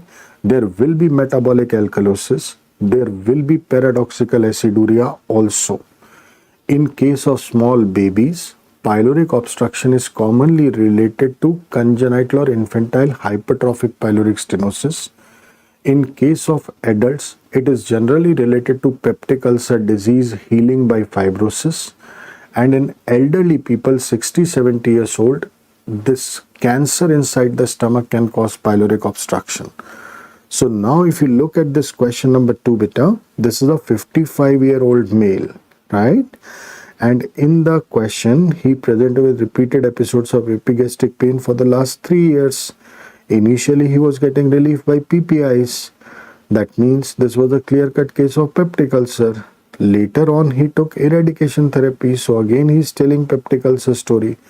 Now he's not getting any relief. For the last 6 days, he's having non-bilious projectile vomiting. He is not giving history of significant weight loss in the recent times. So cancer is ruled out.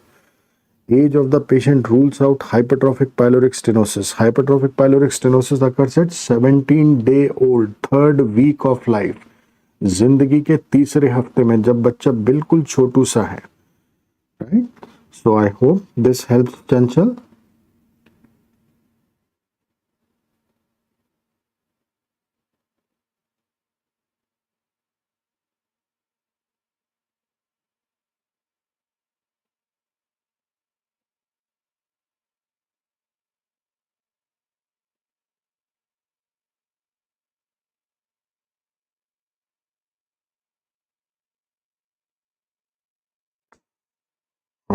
Beta, last 5 digits 77567. Please do mention your name and university. I think I have not added you in my contacts. The difference between reflux gastritis and GRD. Beta, GRD is esophagitis due to reflux of gastric contents in the esophagus, and that can occur when there is damage to lower esophageal sphincter.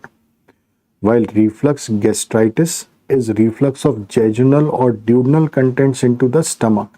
That can occur whenever there is any damage to the pyloric sphincter. So moral of the story, lower esophageal sphincter damage, reflux of stomach contents into the lower esophagus, reflux esophagitis or GRD.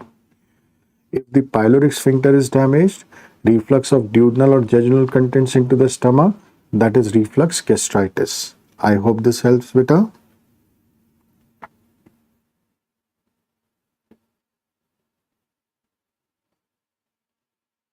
Yeah, we have to do LFT, beta. Tara from Bogomolets. We have to do LFT if the patient is presenting with jaundice. The first investigation in a patient presenting with jaundice will always be LFT, beta.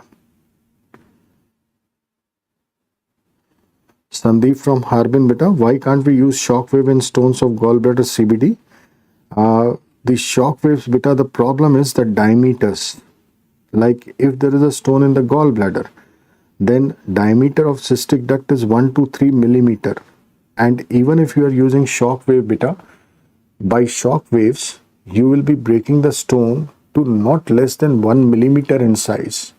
So there are chances that these stones may get stuck and create more complications. plus shock waves. If you give repeated shock waves, it can create more damage than good.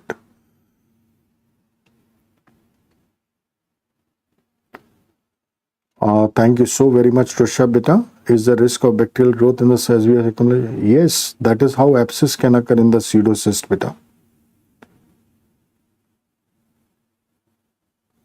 Please do mention your name and university, Beta. Last 5 digits 45627. My doubt is how much chance of reoccurrence reflux after Billroth 1 and Billroth 2. Generally, the chances of reflux after Billroth 2 are high. The reason for modification of Billroth 2 into a Roux and Y gastrojejunostomy is we try to create a long limb of the jejunum so as to avoid the reflux of biliary contents. So the chances of reflux gastritis are very high. Urmila from Odessa, if we do sleeve gastrectomy, will the patient suffer from pernicious anemia? Yes, the patient will suffer from pernicious anemia if we are doing a sleeve gastrectomy.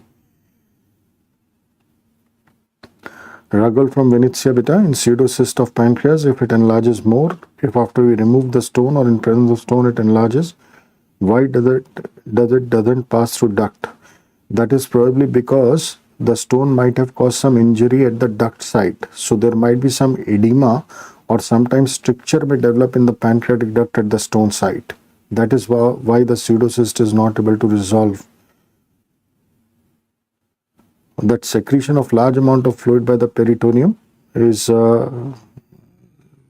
in any condition, wherever there is any inflammatory activity taking place, the secretory surfaces, they try to produce more and more fluid, secrete more and more fluid to neutralize that particular area. So ascites and all that, once the story subsides, then they will also subside with time. If the ascites is huge, then we have to do a ascitic tap as well. Priya from Davao, how about cholestasis is more common in pregnancy? What is the cause? Beta, in pregnancy, we can understand what is happening. The hormonal changes, number one, because of those hormones, the motility of the gallbladder decreases, right? The motor movements of the gallbladder decreases. So that leads to cholestasis. Plus, obviously, in later months of pregnancy, when the baby is occupying the big uterus, the uterus might be pressing on the biliary channels as well, which is not allowing the bile to flow nicely. Tan Singh from Orenburg, Namaste beta ji, मैं अच्छा हूँ. Sir, when we are doing GJ, then we have high risk of adenocarcinoma. What we have to do so that we cannot do anything better to minimize the risk of gastric cancer if we are doing a gastrojejunostomy. हम एक बीमारी को ठीक करते दूसरी बीमारी को invite कर रहे हैं. बहुत बढ़िया थान, बहुत अच्छा लगा ये जान के, क्योंकि I think if somebody is listening apart from Tan Singh, then surgery is something which is taken as a last resort, beta. When no medicine, nothing is helping, then only we are doing surgery. Because even if you are doing a small surgery, there will be some or the other complications. At least that surgery is going to leave a scar in the patient, है ना? निशान तो देगा ही कम से कम, कोई भी operation अपन करते हैं. So surgery is only done in those situations when we weigh the pros and cons. That if we don't do surgery, will the patient be having more benefit or more risk? If we are confident that if we don't do surgery, then patient is having more risk, then only we are going to do the surgery.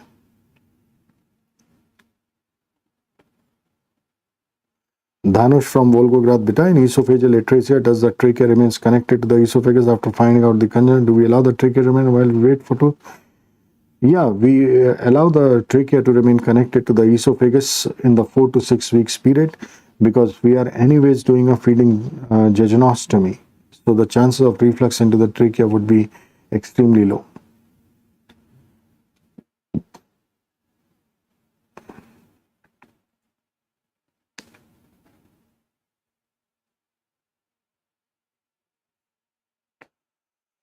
Kannan from Dali beta, you are having a doubt regarding this question. Let me have a look at the question.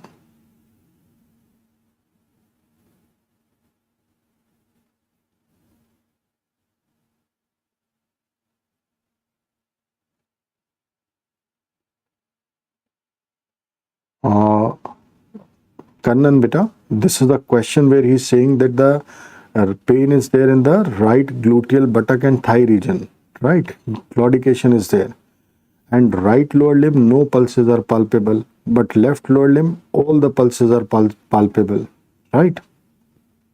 What does this mean? If you just take a look at the aorta beta, it divides into two common iliac, and then common iliac divides into internal and external iliac. Just imagine that if one side pulses are normal, that means the obstruction cannot be at the level of aorto-iliac region, because if there would have been a traffic jam at the aorto-iliac, then the pulses in both the lower limbs would have been absent. If only one lower limb story is mentioned, that means the story should be somewhere either in one of the common iliacs or maybe the external iliac on one side. So herein, iliac obstruction can be a better answer because femoral is also not palpable. So there has to be a traffic jam between the femoral and the aorta.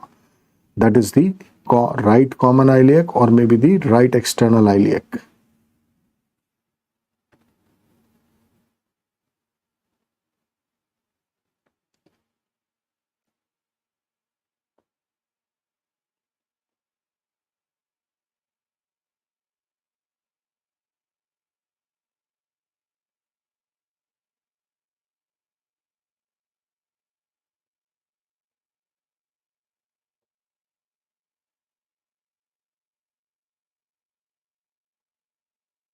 Pooja from Usgrowth beta. Very good evening to you beta. Sir, in bariatric surgery we do Roux-en-Y gastric bypass. After weight loss, patient will not suffer from nutritional deficiencies. Patients suffer from nutritional deficiencies a lot beta after bariatric surgery.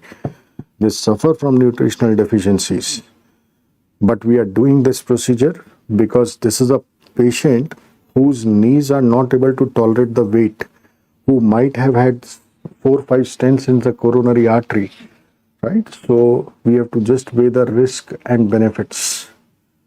Vagus nerve concept in peptic ulcer beta. Vagus nerve is basically having two type of fibers: secretory fibers, the nerves of Grassi, and the motor fibers, the nerves of Letarsget.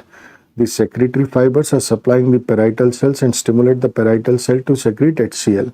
So whenever we want to have a acid control, we should chop the secretory fibers, that is nerves of Grassi, that is a highly selective vagotomy or a parietal cell vagotomy.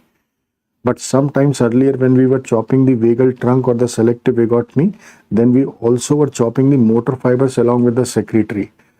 So if motor fibers are gone, then the motor movements of the stomach will not occur, and this will lead to gastric stasis.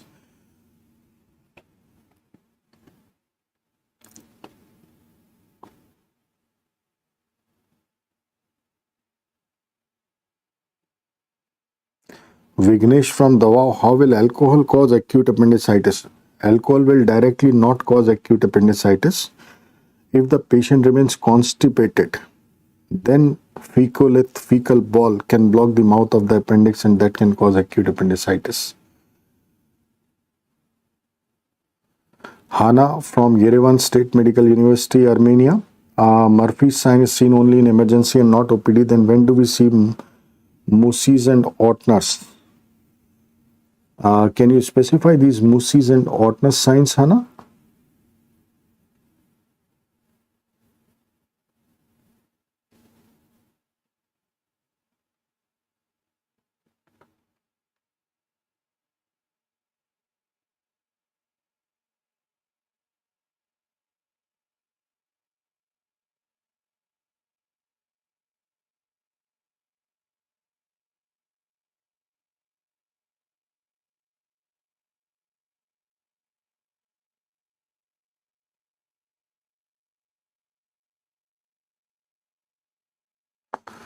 Sheikh Kamran from UNP beta. Which drugs do we use in H. pylori eradication therapy? Beta, there are different combinations which can be used. Like we can use the amoxicillin metronidazole combination. We can use clarithromycin metronidazole combination along with proton pump inhibitors.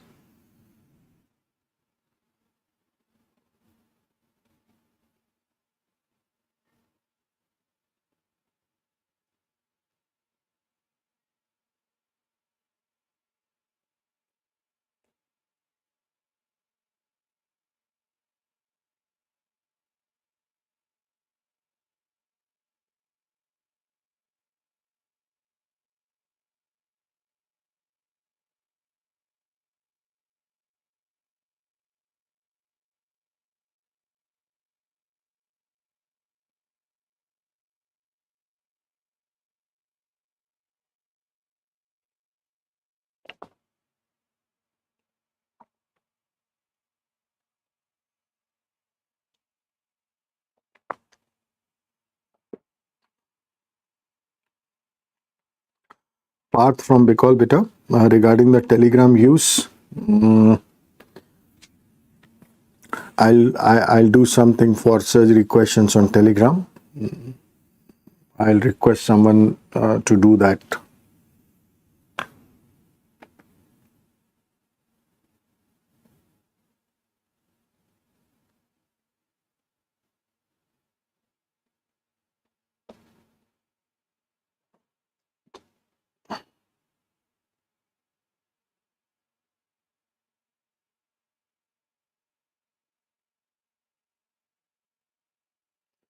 Abhinav from Our Lady of Fatima, Philippines. Very good evening to you, Beta. For pseudocyst, you have mentioned that if the patient is symptom and then we do internal name the cystoenterostomy. Isn't it should be pseudocystoenterostomy? Great, Abhinav. I think that's a wonderful correction. And I think we should advise the authors. You are absolutely correct. Ideally, it should be pseudocystoenterostomy. Why we are using cystoenterostomy there? Great, good.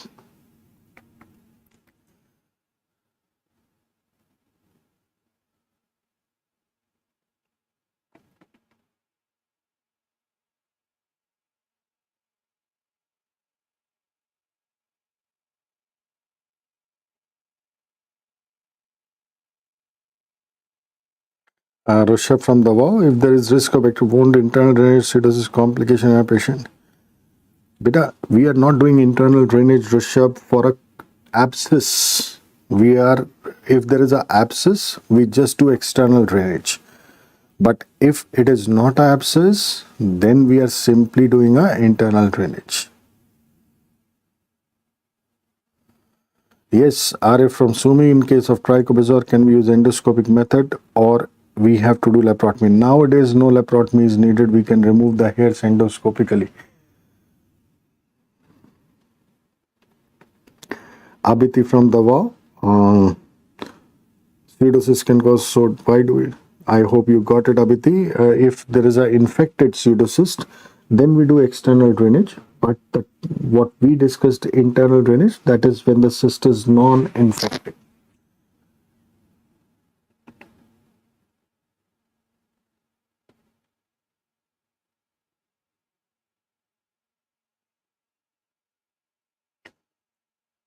Ilya from MCU Philippines. What is this MCU University? Please do mention, Beta. And you have given the question on page 62, question number 1. Let me just check.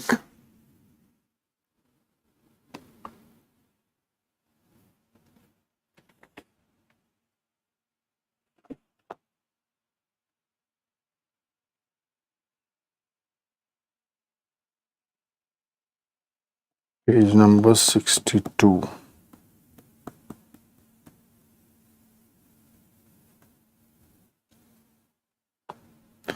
Patient presenting with pain in the thigh and the leg on the right side.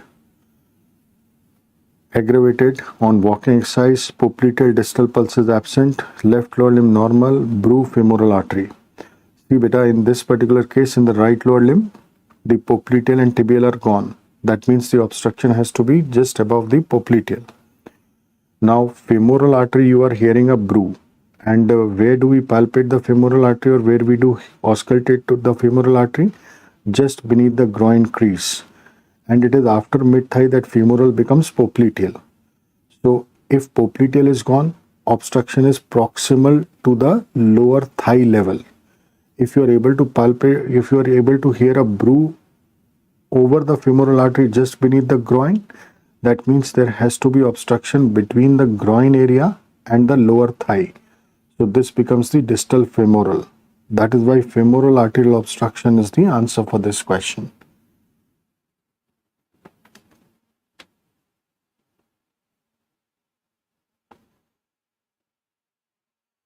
Murari from 1st August, beta, please do mention your university.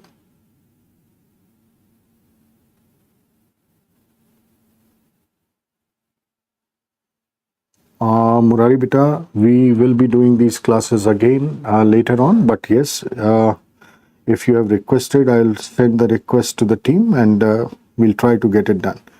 But let me tell you beta, 7th, 8th, 9th, you are having long classes of microbiology.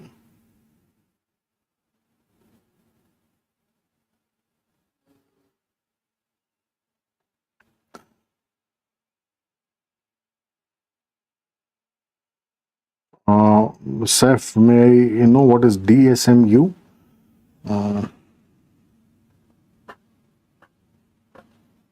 How does gallstone cross the sphincter of pancreas in acute pancreatitis? When the bile is flowing with pressure in the CBD, then because of the pressure of bile, many times the gallstone that forces the fibers of the sphincter damages the sphincter fibers and comes into the duodenum.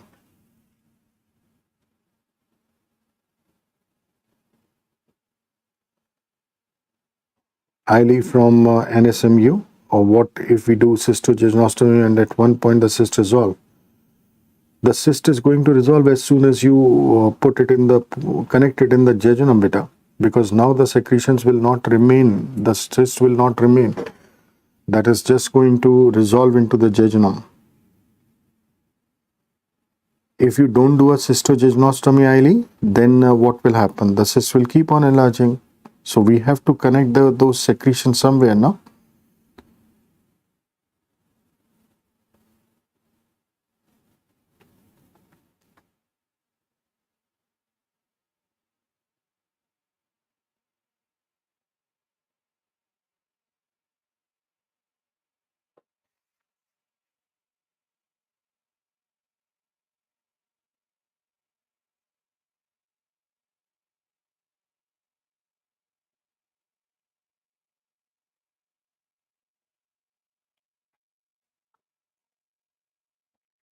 Kishore from Orenburg, in live stricture to provide food, can we insert nasogastric tube? No, beta, we prefer doing a feeding gastrostomy or a feeding jejunostomy there. In barium swallow, if case we don't know about perforation, we did barium or chewed. To avoid complications, beta, it's better that if there is any suspicion, we avoid using barium or we dilute the barium a little more so that it causes less risk.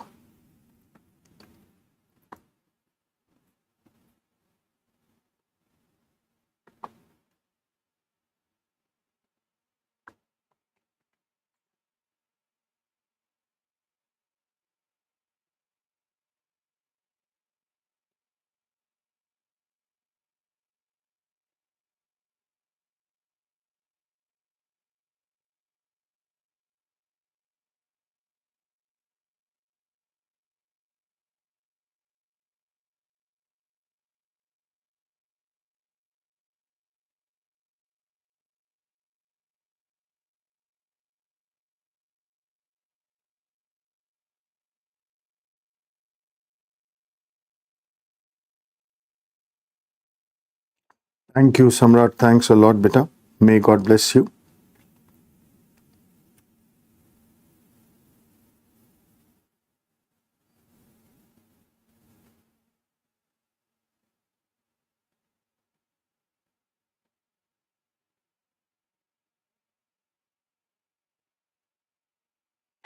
Mucis and hotness and acute calculus cholecystitis, Hannah. Moosis is pain by pressing between peduncles of sternocleidomastoid peduncles of SCM muscles. Hotness, increased pain on percussion in right costal margin. If you try to irritate the gallbladder, you can see these signs. But to be honest, Hannah, let me just share this, that I have not read these Moosis and Hotness sign. So I'm not pretty sure about this.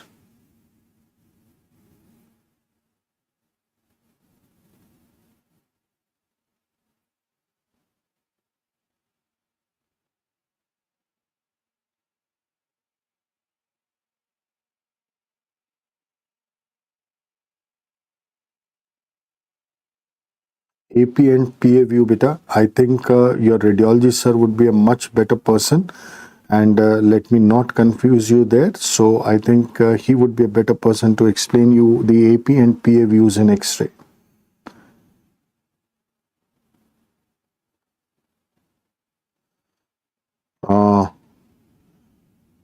Okay, thank you, Ilya. Thank you, beta.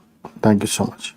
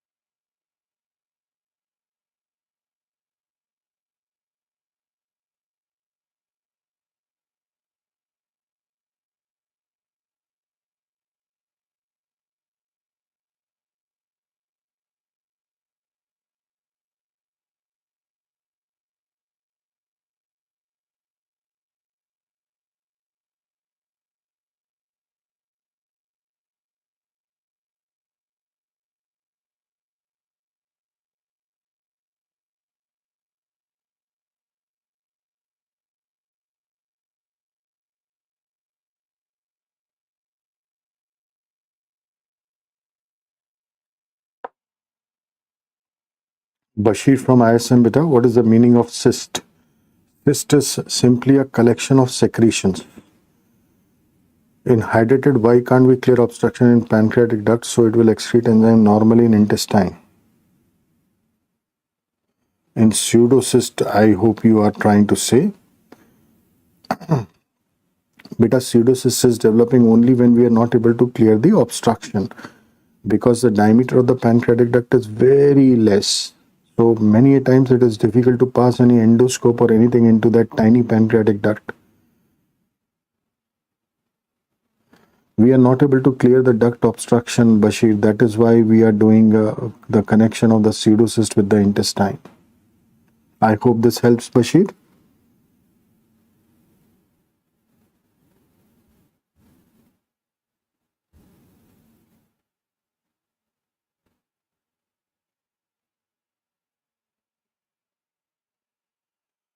No more queries, beta. Thank you very much for your patience. May God bless you all. May God give you all the strength and courage to fight it out. May you remain pumped up, and may you all come out with flying colors.